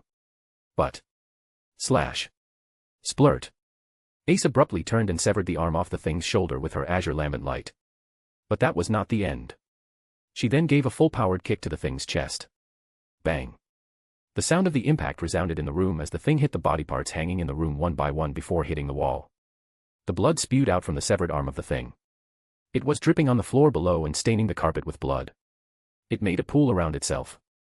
Yet, Ace didn't let her guard down and kept on looking at it. And just as she expected, the thing rose slowly and slowly. When Ace severed the thing's arm off, she noticed that the thing didn't show or felt anything. Means it didn't feel any pain. As a result, she came to the conclusion that it will stand up even after receiving that kick from her. The thing stood up, looked at Ace with its white eyes before jumping at her. With this, Ace's first battle on this uninhabited island began. *A/N, please throw some power stones. Chapter 240, Volume 3, Chapter 40, Battle on Uninhabited Island, Part 4. Ever since Premies and his group had landed on this uninhabited island, a pair of crimson eyes had been observing them. Even Premies failed to sense or see the said person even with his elemental sight, let alone Shing Ming or Ace. It was only when Ophis notified him about it did he realize that. That's why he said things were more complicated than he thought. This person or thing was currently watching Ace's and the dead body's confrontation from afar. So, these are the hidden otherworldly people who came to this world before the other three groups came. Never except to see them here on this uninhabited island. The thing then turned and looked in another direction. Unlike the first group that came here before them and are looking for the ruins, these people don't appear to have any such intentions. To me it looks more like this group have come for the first group. Not as a friend but as an enemy. Moving its gaze back to Ace, it continued. This group is more interesting though. Even though currently the strength these people have decreased because of world suppression, I can tell that at their full strength, they must be stronger than a planet level 10, being. Let's see what they got. Ace, who was completely unaware of the unknown spectator, was currently looking seriously at the dead body that rose to its feet. Then without a second thought, it jumped at Ace. In response, Ace attacked with her azure lambent light again. Slash. However, to her surprise, the dead body moved to the side and dodged her attack. Not giving Ace any time to return to herself, the dead body opened its mouth to bite at her. Too bad that Ace was only surprised for a fraction of a second. Hence, it didn't catch her off guard. She moved a little and raised her leg. Then gave a powerful knee kick to dead body's chin. Pow. The dead body's mouth got closed and its body raised slightly up. Without stopping, azure lambent light slashed towards the dead body's neck. Yet, just like before, the dead body realized the incoming danger and moved back to dodge. Since it couldn't feel any pain, Ace's knee kick only closed its mouth. Slash. Ace attacked, missed again. But this time, she was prepared. When she gave the knee kick to the dead body's chin and was about to sever its neck, she was also gathering her wind magic in her left hand. So, the moment her attack missed, she pointed her left hand at the dead body's. Wail. Whoosh. A wind blast was released from her hand and hit the dead body right on its face. Boom. Crack. The sound of wind explosion resounded before the sound of neck breaking was also here. Then the dead body was thrown back again. Swoosh. Bang. Hitting the wall again, the dead body was plastered in it. Lowering her hand, Ace slowly walked towards the dead body. Her hand was still holding the handle of her azure lambent light tightly. She didn't let her guard down even when approaching it. Seeing no movement from the dead body which was plastered in the wall with its head bent at backward direction, Ace decided to sever the neck to make sure it died. But mischievous, Ms. Hearing mischievous non-stop shout, she stopped and looked back. There she saw mischievous looking at Ace with begging and tear-filled eyes. At first, Ace became confused, then realization struck her. She looked at the dead body again before turning back to mischievous. Ace, he is your TAM trainer. Mischievous, Ms.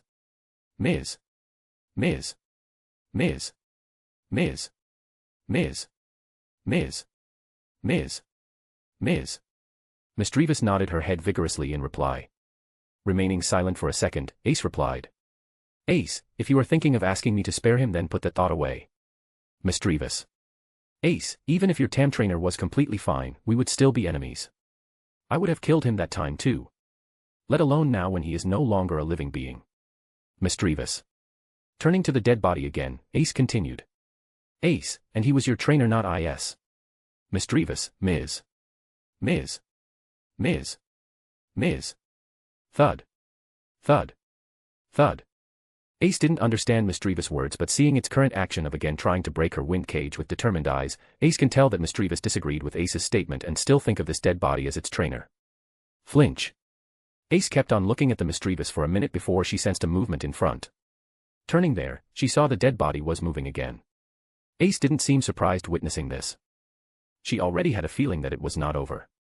That's why she wanted to sever its neck to end it permanently. Mischievous,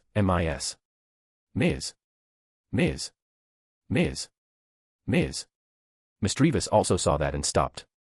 Its eyes got filled with excitement before she started shouting. Ace didn't say anything and just took a step back. Once she done so, the dead body came out of the wall and stood in front of Ace. The dead boy then grabbed its backwards head and pulled it forward to correct itself. Crack. Ace raised one of her brows witnessing this. The dead body started to move that head of his right, left, up, down, and even more directions as if confirming whether it was placed correctly. When it was about to done, Ace looked back at Mischievous and removed her wind cage. Mischievous. Mischievous got stunned when the wind cage holding it disappeared.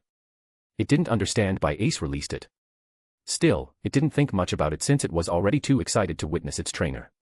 It directly rushed at its trainer and dived into its embrace. Mischievous,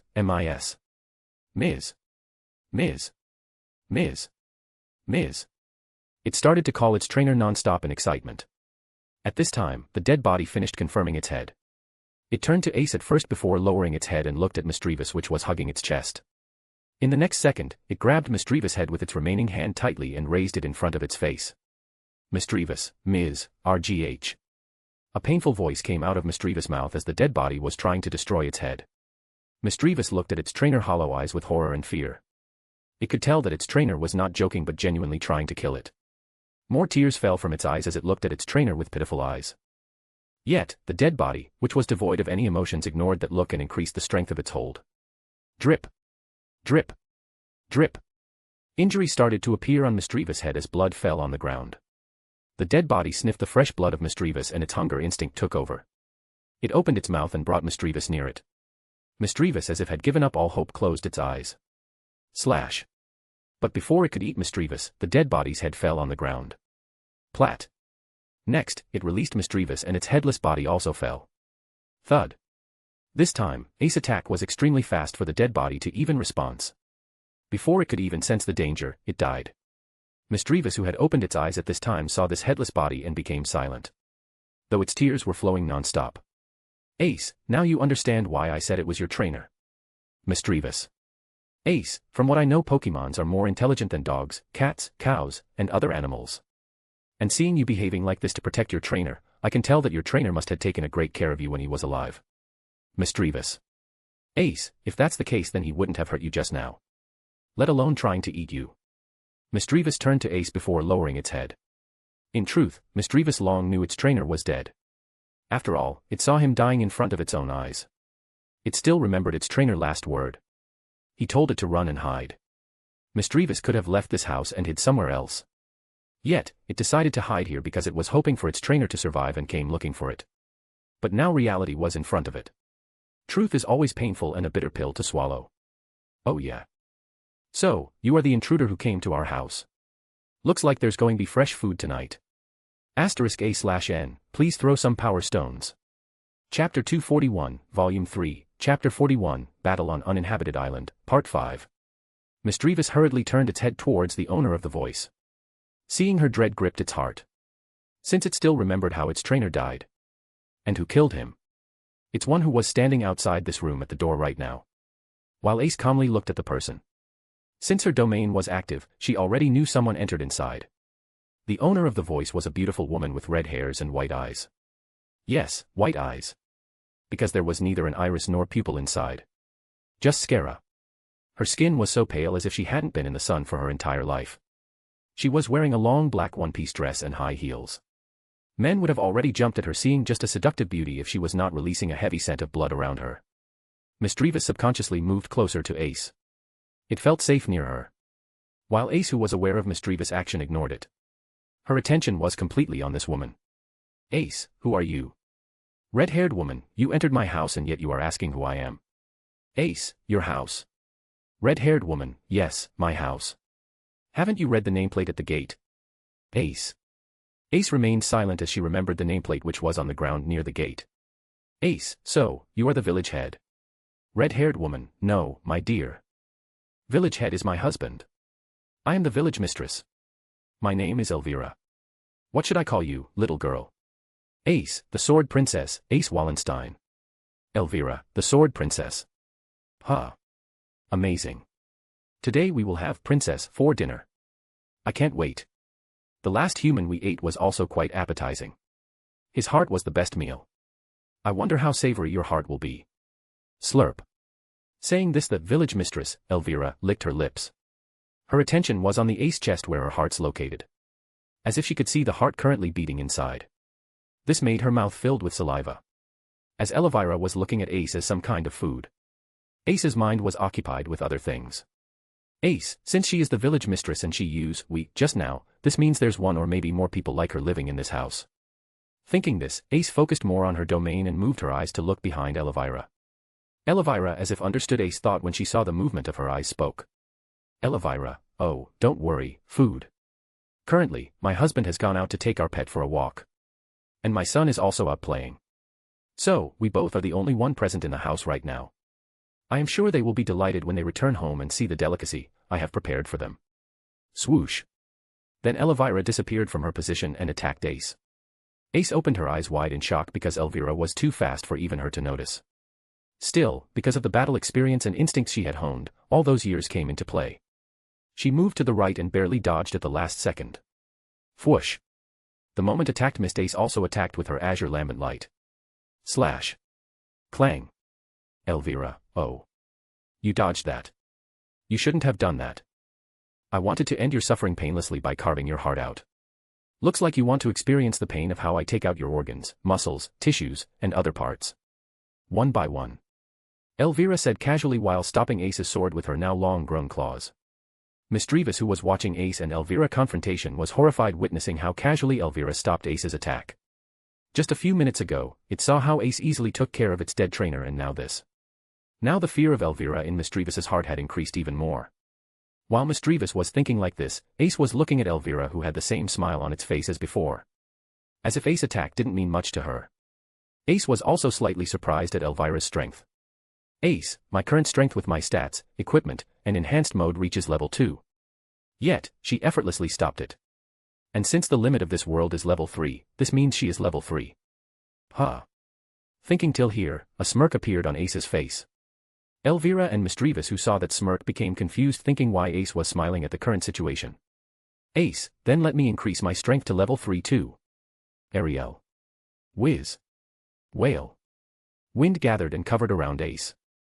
Both Elvira and Misdreavus became speechless seeing this. But before they could say or react. Bam. Whoosh. Bang.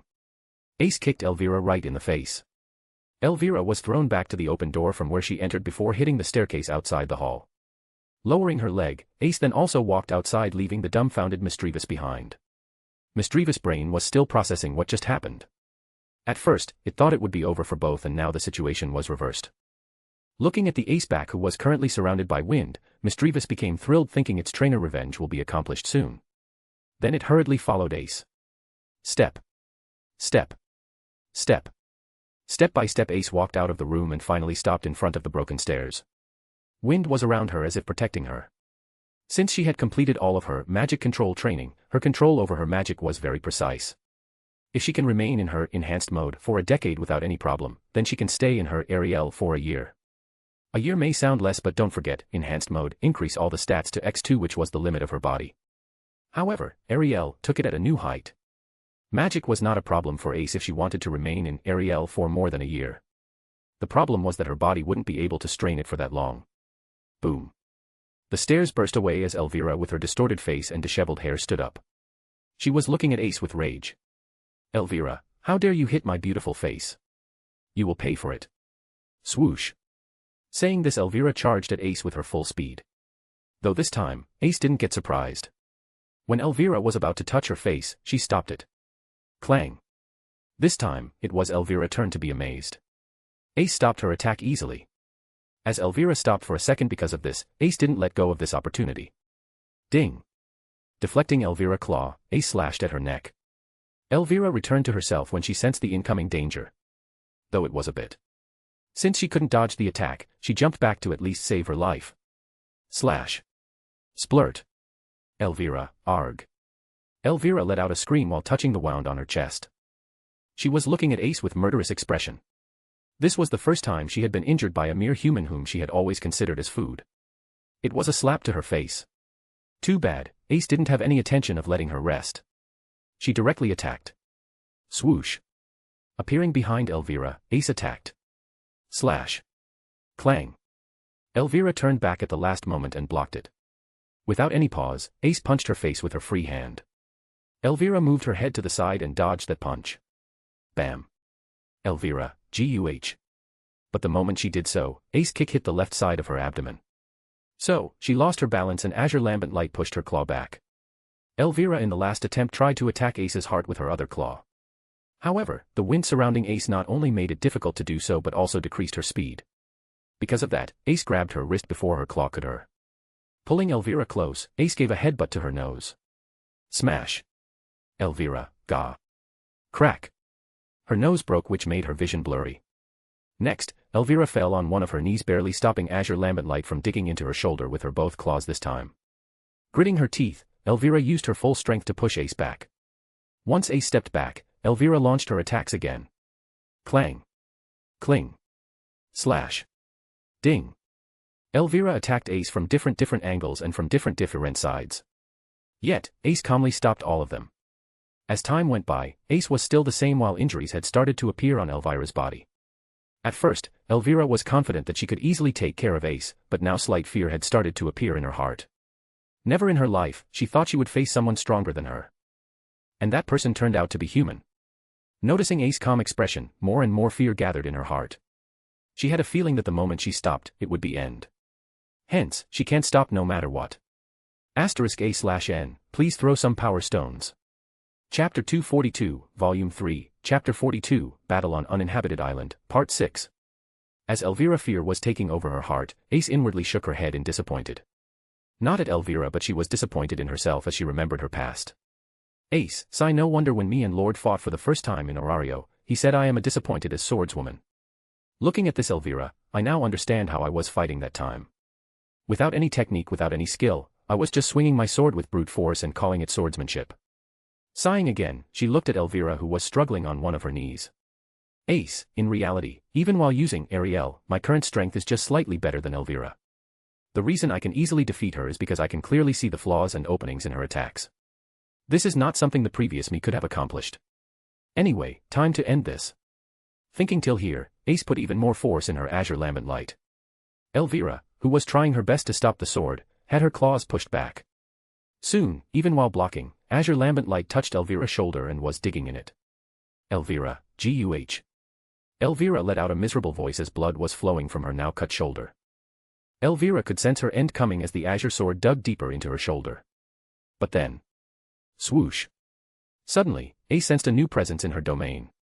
She abruptly turned her head back and saw a claw just 1 centimeter away from her face. Her eyes opened wide in shock as she saw the approaching danger. She was just about to use her Tempestus Oxidir when. Whoosh. A blackish-purple ball came out of nowhere and attacked the person. Boom. GRH. The person let out a painful voice and stopped his attack for a moment. That was enough for Ace to kick Elvira and jump away. Bam. Elvira, arg. Elvira was thrown away again as Ace maintained some distance and looked at the new arrival. This person looked like a teenaged boy with red hair and white eyes like Elvira. He was wearing a black t-shirt, gray pants, and black shoes. His skin was also pale. The boy turned and looked at Misdreavus with rage. Misdreavus is the one who launched Shadow Ball at the boy and helped Ace just now. Ace was looking at the boy seriously as Misdreavus floated at her side. She expressed her gratitude to Misdreavus in a low voice. Ace, thanks. Misdreavus. At first Misdreavus became stunned when it heard Ace's thanks, then it nodded its head in enthusiasm. Misdreavus, M.I.S. Ms. M.I.S. Elvira, my son, Bram. You're back. The boy named Bram moved his attention from Misdreavus to Elvira. The boy was also the one in the well outside. He was the one who turned his head backward and saw Ace as she walked away from the well to enter the house. The boy then approached Elvira and asked in a caring tone. Bram, Mom, are you okay? Elvira, not completely. But I will be when I will rip this girl apart and drink her blood. Bram, MN. Bram nodded as he helped her mother to get up. While he was doing so, Ace was looking at his back. There she saw an injury that appeared on his back when he was hit by the shadow ball of Misdreavus. Ace gave a glance to Misdreavus at her side before turning back to Bram. Ace, with the boy's speed just now, I can tell that he is as strong as me. Otherwise, he won't have to able to catch me off guard just now. Means both the mother and son are at level 3. If that's the case, then it shouldn't be possible for Misdreavus, whose strength is at level 1, to be able to injure him. Yet, it did. Next, Ace curled the corner of her lips. Ace, I see. So, that's how it is. That black ball of Misdreavus was like a different form of magic. But it's still magic. In other words, these people are weak against magic attacks. Maybe because they don't have any magic themselves. By now Elvira had stood up. She and her son were both glaring daggers at her. Then Bram disappeared. Swoosh. Ace also moved. Swoosh. She appeared in front of Misdreavus, blocked Bram claws. Clang.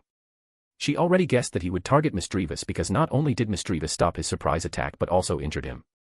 Misdreavus also realized that when Ace moved to protect it. It then hurriedly entered its ghost state and disappeared. Just at the nick of time when Elvira also attacked it. Slash. Elvira, TCH, Elvira clicked her tongue when her attack only hit the air.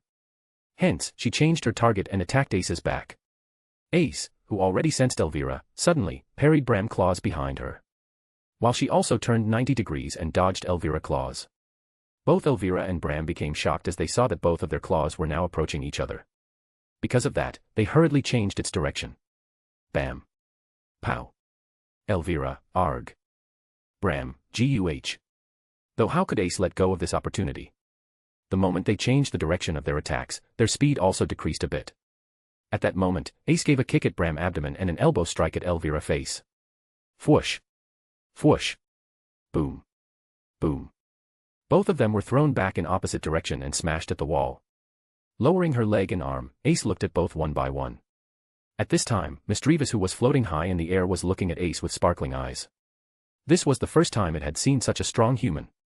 You should know that in the Pokemon world, even though humans there are stronger compared to the average world, their strength still fell short against Pokemon. Well, there are some special humans like Aura Guardians or psychic users. These humans are very rare. Too rare that Misdreavus had never seen one before. That's why it became fascinated witnessing Ace's strength. Ace moved and appeared in front of Elvira. She decided to end her first because she was more injured than Bram. Though Elvira didn't plan to let Ace succeed. She directly tackled Ace the moment she appeared in front of her. Ace narrowed her eyes and sidestepped to dodge. The moment she dodged, she raised her azure lambent light to sever Elvira's neck. Nevertheless, the few seconds that Ace took to dodge and attack were enough for Bram to get out of the wall and charge at her. Sensing Bram approach, Ace let go of the chance to end Elvira and moved back. Whoosh. Bram attack missed as he stood in front of her mother as if protecting her. Elvira, son. This bitch is too strong. Call them otherwise or we will both die. Bram also understood the gravity of the situation and nodded. Bram, amen. Then he opened his mouth wide and let out a high-pitched scream.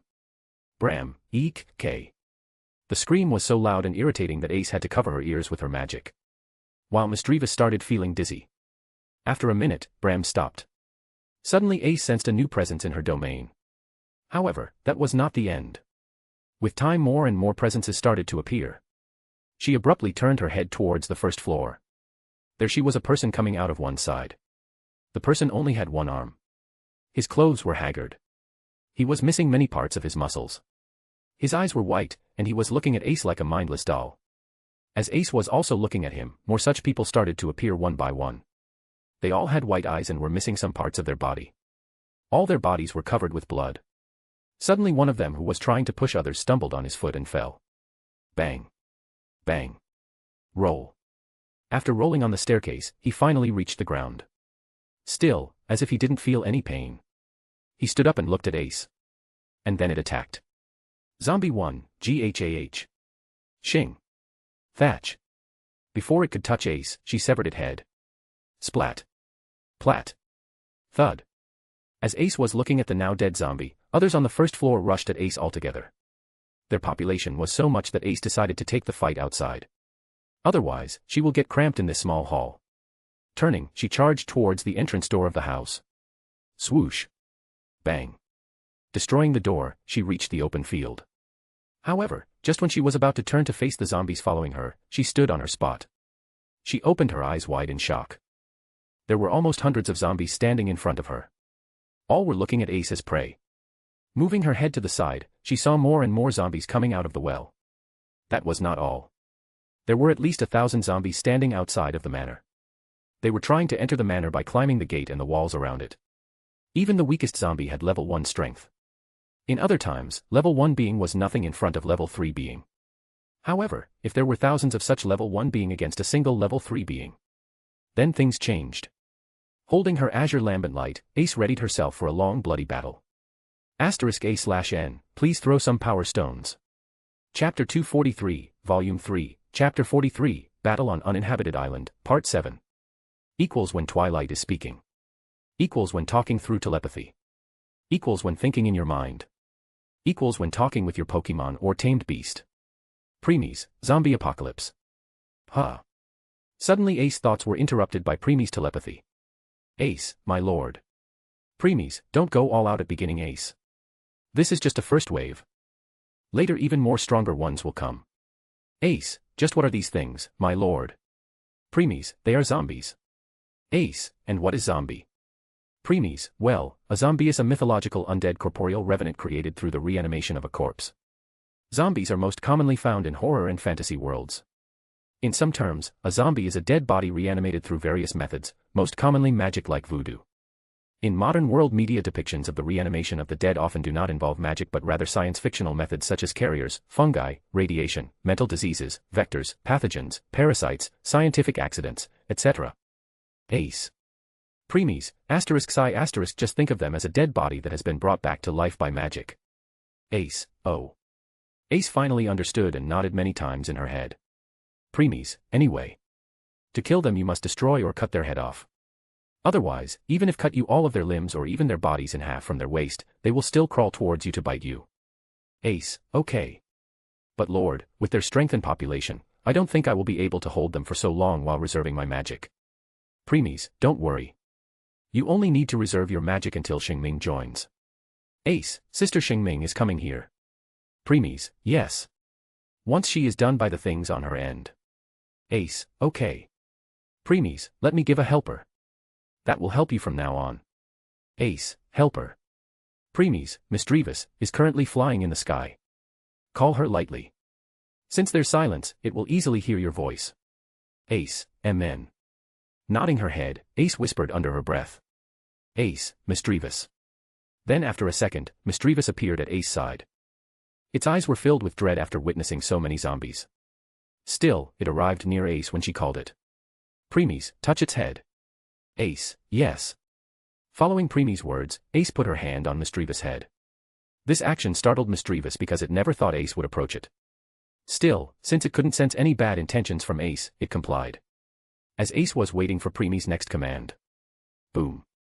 All of a sudden, her eyes blanked. As Preemie's power inside her mind erupted and took all control over Ace. After taking control over her, the magic started to release from Ace's hand in some different form and pattern. The magic entered Misdreavus' mind as its face was distorting in pain. It tried to resist but to no avail. Soon, it took over Misdreavus' brain completely and formed a connection between both Ace and Misdreavus' mind. Once done, Ace removed her hand and looked at Misdreavus. Both had the same blank eyes right now. Next, they sensed their connection and light returned in their eyes. Ace took a step back and held her head with one hand, while Misdreavus floated slightly back a little. Both looked in each other's eyes with complicated expressions. Just a few minutes ago, they were on different sides, now this. Because of this connection, they felt that they had known each other for a very long time. It may appear that some time had passed. But in truth, barely a minute passed. Ace, you. Boom. Before Ace could say something to Misdreavus, a burst of power was released from it. Ace opened her eyes in surprise witnessing this. Preemie's world suppression on Misdreavus is lifting. Ace, huh? Preemie's, no matter how stronger or how weaker you are. Once you enter another world, you must face that world suppression. Because you are a foreigner to that world. And except us, this rule applied to everyone. I already told you why. Even though we are facing world suppression, we can easily shrug it off. Anyway, the same case will be applied to our tamed beasts. As for the reason why world suppression on Misdreavus is lifting, that's because its full power came under this world's limit. Ace, under level 3. Preemies, yes. One last thing. Ace, Preemies, if you care for them then Pokemons are extremely loyal to their trainers to the very end. They would rather sacrifice themselves so that their trainer can live. So, take a good take of Misdreavus from now on. The stronger your bond with your Pokemon, the stronger it will become. Ace, yes, my lord. Preemies, good luck. This is going to be a very long fight. Saying this, Preemies cut the connection from his end. While Ace was looking at Misdreavus as new information appeared in her mind. Name, Misdreavus. Status, suppressed, normal. Type, ghost. Gender, female. Trainer, Ace Wallenstein. Dash, stats. Dash, abilities. Dash, moves. Stats. Attack, 601. Defense, 601. Special attack, 851. Special defense, 851. Speed, 851. Abilities. Levitate. Moves. Ghost. O Shadow Sneak. O Hex. O Shadow Ball. Psychic. O Confusion. O Hypnosis. O Extrasensory. Rock. O Power Gem. Ace, She is a female. A ghost type and her strength reaches level 2. She really is a good helper. Misdreavus, M Master. Suddenly Ace heard a girlish voice in her mind. Ace, oh. So, we can communicate like this. Huh. Misdreavus, T this is N new for me T2. My previous T trainer can't do T this. Ace, Well, how can something related to the Lord be simple? Misdreavus, L Lord. Ace, you will see him soon. Misdreavus, MMN. Ace, anyway, we have bigger problem to solve. Zombie 5, growling. Zombie 6, growl. Zombie 19, HRRR. By now the zombies who were following behind also came out of the house and surrounded Ace from behind. Misdreavus, eek. Misdreavus shouted in horror as she got afraid of seeing them. Ace raised one of her brows hearing her scream and spoke with an amusing expression. Ace, as a ghost Pokemon, how can you be afraid of zombies? Misdreavus, B-but. B-but. The moment I hatched from my egg, I was caught by my previous trainer. He kept me mostly in my Pokeball. Oh, only take me out for when I was hungry. So, I don't know that such things exist. Ace, you remain in your Pokeball most of the time. Misdreavus, why yes. Ace became silent. A frown appeared on her forehead as her mind got occupied by her thoughts. Ace, remain in Pokeball almost all the time. Yet, she not only reached level 2 but also learned such strong moves. I didn't know what these moves were before. But now I know what they are and what they can do because of our connection. Looks like this Misdreavus is more than what meets the eyes. Maybe that's why Lord told me make her my Pokemon. Ace, I will take care of killing. You provide me support by using confusion and hypnosis. Mischievous, confusion and hypnosis. Will it work? Ace, it will. Since they are mindless monsters right now, it will be easier for you to control their mind. Mischievous, oh okay. But they are just too many. Ace, don't worry about it. Remain invisible. And only use your move on those who are near me. Mischievous, you Then, Ace held her azure lambent light tightly and charged at the zombies in front. Zombie 12, growl. Zombie 21, grr. Zombie 38, grag. Zombies also charged at Ace. When both parties met each other, Ace swung her sword and severed the head of the zombie in front. Shing. Plat. Splurt. Twisting her body, she dodged the hands of zombies that were about to grab her. While doing that, she punched the head of one of them. Bang. Splurt. The head of that zombie busted like a watermelon. When she punched, she also kicked back and swung her sword. Bam. Shing. Splurt. The kick hit the chest of the zombie and sword severed the neck of another one. The kick was not to kill but to push it back. Because of that, all the zombies behind that zombie got hit and fell on the ground. At this time, one of the zombies jumped from the crowd at Ace. Ace's back was towards it, but she still sensed its presence. Just when the zombie was about to reach Ace, Mischievous appeared in front of it and used confusion. Zombie mind turned blank while its body was still approaching Ace. Ace casually raised her left hand and grabbed that zombie by its head. She gave that zombie a glance before squeezing her hand. Squeeze. Burst. *A/N, please throw some power stones. Chapter 244, Volume 3, Chapter 44, Battle on Uninhabited Island, Part 8. Equals when Twilight is speaking. Equals when talking through telepathy. Equals when thinking in your mind. Equals when talking with your Pokemon or tamed beast. After bursting that zombie head, Ace threw it at the group. Whoosh. Bang. The group fell. Then putting strength in her legs, she jumped. Boom. The ground cracked as Ace jumped high in the sky. While in air, wind gathered around her as she launched wind blast at them. Whoosh. Whoosh. Whoosh. Boom. Boom. Boom. Many explosions occurred as the zombies inside or near those explosions got torn apart. Ace, use shadow balls. Mischievous, yes. Mischievous replied before gathering her power and releasing many blackish-purple balls on the zombies. Whoosh. Whoosh. Whoosh. Boom. Boom. This time many black explosions occurred, and more zombies got torn apart.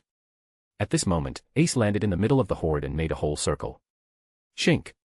Splurt. Plat. Plat. Plat. Thud. Thud. Thud. Heads fell on the ground before the bodies. Ace didn't stop. She directly rushed at the next zombie. Shink. That zombie was split in half. Stomp. Burst. Splurt. She didn't forget stomped on his head and burst it like watermelon. Twisting her body a few times to dodge the zombies that were trying pouncing at her, Ace's sword didn't stop. As a result, they were also cut in half. Ace, take care of them. Mischievous, yes. After giving order, Ace moved to the next enemy. These zombies that were cut in half just now weren't dead yet. Because their heads were still intact. That's why she ordered Mischievous to end them. As a result, as these zombies were still trying to crawl towards Ace, Mischievous appeared in front of them and used hypnosis. This made them stop in their tracks.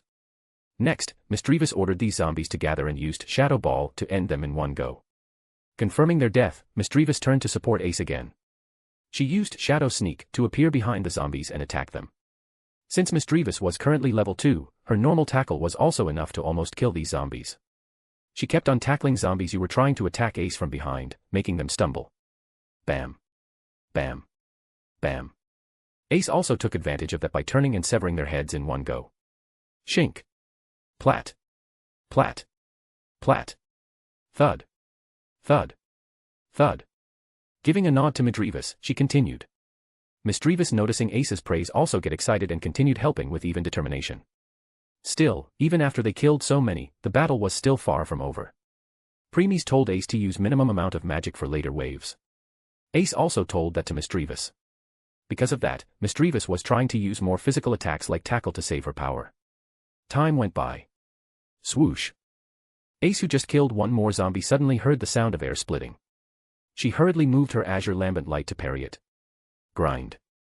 Metals grinded against each other as Ace moved at side. Thuck. the weapon struck the ground. Ace looked at the assailant. This zombie had a more robust body than other zombies and was using axe as its weapon. Though, before it could pull out its axe, Ace severed its head. Shink. Plat. Splurt. Thud. Around her, there were hundreds of corpses of zombies. She and Misdreavus killed that many in just few minutes. Currently no zombie was near them. Ace raised her head and looked in front. There were many zombies standing in distance while glaring at her. These zombies were not like the previous ones she killed. All these zombies had complete and robust bodies, clearly indicating that they are a lot stronger than the previous ones. But that's not the only thing. All these zombies were also holding weapons in their hands, like axe, sword, sickle, and many more. Witnessing this, Ace narrowed her eyes. Ace, so, it's time for second wave. Huh. Misdreavus, Ms. Misdreavus appeared at Ace's side at this point and was also looking at these zombies. She didn't have the same fear in her eyes as before. It appears that all that fight just now changed its mentality. Ace only gave a side glance at Misdreavus. However, in the next second, her eyes opened slightly in surprise. Name, Misdreavus. Status, normal. Type, ghost. Gender, female. Trainer, Ace Wallenstein. Dash, stats, updated. Dash, abilities. Dash, moves. Stats. Attack, 1121. Defense, 1121. Special attack, 1571. Special defense, 1571. Speed, 1571. Ace, she becomes stronger. Looks like tamed beats also gain Excelia like us. If that's the case, then looks like I don't have to worry about Misdreavus being a burden once my strength reaches higher. Returning from her thoughts, Ace put her attention back on the new zombies again.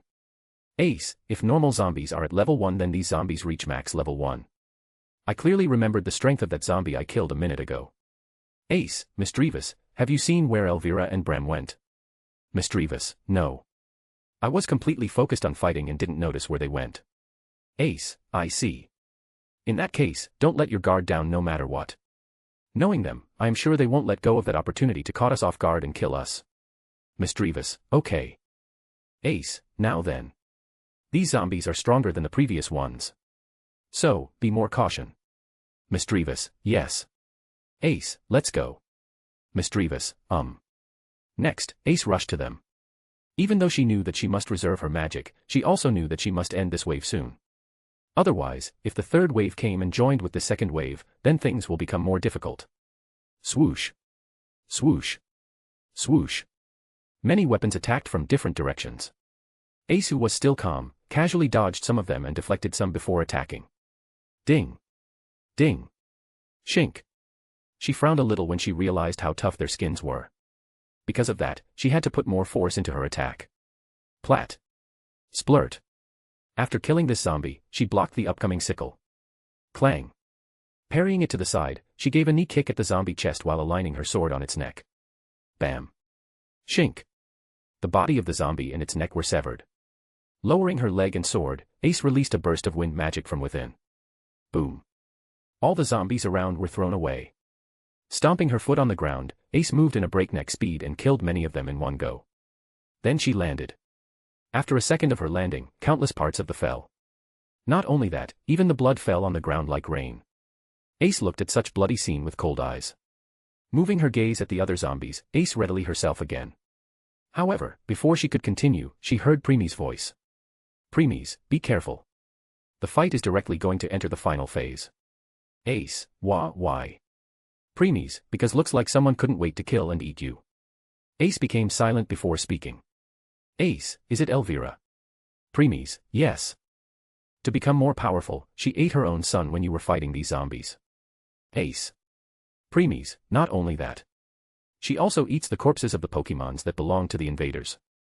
Because of that her strength has increased drastically. And she is going to start the final phase of her plan. Ace, then I must stop her. Preemies.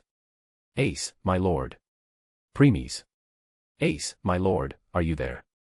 Preemies, looks like I and Ophis can't wait anymore. Ace, my lord. Preemies, Oh, I was lost in some thoughts. Anyway, don't stop her. Only once she will complete the final phase can you kill her. Ace, why?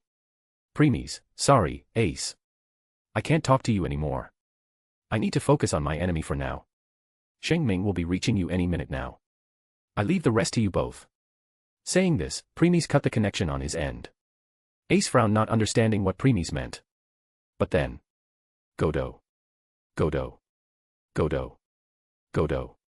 Godo. Godo. The entire ground started to shake. Bang. Then many black tendrils-like things came out of the ground and started grabbing all the zombies before pulling them underground again. Ace jumped back and dodged these tendrils. Shing Ming, this is not going to be easy. By now, Shing Ming had appeared by Ace's side. Before Ace could say anything, the entire house exploded. Boom. *A/N, please throw some power stones. Chapter 245, Volume 3, Chapter 45, Battle on Uninhabited Island, Part 9. Equals when Twilight is speaking. Equals when talking through telepathy. Equals when thinking in your mind. Equals when talking with your Pokemon or tamed beast. Equals when describing a certain period of time. When Ace reached the village for the first time, Preemies and Ophis arrived at their destination. In front of them, there were many remains of old structures that appeared to be destroyed or in the form of disrepair. Overgrown vegetation and decay were present on all of them. This place was some kind of old ruins. Ophis, this is where one-cut killer, Murasame, was created. Preemies, yeah. Step. Step. Step. Step by step they both entered. The sound of their footsteps echoed all around. Yet, there was no one except them. They both kept on walking straight, completely ignoring everything around them. Soon, they reached the center and saw the stairs leading to the entrance of a temple. There they stopped. Preemies, I want to do something before entering. Wait for now. Ophis, okay. Then Preemies turned and walked to the side and sat on a stone slab. Next, he closed his eyes and cut himself completely from the world. Ophis kept on looking Preemies with her beautiful violet eyes for some time before turning and walking back to the path from where they had just come. Step. Step. Step. After walking for some distance, she took a different turn and walked a different path. That was not all, she took a few more turns before finally stopping. She reached a huge circular open area. On both the right and left side of the area, there were 3 huge pillars. Ophis' attention was completely on the center of area.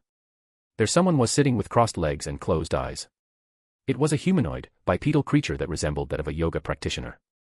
It had a gray body with red and yellow adornments.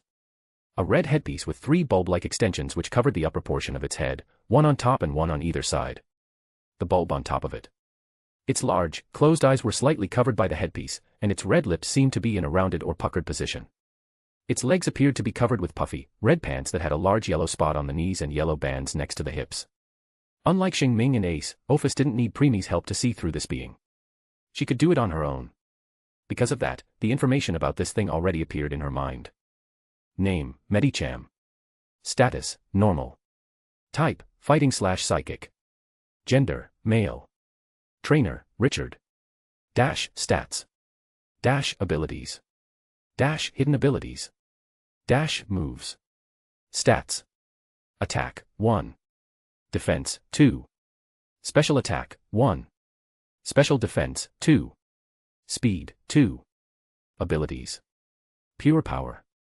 Hidden abilities. Telepathy. Moves. Normal. O endure. O recover. Fighting. O force palm. O high jump kick. O reversal. O counter. Psychic. O confusion. O psybeam. O calm mind. O power trick. Fire. O fire punch. Ice. O ice punch. Electric. O thunder punch. Ophis, he is not facing any world suppression. Huh. Looks like its human trainer must be using that artifact. Next, Ophis moved her head towards one of the pillars. On top of one of those pillars, another Pokemon was resting. The Pokemon resembled that of a bat.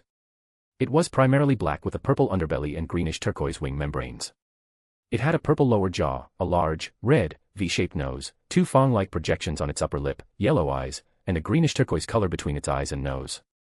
Its large, teardrop-shaped ears had alternating rings of blue-green and black on the interiors and resembled loudspeakers. Around its neck is a fluffy mane of white fur that was longer in the back. Its wings had 3 red claws on the middle joint and were divided into segments by 2 black wing fingers. On the back of the wing, the final segment was purple. Its feet have 2 toes each and a red, claw-like growth on top of each toe. It had a long, whip-like tail with a blue-green underside and 2 spines near the tip. Ever since this Pokemon saw Ophis, it was shivering in fear. Ophis, on the other hand, was just looking at it with indifferent expression. Name, Noivern. Status, normal. Type, flying/dragon. Gender, female. Trainer, Richard. Dash, stats. Dash, abilities. Dash, hidden abilities. Dash, moves. Stats. Attack, 2.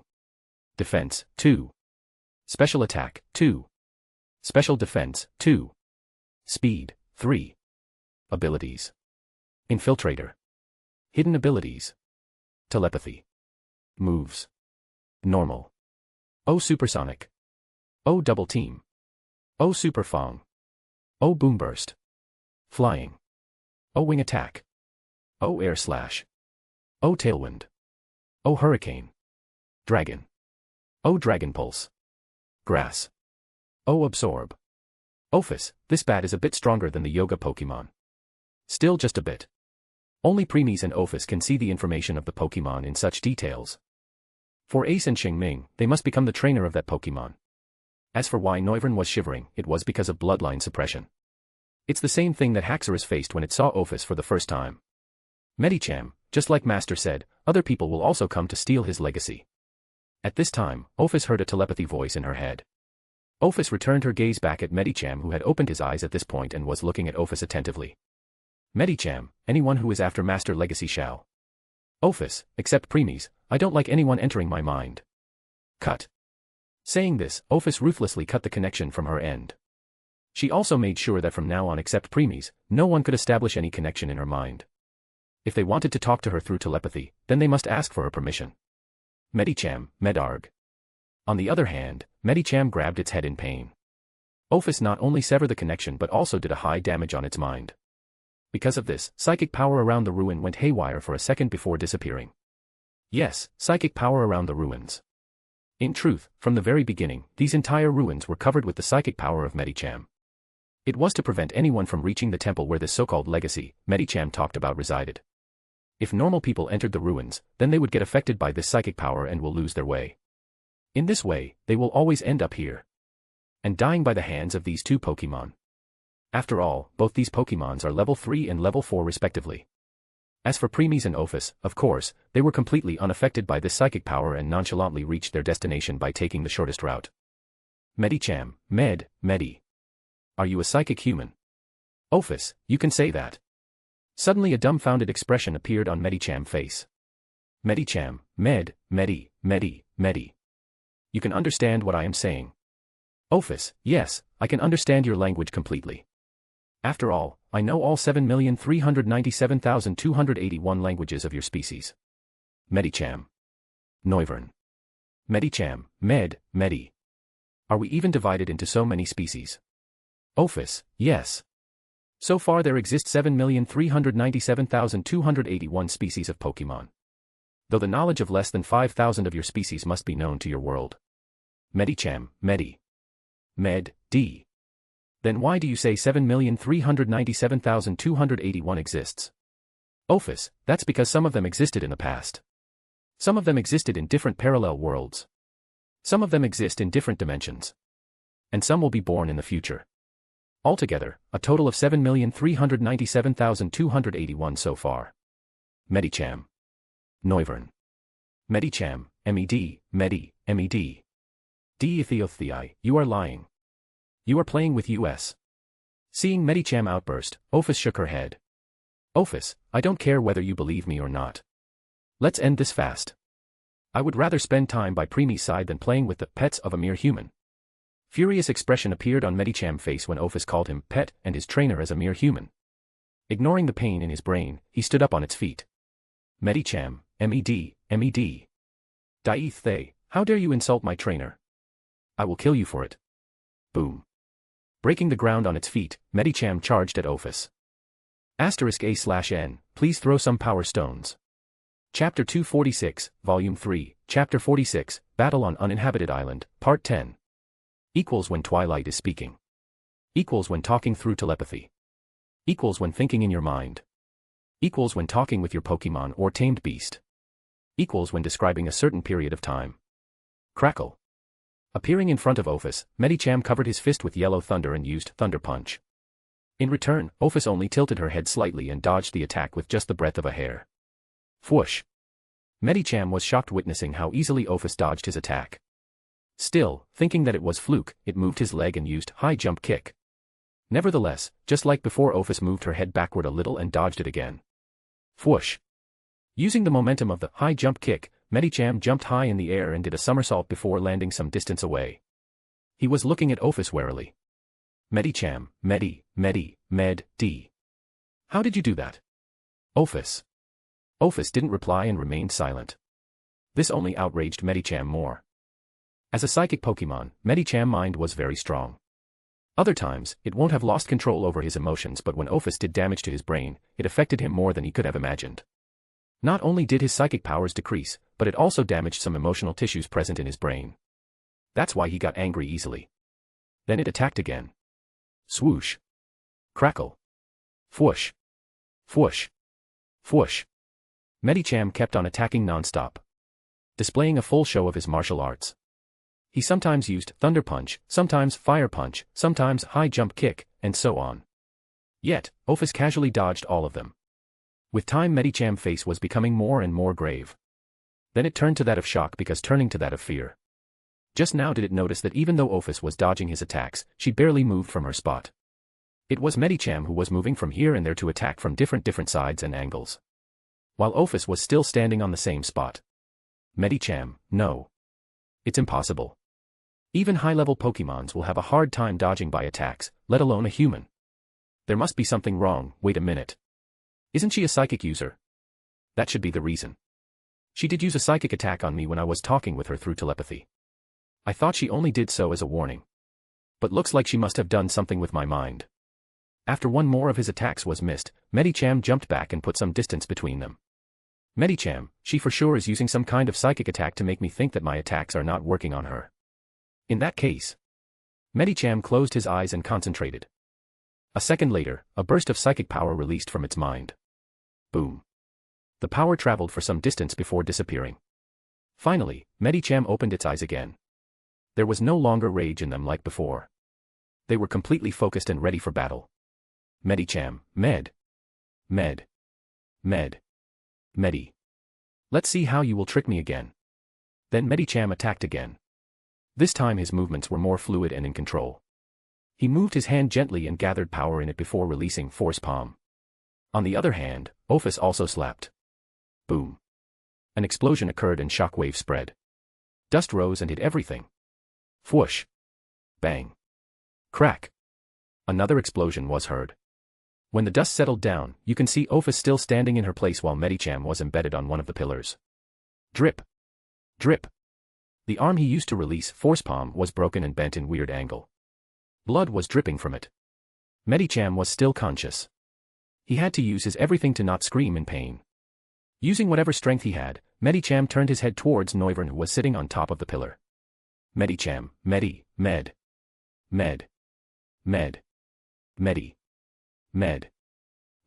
D. What are you still doing up there? Come, help me.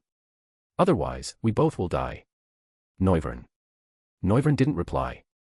Her body was still shivering in fear. All her instincts were screaming danger as she looked at Ophis. She was barely controlling herself from fleeing. Witnessing Noivern's behavior, Medicham narrowed his eyes. He then used his psychic on Noivern. There he witnessed that the dragon power in Noivern was unstable and suppressed. It was reason for Noivern's current behavior. Medicham, Medi. What have you done to her? Medicham shouted at Ophis. Nevertheless, Ophis still ignored it like before. Then she walked towards him. Step. Step. Step. Step by step Ophis was closing the distance between them. Medicham knew that with his current condition, he needed some time to prepare himself again. So, he decided to do something else. He made a telepathy connection with Noivern. Medicham, don't resist. I have a way to help you. Noivern, okay. That's all Noivern replied. Next, the psychic power released from Medicham entered Noivern's mind before covering her entire body. Ophis saw that but didn't care. She just kept on approaching Medicham in leisure. Fwoosh. Fwoosh. Boom. All of a sudden, some slash of air arrived and hit Ophis. Noivern, who was paralyzed all this time, was now flying in the air using her wings. Finally, she can move. Noivern, Vern. Thanks for your help. Medicham, Medi. You can thank me by helping me. Noivern, Norvern. I will. Is that so? Noivern. Medicham. Noivern became stunned when she heard Ophis' voice behind her. She hurriedly turned and saw Ophis flying behind her. Because of that, her expressions were constricted. Even Medicham was shocked. Medicham, she even knows how to fly. What's more can this human do? Noivern expressions turned grave seeing Ophis. She thought she had some advantage because she can fly, but now, she realized how wrong her thinking was. Ophis, not bad. That's one of the ways to counter bloodline suppression. Noivern, What? Ophis didn't answer and just kept on looking at Noivern. Nothing can be hidden from her eyes. She could clearly see how Noivern was able to move. Medicham's psychic power was currently residing inside Noivern. That power sealed the dragon power of Noivern. It may seem impossible for others but not for Medicham. His control over his psychic power was extremely good. On the other hand, Noivern barely had dragon power inside herself. As you can see, she could only use one dragon-type move. That's why Medicham's weak psychic power was able to seal it for the time being. Noivern. Swoosh. Noivern shouted before charging at Ophis. As she was getting closer, her wings started to glow. Noivern attacked Ophis with wing attack. Still, just when her wings were about to touch Ophis, Ophis just raised one of her hands and caught it. Ding. Noivern. Medicham. As Medicham and Noivern had dumbfounded expression, Ophis pulled Noivern, raised her and threw her at the pillar where Medicham was currently embedded. Fwoosh. Noivern, Noi. Medicham, oh no. Bang. Boom. Bang. Bang. The entire pillar broke and fell on both. Medicham was already injured, hence it received even more injuries. After a few seconds, Medicham and Noivern could be seen covered with blood under debris. Medicham, D. Noivern, Vern. Ophis' throw and pillar really did some numbers on them. They gathered some strength in their body, turned to look at Ophis. And then their eyes were filled with horror. Ophis was floating in the sky while looking down on them. But the thing that scared them was that currently she was holding a huge pillar. That was one of the pillars present on the other side of the area. Next, she raised the pillar high in the sky before disappearing and appearing in front of them. And before any of them could say anything, she smashed the pillar hard on them. Bang. Medicham, Noivern. Crack. Splurt. Their bones shattered as blood gushed out of their bodies. Nevertheless, Ophis didn't show mercy. She raised the pillar again and smashed it. Bang. And again. Bang. And again. Bang. And again. Bang. Bang. Bang. Bang. She kept on smashing non-stop until the pillar in her hand was destroyed. Bang. One last smash and the pillar no more. Ophis then threw the broken pieces still in her hand and looked at the Pokemon meat paste she created. Confirming their death, she nodded and pointed her hand at the paste. Fire elements gathered and then the entire paste got engulfed in flames. Crackle. Burn. Burny. The intensity of the flame was so much that the paste turned into ashes in a matter of minutes. Then she used the wind element to blow all those ashes away. Next, she turned and walked to the path from where she came. Only leaving the signs of battles behind. By the time she returned to Premies, he finally opened his eyes. *A/N, please throw some power stones.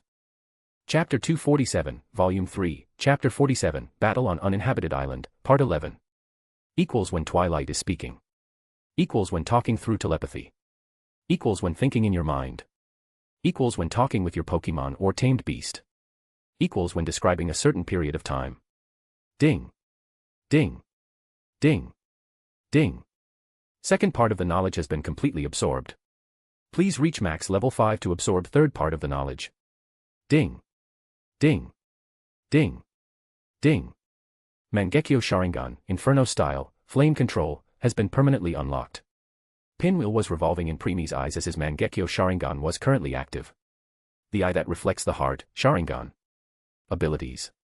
1. Eye of Insight. 2. Eye of hypnotism. 3. Eye of the spirit. 4. Heavenly eyes, new. Heavenly eyes, new. Mangekyo Sharingan, also known as the heavenly eyes that see the truth of all of creation without obstruction, is an advanced form of the Sharingan. These eyes not only retain all other eye power abilities but also increase their strength further. These eyes also grant powerful abilities. Tsukuyomi, one of the most powerful Genjutsu, illusion technique, in existence and is said to represent spiritual world and darkness. After making eye contact with a target, you can trap them in an illusion of your design. Through this unprecedented ability you can alter target's perception of time. 1 second time within Tsukuyomi's illusion is equivalent to 1 × 10 minus 13 seconds of real time. Inferno style, flame control, it is a technique which will let the user do shape transformation to all kinds of flames, especially black flames of Amaterasu, allowing you to manipulate them at will. Ding. Ding. Ding. Eye of the Spirit, elemental sight, has been strengthened to new heights. Current range, 25 km/250 km/2500 km. Ding. Ding. Ding. Ding. Ding. Ding. Ding. Ding. Ding. Ding. Ding. Ding. Ding. Ding. Ding. All conditions met to unlock next ocular eyes. Do you wish to unlock mystic eyes? Premies raised one of his eyebrows reading this. Premies, which mystic eyes? Mystic eyes of petrification? Mystic eyes of clairvoyance? Or mystic eyes of death perception? Ding. Ding. Ding. All. It's just like your Mangekyo Sharingan. Either you wait to become strong enough and unlock all the mystic eyes, or you unlock them one by one. Premies, then. Premies, arg. Before Premies could choose, he let out a painful scream and fell. Swoosh. Grab. Fortunately, Ophis appeared in the right moment and caught him. Ophis, Premies. She called out to him gently. Nevertheless, Premies didn't reply and was just holding his head in pain. With a worried expression she looked at Premies' face and noticed the pinwheel of his Mangekyo Sharingan rotating non-stop. She even sensed the great power from it. Ophis, your eyes, they became even powerful. Premies, oh, ph. Is, op. His. Suddenly, Ophis heard Premies' barely audible voice. Then as if she knew what to do, she hurriedly sat on the ground and laid Premies on it while putting his head on her lap. Next, she touched his head with both of her hands and released her power. Her power entered Premies' mind without any obstructions. More like Premies let her in willingly. The power then covered his brain and started soothing the pain. No. To be more specific, it was decreasing the speed at which Premies' mind was receiving information. Before Premies' elemental sight range was 5 km/50 km/500 km, but now it has increased not 2 or 3 times but 5 times, i.e., 25 km/250 km/500 km. If Premies was given some time to prepare himself, then he might have been able to handle it. But it came all too sudden for him to even react.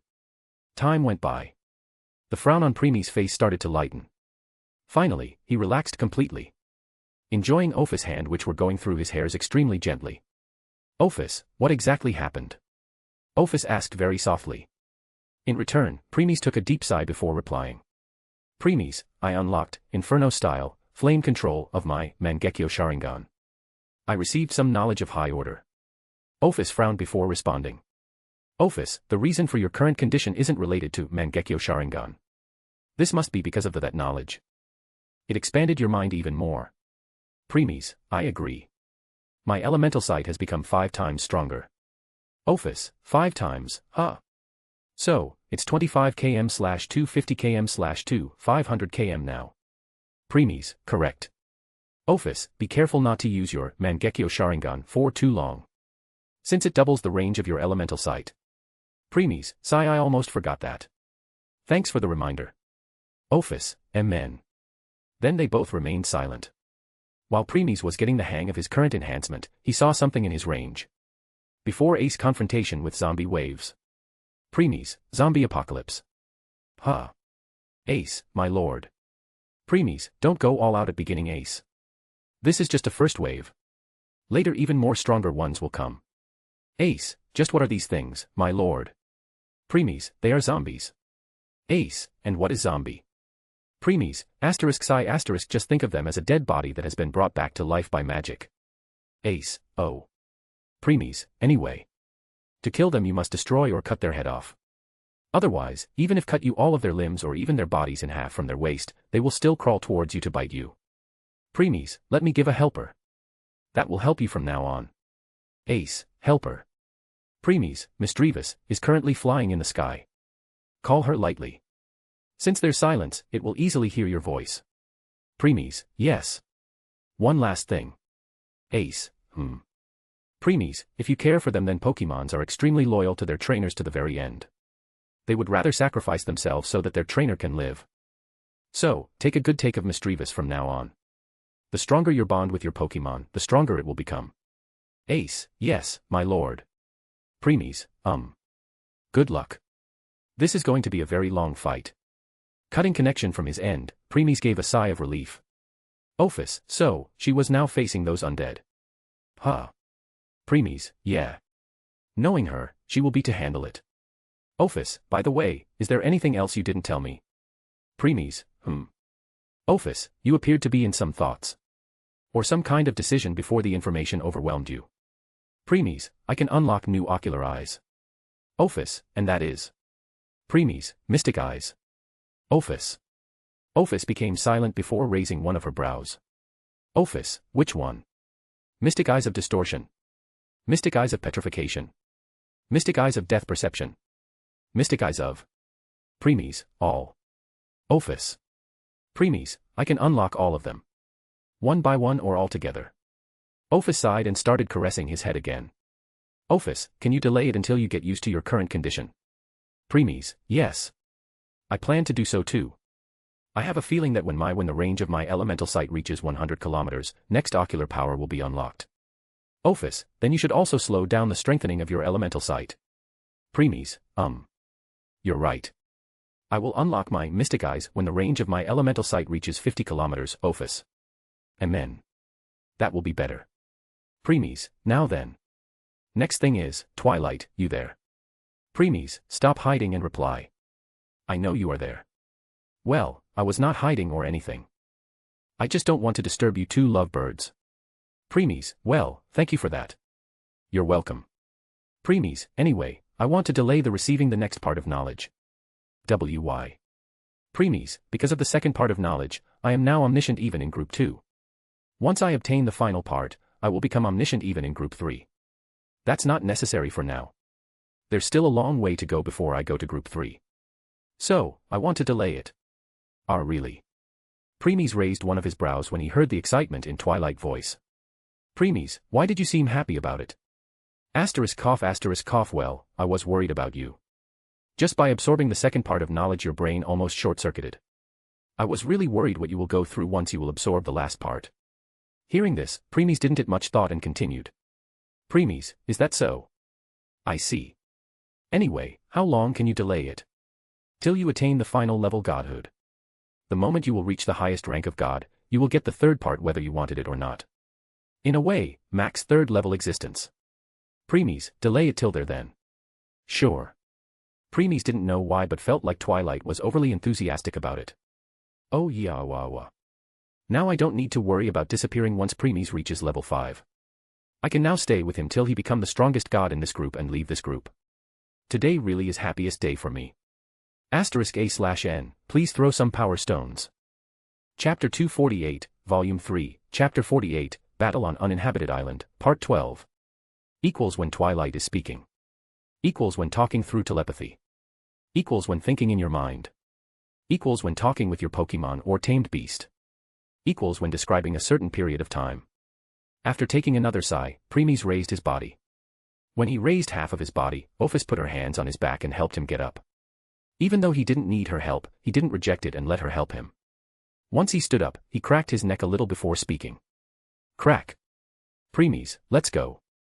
Ophis, Ophis nodded as they both started walking the stairs that led to the entrance of the temple. Reaching the top, they directly entered the temple. There was a long hallway that was leading to the deep inside the darkness. They didn't give it much thought and continued walking inside. The hall was too old as the walls on both the side as well as on ceiling and ground had cracks because of the passing of time. As they were walking silently, Twilight spoke. By the way, there's something I want to ask all this time. Preemies, what is it?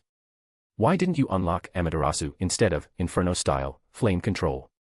Premies, because it will help me control all types of flames as long as they don't belong to high order. Well, that's true. But still, if you have unlocked Amaterasu, then Itachi's Susanoo would have also been unlocked. Premies, I know. Then why? Premies, 3 legendary birds. The legendary bird of fire, Molters. The legendary bird of ice, Articuno. The legendary bird of thunder, Zappas. What about them? Premies, I want them to be under me, completely submissive. What will be biggest blow to them than being defeated by very elements they are master of? So, that's how it is. You want to break their pride. Premies, yeah. I get that, Inferno style, flame control will be against Molters. What about the other 2? Premies, you will see. Premies, anyway, now I have one question for you. Ask away. Premies, when I will unlock Amaterasu in future, do the Susanoo of both Itachi and Sasuke will be unlocked together? Yes. Premies, I see. That's all. Premies, yes. Ophis, what is it? Ophis asked as she saw Premies lost in thoughts. Turning his head, Premies looked at Ophis' beautiful face before replying.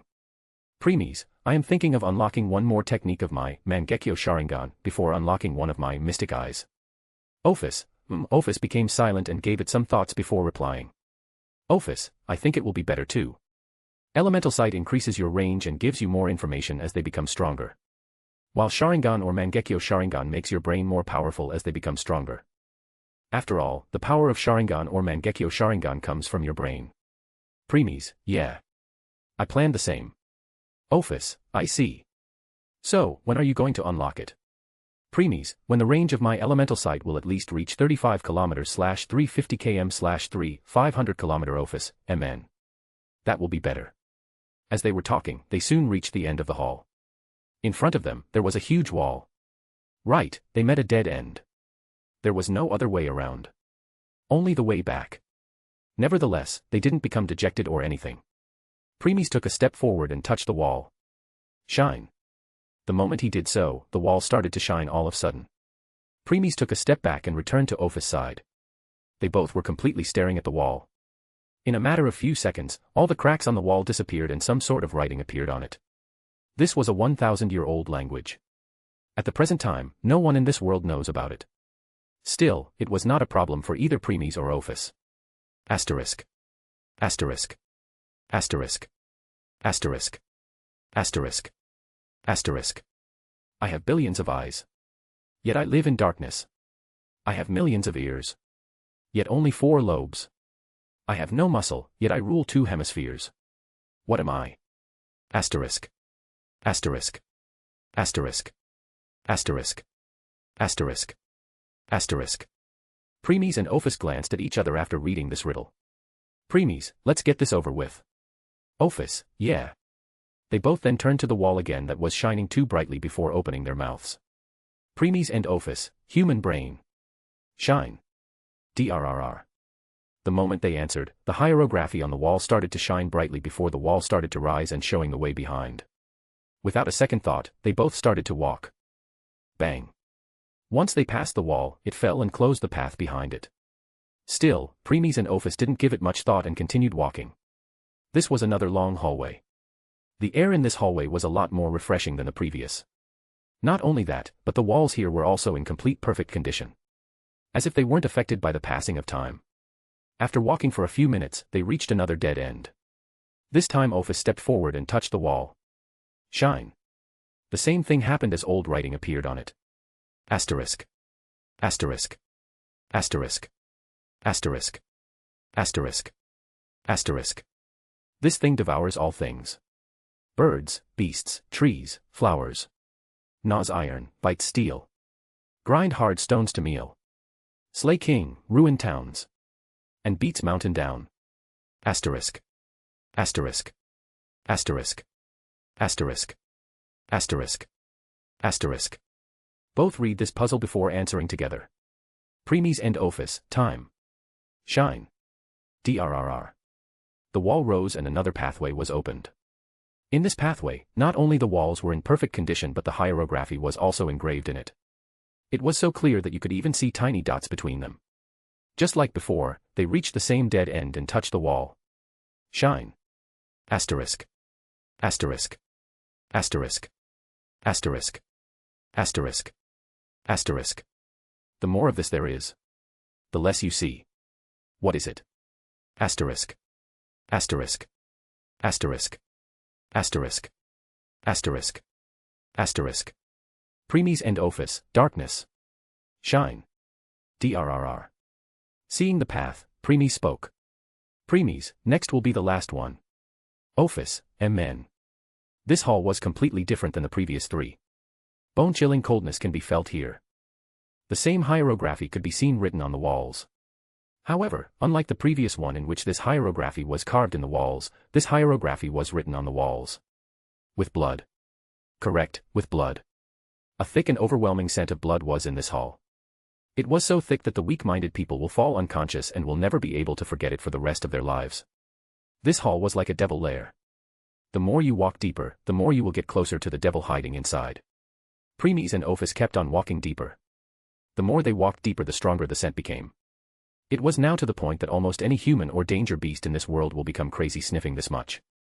Soon, they reached the end and touched the wall, stopping their path. Shine.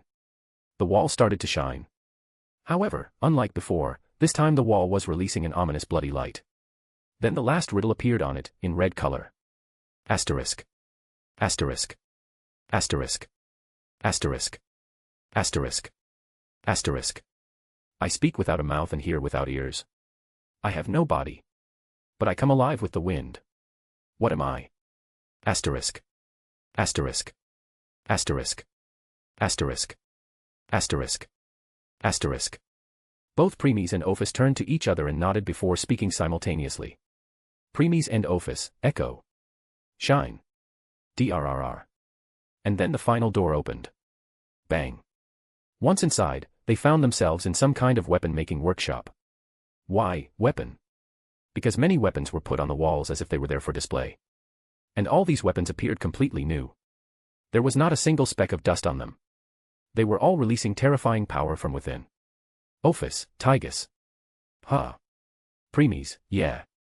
But those who became failures? Not anymore. All these weapons now possess the curse power like that curse sword, one-cut killer, Murasame. Hearing this, Premies and Office finally moved their attention from these weapons to the owner of the voice.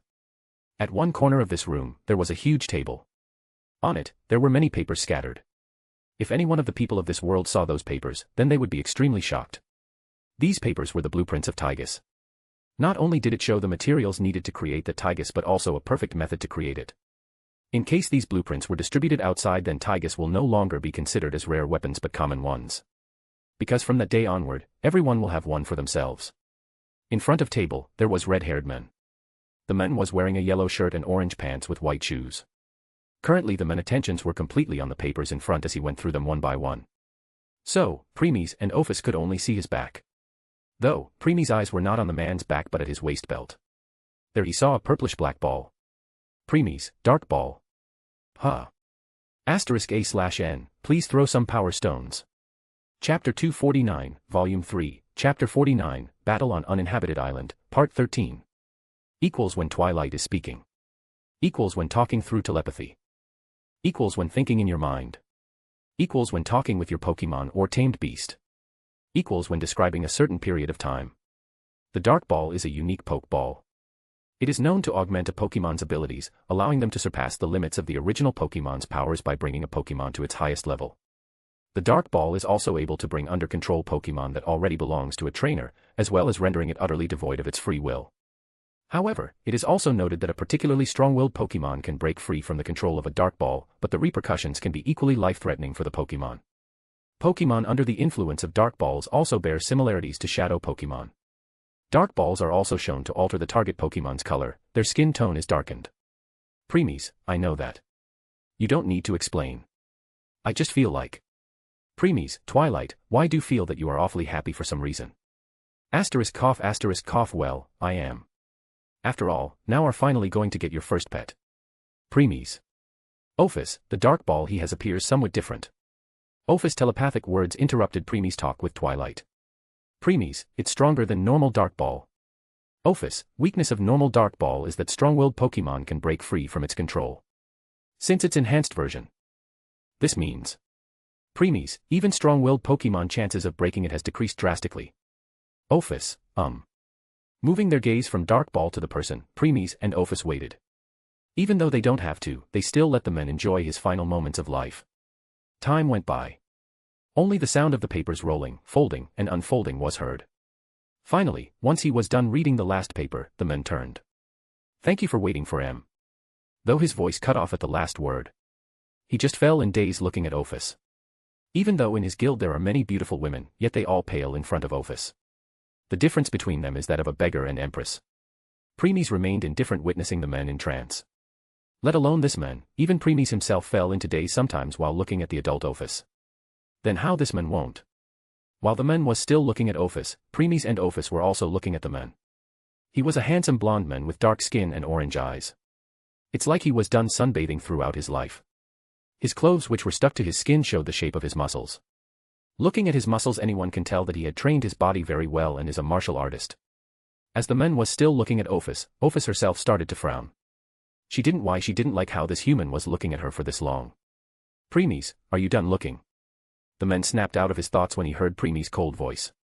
He coughed in embarrassment before turning to Preemies. And again, he stopped witnessing Preemies' handsomeness. His eyes twitched at that.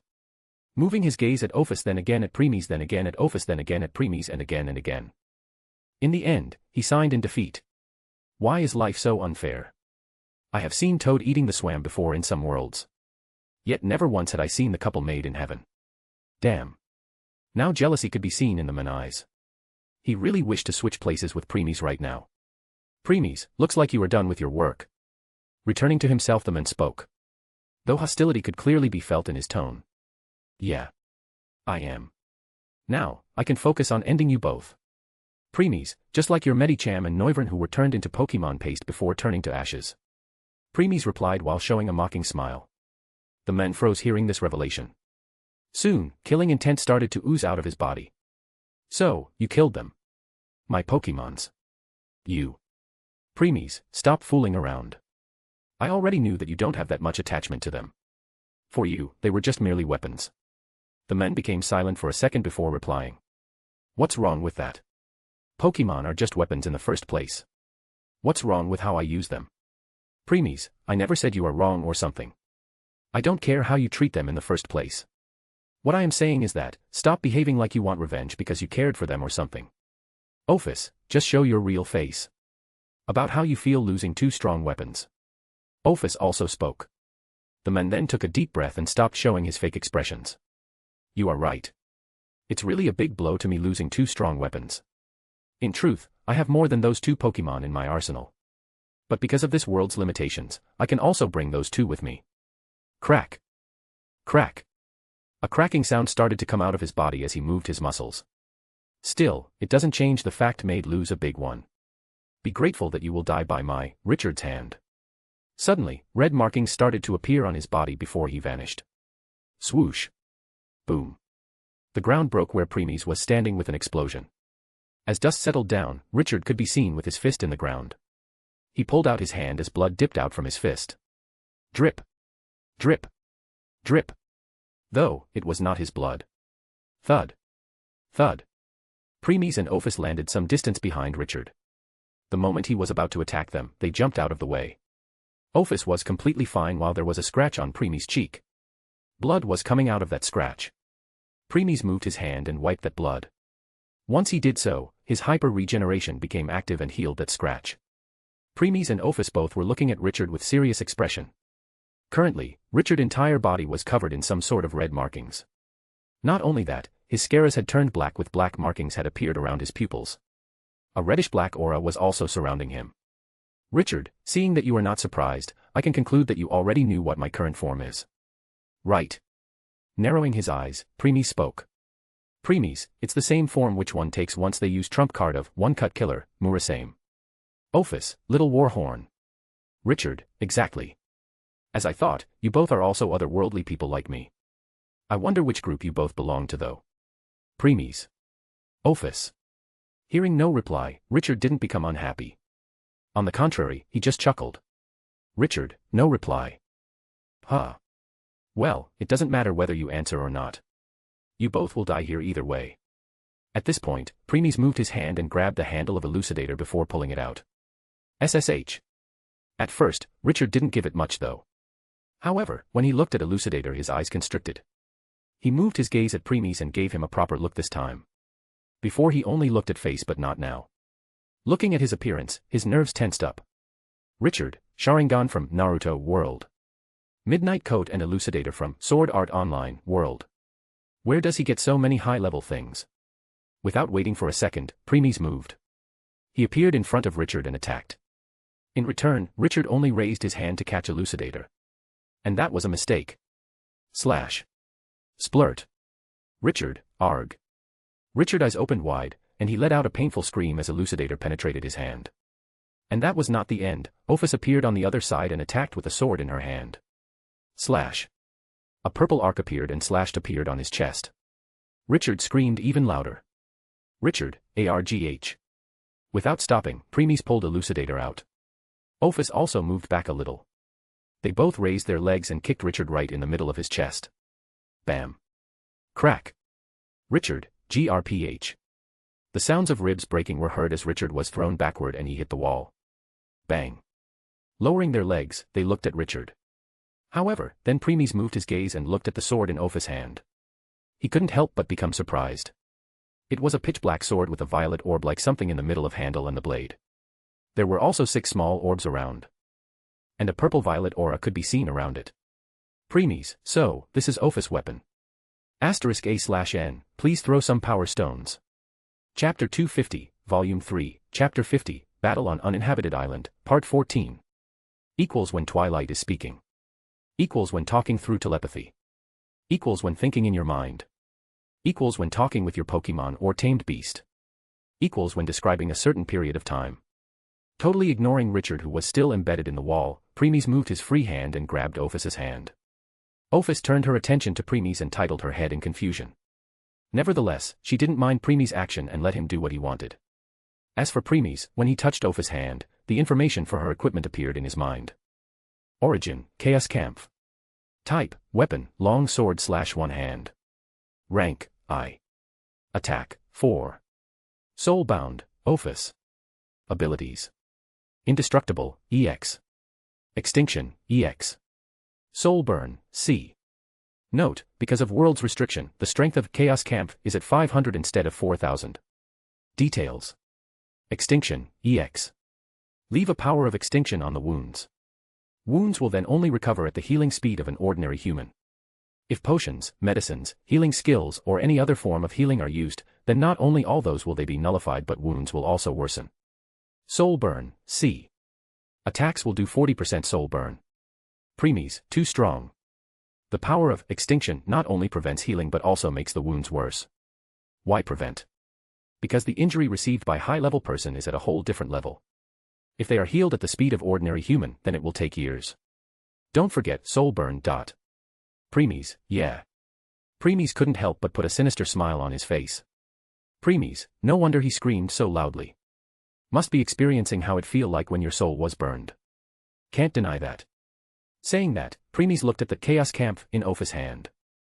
*A/N, Origin, Chaos Kampf. Then he turned his attention to Ophis's other equipment. Origin, Infinity Dragon God Dress. Type, Armor, Cloth Armor. Rank, I. Defense, 4. Soulbound, Ophis. Abilities. Indestructible, EX. Elemental Immunity, C. Damage Reduction, C. Note, because of World's restriction, the defense of Infinity Dragon God Dress is at 500 instead of 4000. Details. Elemental Immunity, C. Nullifies 25% of the damage taken by all kinds of elemental attacks. Damage Reduction, C. Reduce the damage taken by 25%. Premies, this is too strong too. Unlike Shing Ming and Ace who only gets nullification in their wind and life magic, Ophis gain nullification in all kinds of elements. Pretty good, isn't it? Premies, it is. Letting go of her hand, Premies looked in front again. Richard, at this time, finally raised his body. He was holding his chest in pain while glaring at both Premies and Ophis. There was blood at the corner of his lips. Clearly indicating he took some serious damage from those kicks. He took a step forward then. Thud. He fell on one of his knees again because of pain. That's what happens when you underestimate your opponents. His strength is almost reaching level 7 while yours and Ophis' strength is only at max level 5. Premies, you are forgetting something, Twilight. Oh. What is it? Premies, Ophis has Dragon God Physiology, while I have Primal Incantation Symbol. Both things increased our physical strength. Premies. I took back what I said. Richard, you should be happy to be able to stand back on your feet again this soon. Too bad, Richard can't hear Twilight voice. Otherwise, he would have started cursing her non-stop. Putting his strength again in his feet to stand up, Richard took out a potion from his inventory and chucked down the whole thing. Looking at his hand which had started healing and the feeling of the subsiding in his chest, Richard gave a sigh of relief. All this while Premies and Ophis just remained standing on their spot not bothering to interfere. They were waiting for something. And what they were waiting for finally occurred. Richard, who was showing a smile now that he was completely healed, didn't notice the slash on his chest. This slash was made by Ophis' Chaos Kampf.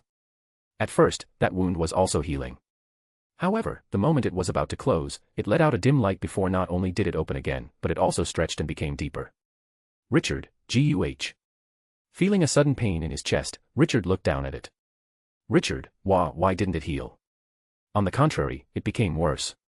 Richard didn't understand what was going on. Still, instead of taking out another potion, he behaved cautiously and turned to Premies and Ophis. Richard, is this yours doing? Premies only smirked in response. And that was enough for Richard to confirm that. His expression turned ugly. Richard, damn you. Swoosh. In the fit was rage, he launched himself at Premies. Premies had his guard up all this time because he knew that the difference between level 5 and the max level 7 was too much. Hence, using his instincts and, I have insight, of his Sharingan, he moved slightly just at the last moment. Fwoosh. Thuck. Drip. Richard's knife hand missed Premies' heart, but he was still able to touch him, and an injury appeared on the side of Premies' chest. Still, ignoring it, Elucidator moved and attacked Richard. Richard, who was surprised that Premies dodged his attack, came back to himself as he sensed Elucidator coming for him. He moved his body back, but a slight delay still made the Elucidator reach him. At the last moment, he brought his arm in front to block. THWCH. Splurt. Elucidator embedded in his arm almost reaching his bone. Still, since he was ready for this, he didn't scream like last time. On the other side, Ophis also attacked with her Chaos Kampf. Swoosh.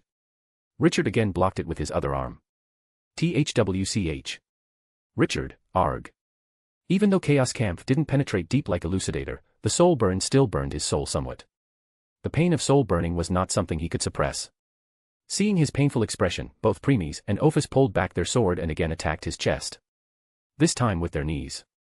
Nevertheless, Richard was prepared this time. He changed the direction of his arms and brought them in front. Bam. THCH. THCH. THCH. THCH. The attack was blocked but it pushed Richard back a few steps. Tiles on the ground broke as he stepped back. Without waiting for him, Premies and Ophis charged at him. They knew that with their current strength it would be a tough battle. That's why they didn't want to give him much chance. Swoosh. Swoosh. Elucidator and Chaos Kampf attacked Richard. This time instead of blocking, he dodged. Their attacks missed. But still, they didn't stop and kept on attacking non-stop. Swoosh. Swoosh. Thrust. Thrust. Slash. Richard. Fwoosh. Swoosh. Thrust. Slash. Richard. Swoosh. Swoosh. Stab. The battle kept on raging more and more. Richard was on complete defense and was dodging. Nevertheless, some injury still appeared on his body from time to time. Richard thought if he dragged the fight then soon Premies and Ophis would become tired and would show some kind of opening. Too bad, none showed such a thing. Premies and Ophis were only using their magic to stay in enhanced mode. The amount was so negligible that they were recovering twice the amount of magic they used up in a minute. As long as they don't use magic attacks, they can keep on going like this for years. They both have such kind of patience. But not Richard. With time, more injuries started to appear on his body. His expressions were becoming more and more ugly. Richard, damn. Damn. Damn. Damn. Damn. Swoosh.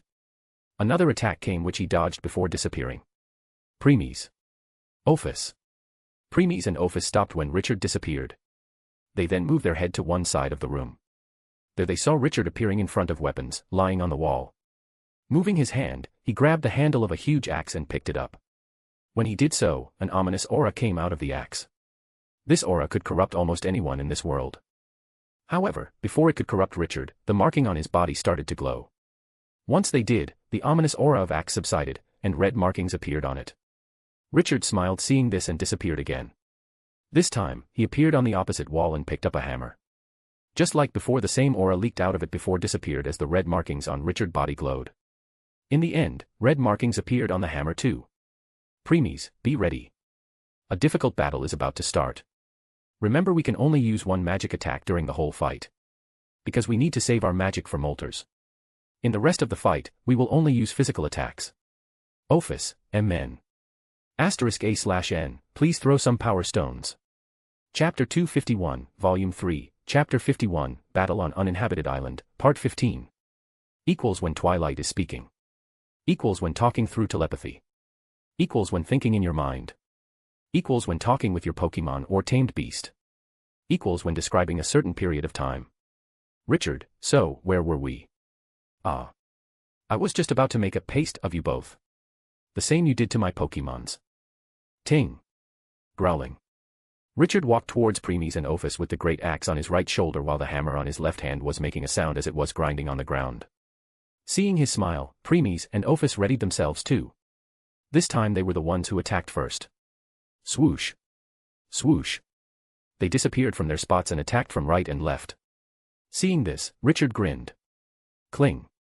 Richard moved his left hand forward and stopped Elucidator with the metallic handle of the hammer. Preemies frowned and pulled his hand back because of the rebound force. On the other side, Chaos Camp attacked at the right side of his head. While Preemies attacked from the ground, Office attacked from the air. Nevertheless, Richard didn't show any surprise. He ducked and dodged. Whoosh. Once Chaos Camp missed, Richard hurriedly swung his great axe at Office. Ding. Office instantly brought Chaos Camp in front to block. Though the force behind the blow still threw her back. To get rid of the remaining force, Office did somersaults a few times while in the air. By the time she was done, she had reached the other side of the wall. Putting her feet on it, she used some force before launching herself at Richard again. On the other hand, Richard, who was showing a smile that he stopped both Preemies and Office, became stunned. His smile stiffed because he never expected Office to counterattack this soon. However, that was not all. He sensed an attack coming at his abdomen. The moment Office's feet landed on the wall, and she launched herself at Richard, Preemies also made his move. Using the rebound force, he twisted his body and took a whole turn before attacking Richard from a different direction. This time, Richard used his axe to block Chaos Camp and raised the hammer part of his hammer to block Elucidator. Dang. Dang. They both were still pushed back because of rebound force. And this time, Richard had no intention of letting them counter. Swoosh. He moved and appeared in front of Preemies before attacking his head with his hammer. Watching the attacking for his face, Preemies narrowed his eyes. 3 tomos in his Sharingan started to rotate. He saw the trajectory of his attack with Eye of Insight, and Elemental Sight helped him to read all the information of Richard. Because of that, instead of dodging, Preemies swung Elucidator and attacked at the weak point of the hammer. Cling. Richard.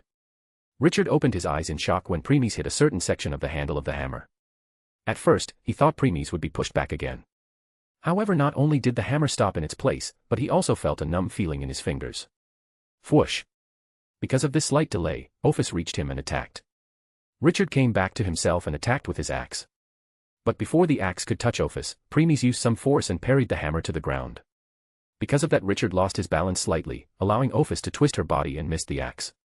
Noticing his attack missed, Richard used his left hand to change the direction of his hammer towards Office. Office saw the hammer coming towards her but still didn't care and continued her attack. Richard realized that Office was going for mutual destruction and put more strength into his hammer strike. However, he had a misunderstanding. Office was not going for mutual destruction in the first place. She just had blind faith in someone. And that faith was worth it. Whoosh. Clang. The Elucidator came and again attacked the weak section on the hammer's handle and changed its direction. Enough for it to miss Office. Whoosh. Slash. Richard, GUH. When the attack went past Office, Chaos Camp also slashed Richard's chest. The pain of soul burn made Richard scream again. Next, Office landed at Preemie's side, and both started their onslaught. Whoosh. Whoosh. Clang. Clang. Richard again blocked both their attacks, but using the rebound force, they rotated and switched position with each other before attacking again. Fwoosh. Fwoosh. Clang. Clang. And again. Fwoosh. Fwoosh. Clang. Clang. And again. Fwoosh. Fwoosh. Clang. Clang. They kept on going like this for some times and finally saw through Richard's movements. So, now they knew which section they should attack, and they won't receive the rebound force. On the contrary, it will also push Richard back slightly.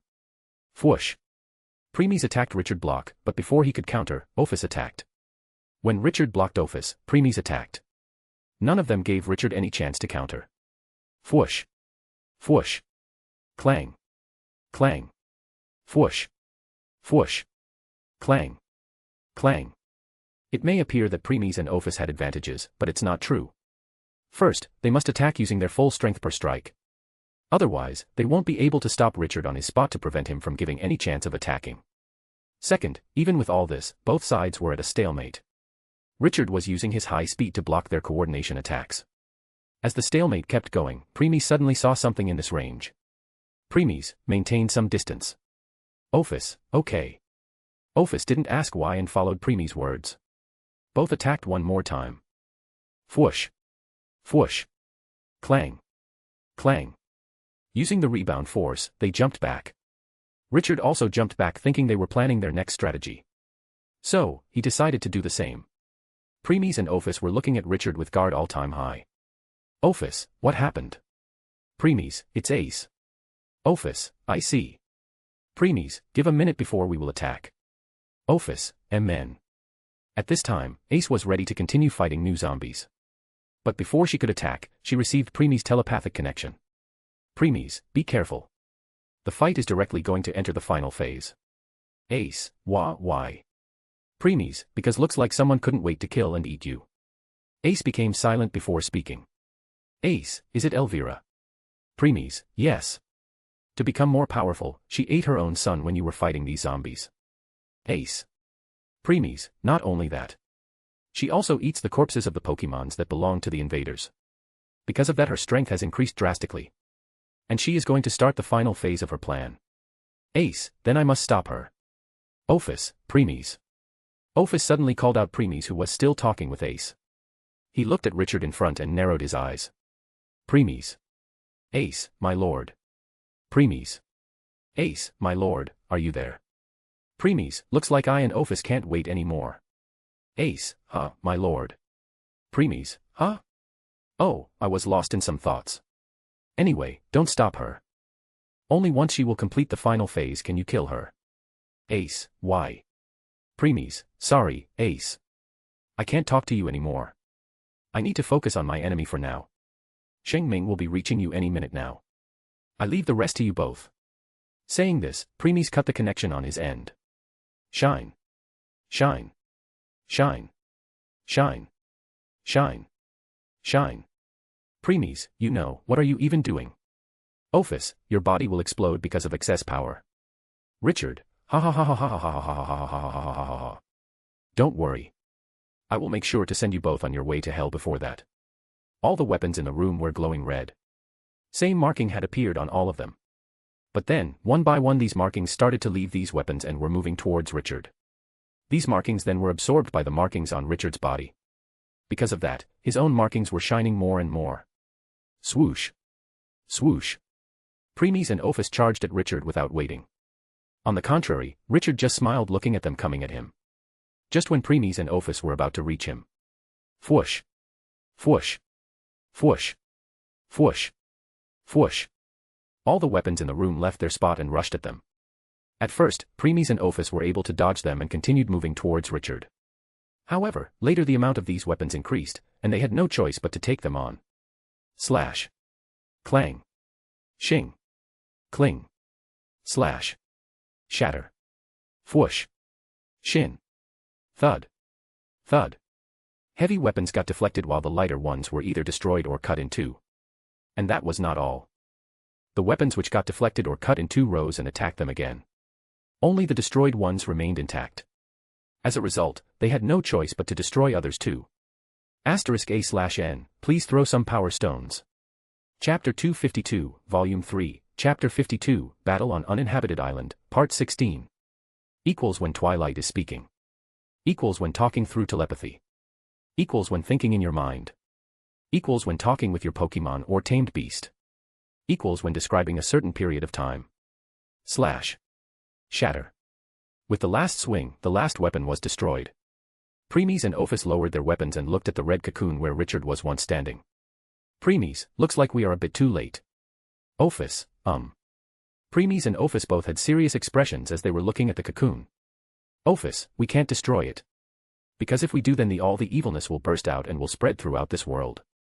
Premies, yeah. We only have two options now. First, we will wait until Richard comes out himself. Ophis, by that time, he would have absorbed all the evilness and will be a lot powerful. Premies, yeah. Second, we destroy this cocoon. Ophis, and let the evil spread throughout the world. Either way, it's his win. Premies. Premies remained silent and didn't reply. He also agreed with Ophis' words. Premies, I knew he would do that. But I thought he would do that after fighting with us for some more. I see. By tough battle you mean, he will at least try to tire or injure you both before initiating his plan. Premies, yes. The tough battle isn't over. It's just delayed. And also become more difficult. Premies, Ophis, what now? When he comes out, I don't think we will be his match unless we get rid of the world suppression. Premies, then we just need more help to increase our chances of winning. Ophis, oh. You mean they both? Premies, no, not them. Ophis, then. Ophis stopped her words here as she realized something. She hurriedly looked around the cocoon as if looking for something. At first, she didn't find what she was looking for. Then she started to look around where they were standing. All around them were broken pieces of weapons. After looking around for some more, she finally found what she was looking for. She hurriedly walked to one corner of the room, crouched down and picked it up. Then she turned and walked back to Premies. Ophis, is this it? Premies, yeah. Said Premies before taking the dark ball from Ophis' hand. When Premies and Ophis were destroying the weapons that were charging at them, Richard hurriedly threw dark ball at one corner of the room. He did that because of two reasons. First, to hide it from Premies and Ophis of course. He wanted them to think that dark ball was still with him inside the cocoon. Now, why he didn't take the dark ball with him. That's where the second reason came from. Even if this was the enhanced version of dark ball, if he will keep it with him then markings will also cover the dark ball. As a result, the dark ball will break and Pokemon inside will come out. And since the dark ball was destroyed, he could no longer control it and Pokemon will go berserk. Too bad for Richard. Because of elemental sight all of his actions were within Premies' eyesight. So, he saw through his plan quite easily. Premies, oh well. I was thinking of fighting Moltres later. But I guess I have to change my plans a little. A little. You already expected this. Premies, well, this action of Richard was also within my calculations. Though the chances of this appearing were less than 20%. Good thing I have some back plans in case this would have happened. By the way. Premies, How many? Backup plans. Do you have, in this case? Premies, 8. Premies, alright then. Premies, you know what? Premies, You are just like the MC of that world. Premies, which world? Cautious hero, the hero is overpowered but overly cautious. Premies. Well, in your case, I think it should be impossibly cautious. Instead of overly cautious. Premies, looks like we need to change plans. Ignoring Twilight's words, Premies turned to Ophis. Ophis, so, we will be fighting Moltres. Premies, yeah. However, it wouldn't be easy. Raising one of brows, Ophis spoke. Ophis, you are planning on destroying this ball. Premies, Ophis, if you do that Moltres not only will be released it will for sure go berserk. Premies, it will. That's a foregone conclusion. Once it gets back its will, it will remember everything it had gone through and done while being in their control. And I am sure they must have used Moltres to do a lot of the worst things. Ophis, amen. Because of that Moltres will definitely have a lot of hatred against humanity or the human race. Premies, I know. And I also know that we will manage it somehow. Hearing this, an enhancing smile appeared on Ophis' face. Ophis, you are right. We will. Premies. For a second even Premies fell into trance witnessing that smile. Hurriedly using his willpower, Premies returned back to himself and took a sigh of relief. Premies, that was dangerous.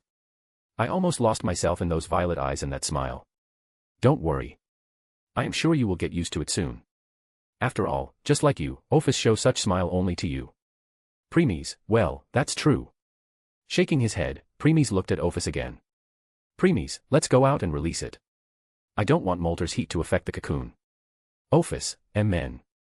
Then they both gave one last glance at the red cocoon before leaving the temple. Both remained silent on the way. Once outside, they saw the red clouds in the sky. These clouds were made of the excess blood that had evaporated. Moving their gaze, they looked in the direction where Shing Ming and Ace were fighting their enemy. It was not that hard. Even if we ignored Preemie's elemental sight, the clouds at Shing Ming and Ace place were more red than other places.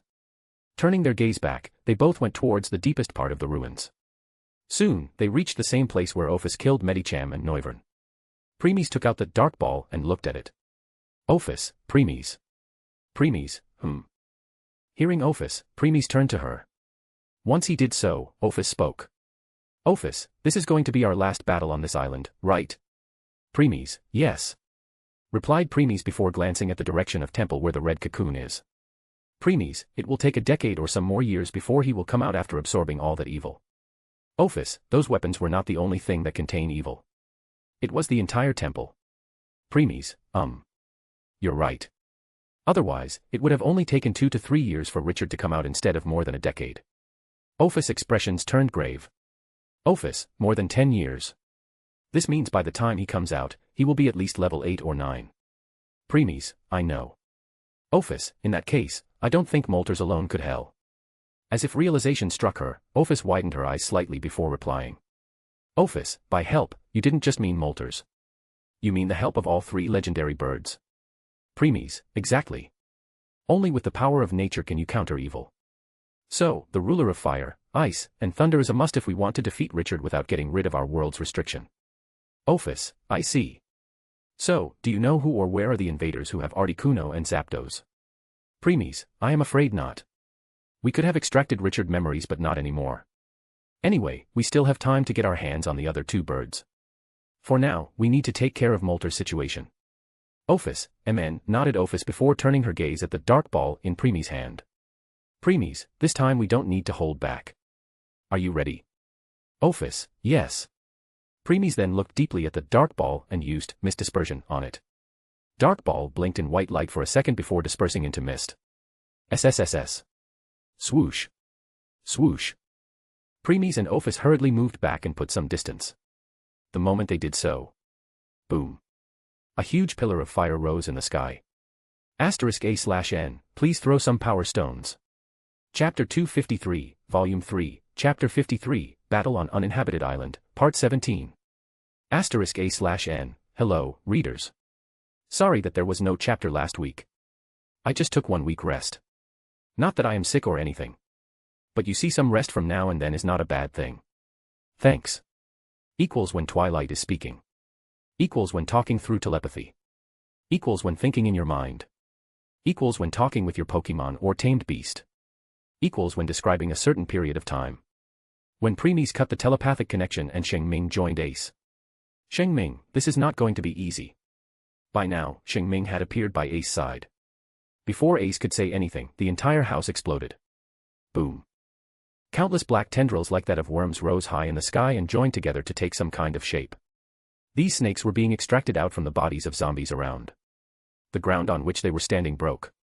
Shing Ming and Ace hurriedly jumped back and stood on the safe ground. Both had serious expressions. They could clearly feel the threat from the thing. Ace, Sister Shing Ming, what are these things? Shing Ming, these worms are the things which were / are inside these Huma. Ace, zombies. Shing Ming, huh? Ace, Lord, call them zombies. Shing Ming, oh. Ace, according to him, zombies are the dead bodies that have been brought back to life by magic. Shing Ming, I see. However, looks like husband just wanted to give you gist of it, that's why he didn't give proper explanation. Ace, proper explanation. Shing Ming, MN. You see, the dead bodies brought back to life using magic are not called zombies. They are called undead. Ace, undead. Shing Ming, yes. And the dead bodies brought back to life using science are called zombies. Ace, science. Shing Ming, Science is different than magic. In science, you learn many things about the human body. Like DNA, blood group, microorganisms, and so on. I am sure you have never heard of such thing before. Ace, yes, I never. Shing Ming, that's why I said husband didn't give you proper explanation. Ace, okay. Shing Ming, anyway, you will know more about it in the future. Currently, let's take care of our enemy. Ace, MN. Once Ace nodded, Shing Ming moved her hand and took out something from the space. Since she had some knowledge of space, she can make her own space to keep her things. B-dump. B-dump. B-dump. B-dump. Ace widened her eyes slightly when she saw a blood-red orb that was beating like a heart in Shing Ming's hand. The same worms were coiling around it alive. Ace, this is... Shing Ming, it's the heart of village head. Ace, heart of village head. So, Sister Shing Ming took care of him before coming here. Shing Ming, It was time-consuming, but I finally succeed in killing him. Ace, oh. Whoosh. At this time, one of the huge worms charged at them. Ace gathered her magic in her azure lambent light and was about to attack when Shing Ming stopped her. Shing Ming, no need, little sister. Ace, huh? Ace stopped and showed a confused expression. On the other hand, Shing Ming just simply threw the heart which was in her hand towards the upcoming worm. Whoosh. That worm grabbed that heart and returned to the source. Ace, huh? It was after the heart. Why? Oh, now that I think about it, Lord said Elvira could only be killed once she will complete the final stage. Could this be related to the heart just now? Shing Ming, Elvira.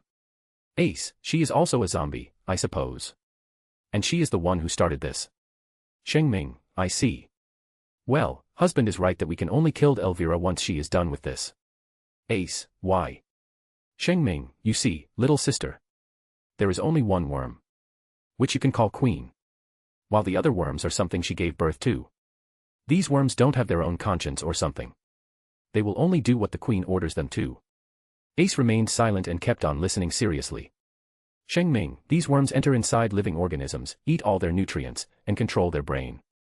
Like parasites of some sort. And because they have control of their brain, they can easily remove the limit that brain placed on one's body.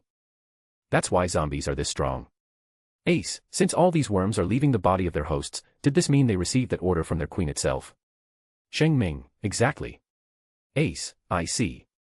Saying this, Ace turned towards the destroyed house and looked at the creature that was being born.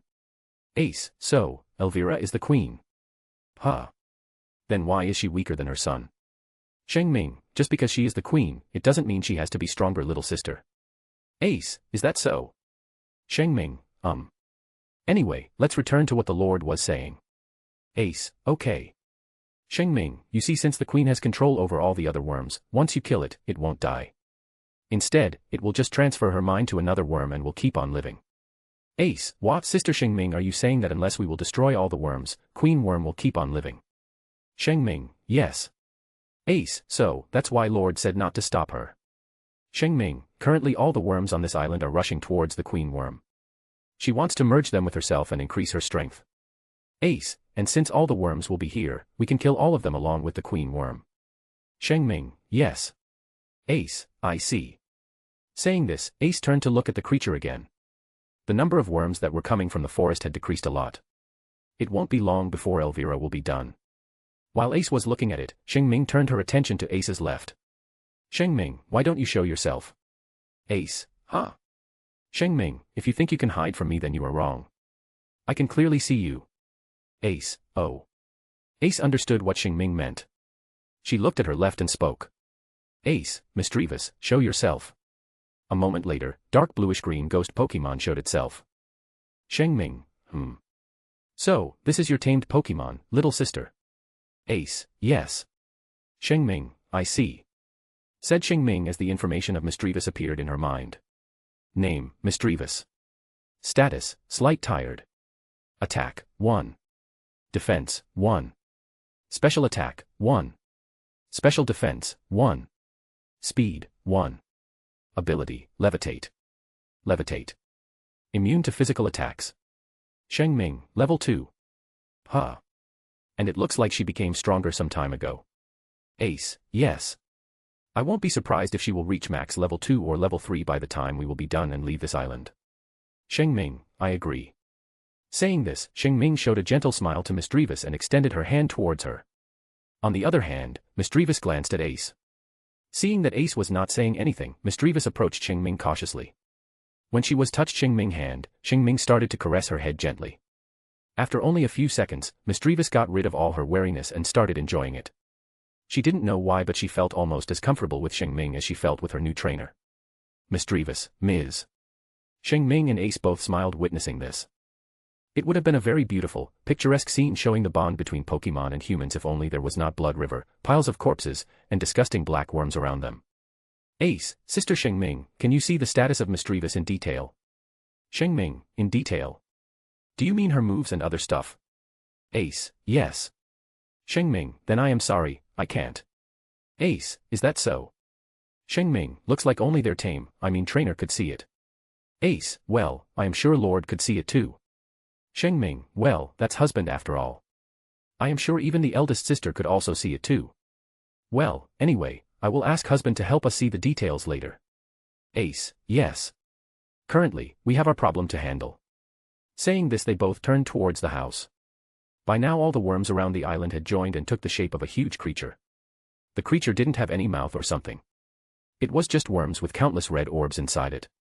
From the crimson glow and beating you can tell that those things were hearts. Elvira, Ais Wallstein. Ace frowned hearing Elvira shout. Misdreavus became scared and hurriedly hit herself again. Boom. Boom. Boom. Boom. The ground trembled as a huge 100 meters high creature approached Ace and Shing Ming step by step.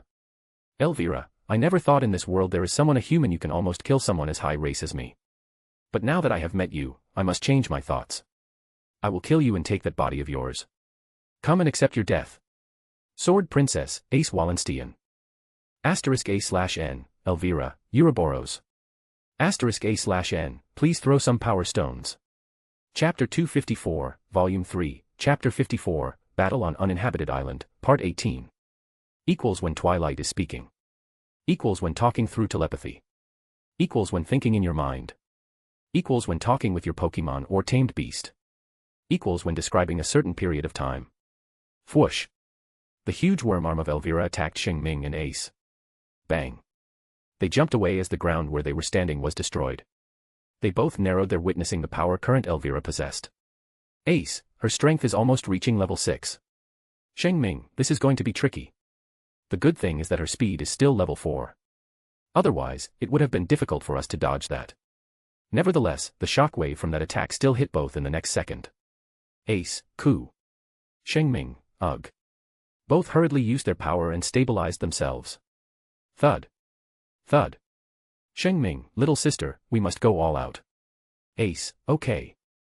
Ace also understood the gravity of the situation. She held her azure lambent light in front and closed her eyes. Elvira had no intention of letting Ace have some free time. Another arm came out of her body and launched towards Ace. The arm grabbed Ace and countless worms started to entangle her. But in the next second. Ace, Tempestus Oxidir. Boom. Wail. Howl. A huge tornado of black winds erupted out of Ace and destroyed that arm.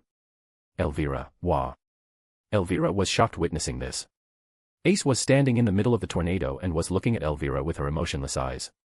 However, that was not all. Shine. A green light came from the other side. When Elvira looked at there, she became shocked again.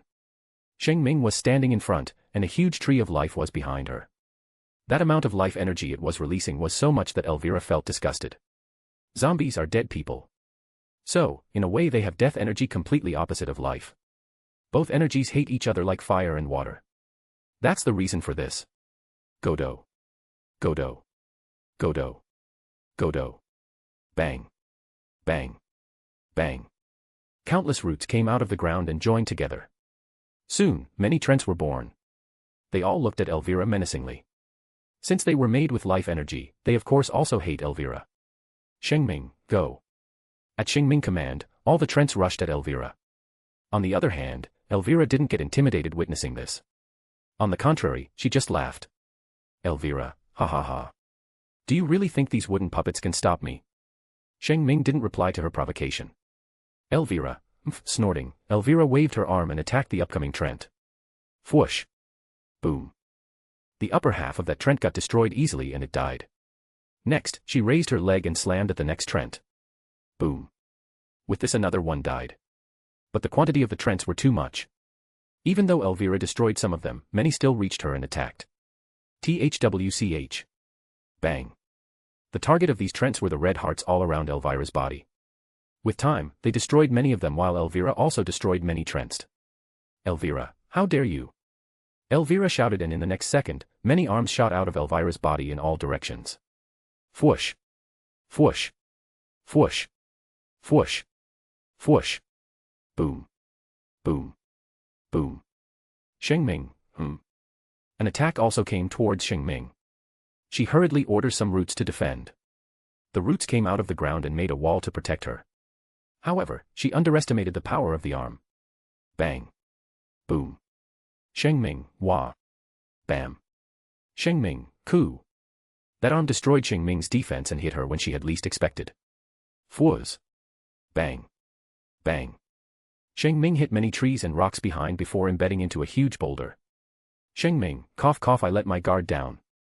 Cough cough, to think she hit her main arm between other arms. Cough cough. Yes, that's exactly what Elvira did. Her target was Shing Ming all along. Because she knew she was main controller of these Trents. She showed that she was launching a desperate attack out of frustration, but in truth hit her real attack. Shing Ming's body was now completely drenched in her own blood. After all, she took a full blunt of Elvira's attack. The good thing was that her garb reduced a lot of the damage, and because of life energy, her body had already started to heal. Still, she needed a minute to heal completely. On the battlefield, all the Trents had been destroyed from those arms. Elvira turned her attention to Shing Ming and said in a mocking tone. Elvira, I am sure you would have never expected that. Shing Ming, to tell you the truth, yeah, I didn't. Cough cough, I really never thought that a worm like you cough cough and have brain for strategy. Shing Ming coughed some more blood after replying. Boom. Boom. Elvira, that's the problem of you humans. You always thought of themselves as superior. But in truth, you all are just an inferior race. Boom. Boom. Saying this, Elvira continued walking towards Shing Ming, as if to end her. Still, Shing Ming didn't show any nervousness or panic expression on her face. On the contrary, she showed a smile before speaking. Shing Ming, then I wonder how you will feel to be defeated by such an inferior race. Elvira, huh? Elvira became confused and took the next step. And when she did so... Fwoosh. Fwoosh. Bang. Bang. Many roots came out of the ground and penetrated through Elvira's foot and entered inside her body. These roots also destroyed many hearts before entangling themselves all around Elvira, preventing her from moving. Elvira, you. Shing Ming, who said you can't attack while being injured? Crack. Crack. Then slowly by slowly, Shing Ming pulled herself out of the boulder. By now almost 70% of her injuries have been healed. Still, she didn't appear very happy. Why? Because creating Trents and controlling them took a lot of magic. Healing heavy injuries also required a lot of magic. If she was at her peak, this wouldn't be a problem. But not this time. Only 20% of her magic was left now. Shing Ming, oh well. Still, my Trents and roots altogether successfully destroyed 40% of the hearts. Only 60% more to go. If it was another time, I might have some issues. But not this time. Why? Because I am not alone. Wail. Bang. As if to answer her, a huge black tornado struck Elvira, who was still bound by the root. Elvira, arg. The azure lambent light struck inside the Elvira. As the worms tried to attack Ace, the black wind around her destroyed them. She grabbed the handle of his sword and pushed it even deeper inside. Ace, take this. Next, Ace released all her black winds inside Elvira's body. Wail. Whiz. Boom. Boom. Many worms and hearts were destroyed just like this. Elvira, ARGH. Ignoring her painful scream, Ace kept on going. Boom. Boom. Boom. This kept on happening for some time before Ace noticed something. Shing Ming, little sister. Hearing Shing Ming call, Ace jumped away and returned to Shing Ming's side. Shing Ming, you need to reverse your remaining magic. Ace, MN, nodded Ace before the black winds around them dispersed and Ariel was reactivated. Shing Ming, you must have realized why I stopped. Ace, yes. Ace, Tempestus Oxidir, and the last attack cost me almost 90% of the magic. With the last attack I destroyed another 40% of the hearts. Only 20% are left. I was planning on ending this, but Elvira started using her worms to protect the remaining hearts. She must have also realized that I can't use that much power of mine for too long. That's why she was sacrificing her worms to delay me. So, even if I have used my remaining magic, barely 2% to 3% more worms would have been destroyed. Next, she narrowed her eyes and looked at Elvira, who returned to her full form in a matter of seconds. Ace, once I had used up my remaining magic, I won't even be able to stay at enhanced mode. Let alone Ariel or Tempestus Oxidir. That time my strength would have dropped to mere max level 1. I would be nothing in front of level 6 Elvira. Shing Ming, destroying the remaining hearts will be quite a challenge for us now. Since Elvira will protect them very carefully now. Ace, THWCH. THWCH. THWCH.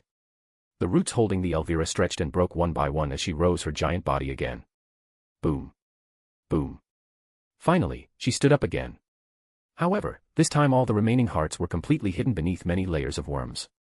Only a slight red light could be seen where they could guess hearts were hidden. Ace, Misdreavus, be ready. You need to move now. Misdreavus, Roger.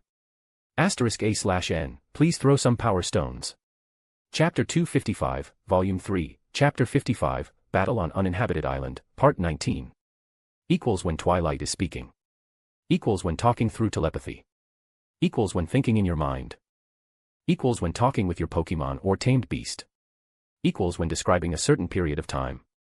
Shing Ming and Ace exchanged glances and nodded. Next, Ace charged at Elvira. Seeing Ace coming for her, Elvira attacked with her arm. Since Ace's strength had decreased because she was just using Ariel now, it became difficult for her to dodge incoming attack. Fwish. Fwish. Fwish. However, in the next instant, many roots came out of the ground to stop that arm. Though they failed to stop it for so long, they still decreased the speed of the arm somewhat. It was more than enough time for Ace to jump on it and continue dashing towards the body. As she was rushing forward, worms moved to grab her. Narrowing her eyes, Ace tried to dodge them while continuing moving. After dodging many worms, an arm stretched out and attacked Ace's left arm. Bam. Ace, coo. Ace grimaced in pain but continued moving. Finally, she reached the location where some clusters of red lights being emitted from the hearts could be seen. She raised her azure lambent light and attacked. Slash. And again. Slash. And again. Slash. Slash. Shink. Bam. Pow. She kept on slashing while receiving the blows from different sides. There were too many worms attacking her, but she kept on slashing. Many injuries appeared on her body, but she ignored them. Slash. One last slash and the last worm protecting the hearts was killed. She could now see the hearts clearly. Currently, there were 8 hearts in front of her. Instead of destroying them, she jumped and moved towards the next location. As Elvira thought of protecting them again, many purplish black balls appeared out of nowhere and destroyed them. Fwoosh. Fwooz. Fwoosh. Burst. Burst. Burst. A shadow of Misdreavus was seen before she disappeared again. While Ace was destroying the worms wall that was protecting the hearts, Misdreavus was gathering her power to create Shadow Ball. Since she didn't have proper training yet, she must put her entire concentration on creating multiple Shadow Balls and aim them accurately. Swoosh. Dodging another attack of the worms, Ace jumped on one of the roots, used it as a footing before reaching the next location. Currently, Ace was fully covered with wounds and her own blood. And she was not the only one. Shing Ming, who was on the ground, also had the same condition. While Ace was attacking Elvira at close proximity, Shing Ming was doing it from the distance. She was both attacking, supporting, and defending herself. Yup, she was doing 3 things at the same time. She was using her roots to attack the other places where the hearts were hidden. She was also using her roots to protecting Ace. Because of that, Ace only received 50% of the attacks coming at her while others were intercepted by her roots. Lastly, she was also defending herself. Because Elvira realized what Shing Ming was doing, she was also attacking her with her many worms' arms. As a result, many attacks still hit her. She was in a lot more pressure than Ace herself. Bam. Shing Ming, cough cough. Another attack hit her, and she coughed blood before slapping and destroying it. Currently, she was using bare minimum amount of magic to heal herself. Shing Ming, just like husband said. This is a very difficult battle. Things are becoming more difficult for us as time goes by. At the beginning, Elvira separated her worms to protect other hearts equally. But as we destroyed one section, the worms of those sections are then split and joined to other sections. This makes other sections more difficult to destroy. Ace, right now, Sister Shing Ming and I could attack 2 sections simultaneously, but later we both must join just to destroy a single section. It will be very time-consuming, and the chances of us succumbing to our injuries are extremely high.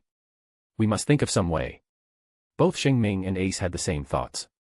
Both their conditions were extremely severe. Because of the heavy injuries, they were losing a lot of their blood. They must find a way to end this soon before their bodies and minds give in. Whistle. Boom. Shing Ming. Ace. This explosion suddenly attracted everyone's attention. They all saw a huge pillar of flame rise in the sky, far away. Even though it was some distance away, they could still feel the heat at their current location.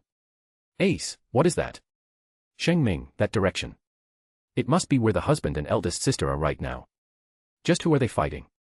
Ace, looks like Lord and eldest sister fighting someone or something extremely strong. Because I can tell that thing could easily take care of Elvira here. However, this slight distraction was their biggest mistake. Whoosh. Bam. Ace, HRGH. Whoosh. Bam. Shing Ming, ARGH. Elvira didn't let go of this opportunity and attacked. Ace was hit in front from point-blank range, and it threw her off the Elvira towards Shing Ming. While Shing Ming took a full blunt at her back and she was thrown towards Ace's direction. Because of their limited magic and injuries, they failed to stabilize themselves and collided with each other. Bang. Shing Ming, Ku. Ace, GUH. As they were falling down, Elvira moved her arms and grabbed them. Shing Ming, AA. A-H. Ace, G-A-H. Currently, they both barely had the strength to break free from Elvira's hold. Elvira, ha ha ha ha ha ha ha ha ha ha ha ha ha. Don't you know? It's not a good thing to be distracted while fighting. Shing Ming and Ace didn't reply since they knew it was their negligence.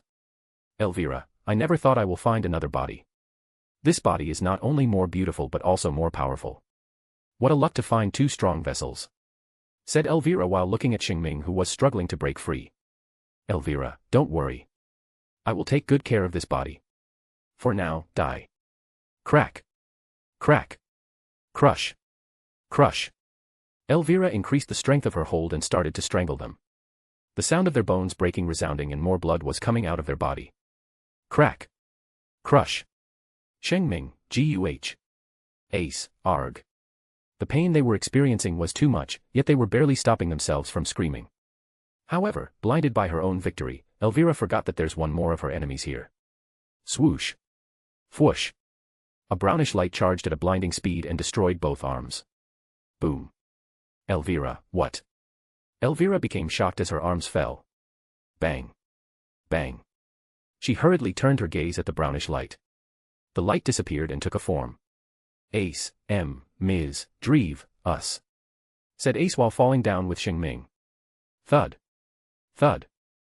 Elvira, how dare a mere animal like you interfere? Misdreavus was breathing heavily. Using Power Gem really took a heavy toll on her. Yet, she ignored Elvira's intimidating words.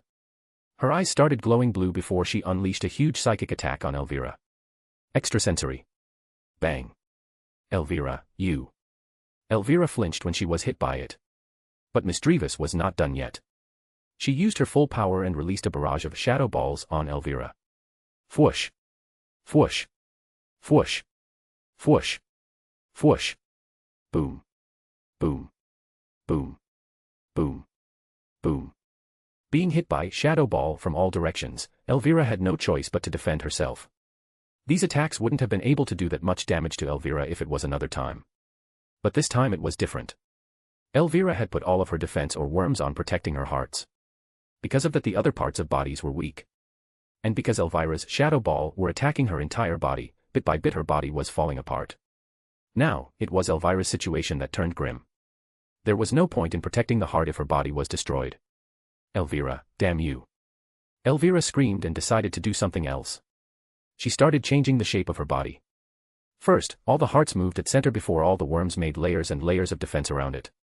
Soon, a huge cocoon was formed. With this, Elvira took absolute defense state. Now, no matter how much Misdreavus attacked with her shadow balls, it won't work. Nevertheless, she didn't stop. Because Misdreavus knew once she did, Elvira will launch her onslaught. Whoosh. Whoosh. Whoosh. Whoosh. Whoosh.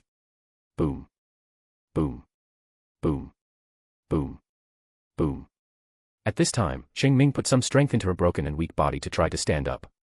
She looked at Misdreavus and narrowed her eyes. Shing Ming, little sister. Stop mischievous. Otherwise, she will die soon. Ace. *A/N, please throw some power stones. Chapter 256, Volume 3, Chapter 56, Battle on Uninhabited Island, Part 20. Equals when Twilight is speaking. Equals when talking through telepathy. Equals when thinking in your mind. Equals when talking with your Pokemon or tamed beast. Equals when describing a certain period of time. Ace, what do you mean, Sister Shing Ming? Shing Ming, she still doesn't know how to control her power properly. So, her power is still unstable. Yet, she is releasing it without stopping. As a result, she already used up all of it and is now using her life force to continue attacking.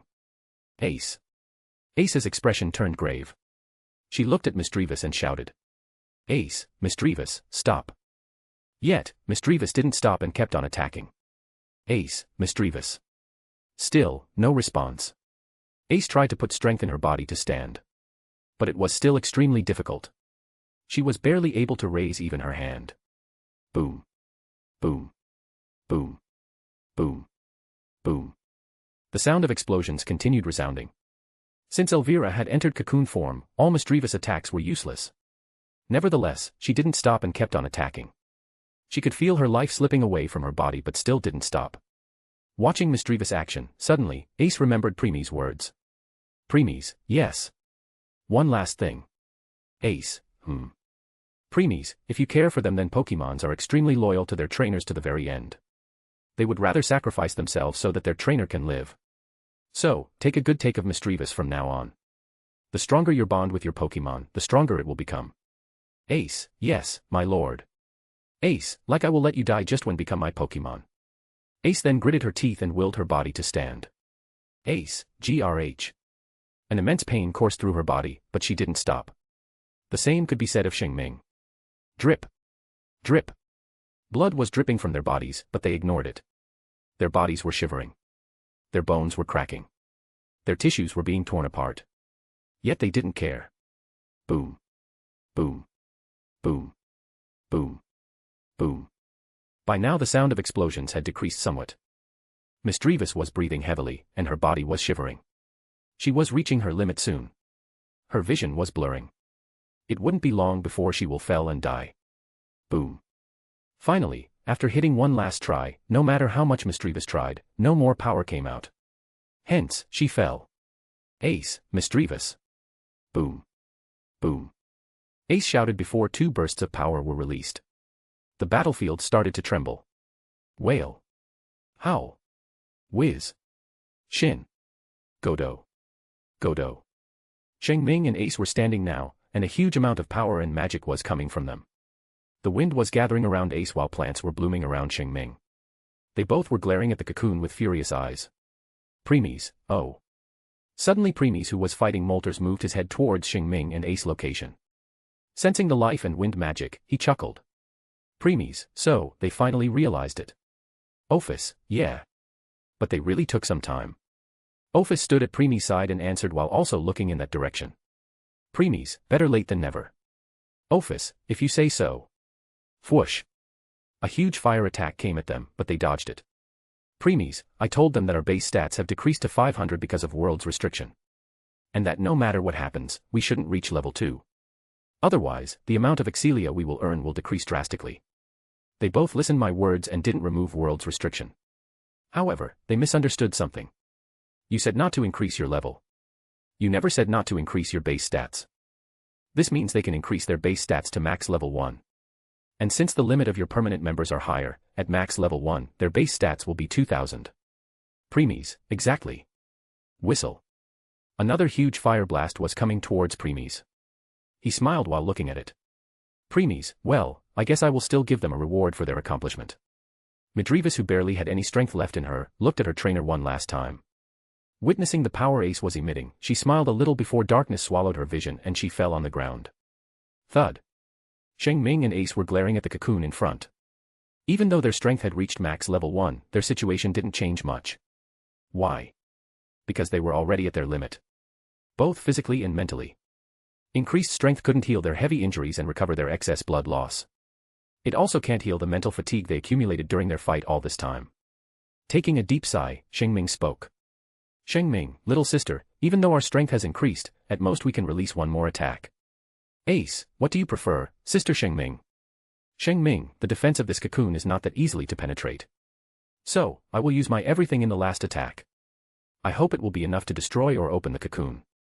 Once it opens, you finish it. Ace, how much confidence you are that your attack will destroy it, sister Shing Ming? Shing Ming remained silent, giving it some thought before replying. Shing Ming, I will say 50 to 50. Ace, I see. Taking a sigh, Shing Ming continued. Shing Ming, that's all we have right now, little sister. We must gamble everything in this last attack. And in case I succeed, you must make sure to destroy all the hearts. Because if even a single heart remains in the end, it will be our loss. Ace, MN Shing Ming, now then. Shine. Godo. Godo. Godo. Godo. More life energy started radiating from Shing Ming. She raised both her hands high in the sky. In the next second, countless roots came out of the ground and started merging together. Soon, a huge spear made up of life energy and tree roots appeared in the sky. Though it was releasing a lot of life energy, Ace could feel life-threatening danger from it. Ace, is this sister Shing Ming's strongest attack? Even I could dread from it.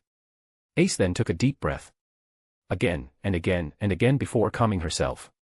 Next, she closed her eyes for a second. Ace, Tempestus Oxidir. Whiz.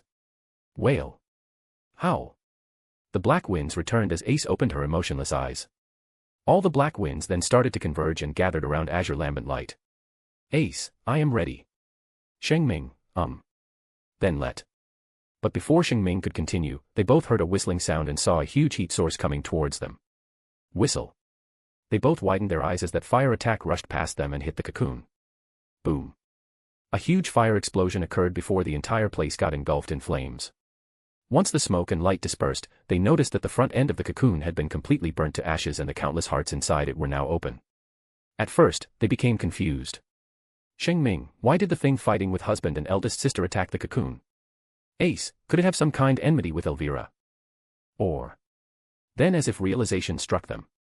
Shing Ming and Ace, someone directed that things attack at the cocoon intentionally. They both hurriedly turned their heads towards the direction where the other fight was currently going on. Shing Ming, oh, husband. I really love you so much. Ace, you really give us the hand when we needed it the most, Lord. Both exchanged glances and nodded. Shing Ming, ready little sister. Ace, yes. Shing Ming, then let's end this. Go. Whoosh. Gathering all the power, the spear charged towards the cocoon penetrating through the air. The power contained in it was as if telling, the spear won't give life but took it instead. Behind the spear, Ace was also charging. A spiral tornado was gathering around the tip. Both attacks soon reached the center of the cocoon where the hearts were present. Shing Ming, Asta Ayudishii.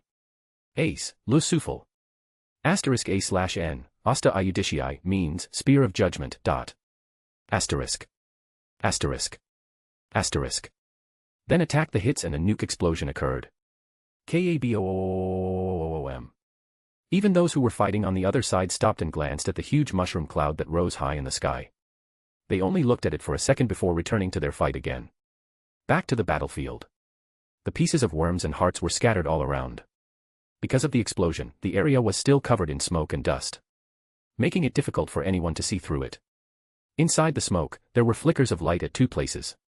Since the cocoon and the hearts were destroyed, the entire place was covered in blood river. At one place, Shing Ming and Ace were laying in this blood river completely unconscious. They hard used everything they had in that last attack. Spark. Spark. A spark of life energy came out from both of their bodies. This was what was keeping them alive. In Shing Ming's case, as she's the goddess of life, her body was already receiving life energy from the world itself. As for Ace, she was given Shing Ming's blessing back in Danmachi world. That's why life energy was also keeping her safe. Well, not only her but Misdreavus too. Before falling unconscious, Ace reached Misdreavus and hugged her tightly. That's why she was also getting protected while being in Ace's embrace. With this, one of the two battles on this island finally came to an end. *A/N, please throw some power stones. Chapter 257, Volume 3, Chapter 57, Battle on Uninhabited Island, Part 21. Equals when Twilight is speaking. Equals when talking through telepathy. Equals when thinking in your mind. Equals when talking with your Pokemon or tamed beast. Equals when describing a certain period of time. After some time, when the smoke and dust settled down somewhat, one of the millions of dead worms that were on the battlefield moved. It raised its head and looked at Shing Ming and Ace to confirm whether they were completely unconscious or not. Once confirmed, it started to crawl towards them slowly and slowly. That worm was Elvira. In the last second, she moved her consciousness to one of her worms which was deep inside the ground with the layers of many worms protecting it. Because of that she survived. However, since currently she didn't have a heart, she could barely survive for an hour or two. That's why the only option she had left was to take over someone else's body. And she already had such people in front of her. Shing Ming and Ace who were completely unconscious and defenseless. Hence, the worm made its way towards them. Elvira, damn these bitches. They destroyed everything I had built for the last 1,000 years in a mere one day. While saying this in her thoughts, she kept on crawling towards them. Elvira, but I guess I no longer have to worry about it. Once I take over their bodies, I will be a lot stronger than before. A few minutes later, she almost reached them. Elvira, before I thought that the body of this sword princess, Ace Wallenstein, was the strongest, but now I must change my mind. The body of this woman is stronger than Ace Wallenstein herself.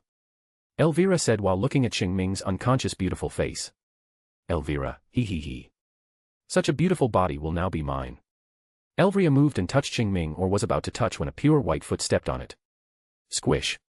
Elvira, arg. Still struggling till the last second. Haven't you realized that you have already lost? Elvira used her tiny eyes to look at the perpetrator. When she did so, she was met with a pair of crimson eyes. Elvira, who are you don't need to know. You just do what you are meant to be. And that is, be squashed under the foot just like any other worm.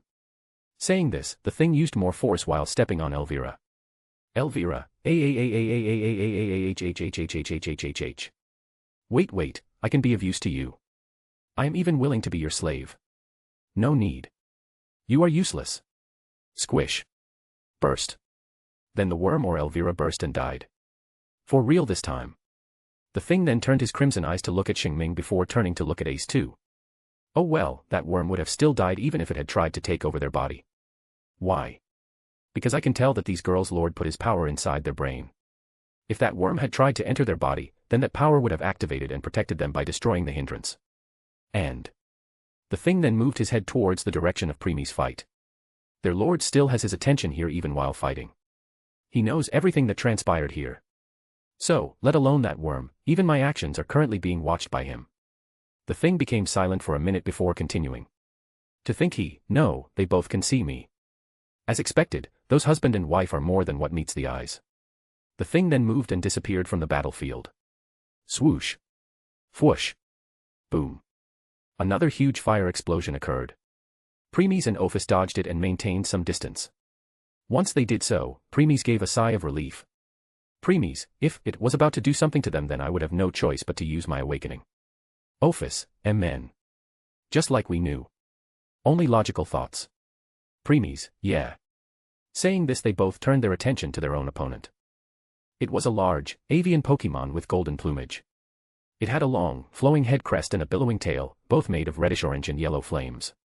Additionally, its wings were also shrouded in fiery plumage. It had a long, thin neck, a pointed, brown beak, and small, triangular eyes. Its thin, brown legs had feet that have 3 forward-facing toes and 1 backward-facing toe. It has short talons. It was shedding embers with every flap of its wings, creating a brilliant flash of flames. It was also said that dipping itself into the magma of an active volcano, this Pokemon can heal itself. Name, Molters. Status, Enraged. Type, Fire/Flying.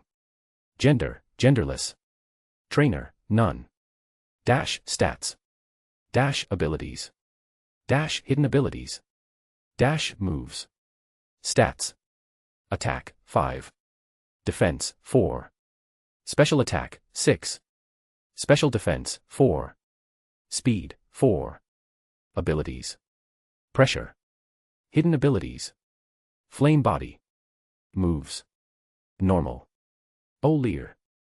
O Safeguard. Flying. O Gust. O Wing Attack. O Air Slash. O Roost. O Hurricane. O Sky Attack. Fire. O Ember. O Incinerate. O Heat Wave. O Sunny Day. O Overheat. Psychic. O Agility. Rock. O Ancient Power. Abilities Details.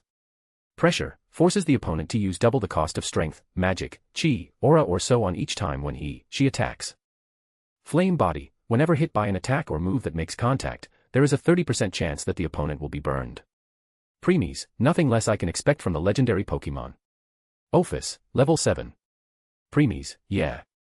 Preemies said while looking at Moltres. They didn't need to look at the status to know Moltres was angry. Just by looking into its rage-filled eyes, anyone can tell that. Ophis, it's not angry at us. But the whole of humanity. Preemies, I know. Just like Preemies had guessed before. The moment Dark Ball was destroyed and Moltres came out, not only did it recover its control over its mind but also remembered everything it had done or was made to do by those who captured it. It broke Moltres' heart and it decided to make humanity pay for it. Preemies, even though it's enraged. Ophis, it's in a lot of pain. Preemies, MN, Moltres let out a loud screech before gathering power in its beak. Then it released a huge overheat at them. Whoosh. The temperature rose rapidly in the atmosphere. The trees, water, land dried up even when the attack was far away. Witnessing this, Preemies gathered magic in his elucidator and released Hex Rend. Whoosh. Both attacks collided. Boom. However, since Moltres was enraged, its attack became even more powerful as it started to push Preemies' attack back. Still, Preemies didn't panic or was surprised witnessing this. Because he knew he was not alone. At this moment, Ophis raised her Chaos Kampf, gathered her magic and also released Hex Rend. Since she had seen Preemies using it almost all the time, she also recreated it according to her requirement. Next, Ophis Hex Rend joined with Preemies Hex Rend, and they both merged naturally and increased their power. Boom. A huge explosion occurred as both the Preemies Ophis and Moltres attacks were cancelled out. Swoosh. Swoosh. Ignoring the smoke, they both entered inside and rushed towards Moltres. While Moltres, who was waiting for the smoke to clear out, sensed something and its body started to glow. Preemies and Ophis appeared in front of it and attacked. Slash. Slash. But they missed and only slashed in the thin air. Confirming that their attack missed, they both narrowed their eyes. Preemies and Ophis, so, it used agility. Suddenly they sensed something and turned before bringing their swords in front. Swoosh. Dang. Dang. Thanks to their quick reaction and senses, they successfully blocked the incoming Wings attack unleashed by the Moltres. Still, the force behind it forced them back. They hurriedly did a backward somersault to get rid of the force and attacked again. Slash. Slash. Though, Moltres twisted its body and dodged their attacks again. Both parties hurriedly maintained their distance and looked at each other. Ophis, even though it's enraged, it hasn't lost its reasoning. Preemies, that's what makes it so strong. It's just like Berserk skill but without any side effects. Ophis, MN. Preemies, we must end this soon. Preemies, I know. Said Preemies while looking at Moltres. Though, his attention was currently on Shing Ming, Ace, and Mischievous. The information he was getting from his elemental sight was more than enough to tell him that they both needed the treatment soon. Otherwise, they will fall into deep coma courtesy of excess blood loss and mental fatigue. And will take months for them to wake up. Preemies took a sigh and spoke. Preemies, you are right. It's time to end this. SSH. Saying this, Preemies put Elucidator back into its sheath and closed his eyes. As for Ophis, she also sent her Chaos Kampf back. Seeing their actions, Moltres became confused and thought they had given up resistance. Shine. Burn. However, in the next instant, it raised its guards to the limit. It could feel a huge amount of heat coming out of Preemies. And then a symbol of some sort came out of him. Witnessing and sensing the power of fire incantation symbol, Moltres opened its eyes wide in shock. At this time, Preemies also opened his eyes. Moltres felt a chill down its spine when it saw the pattern in his eyes. Preemies had finally activated his Mangekyo Sharingan. *A/N, please throw some power stones.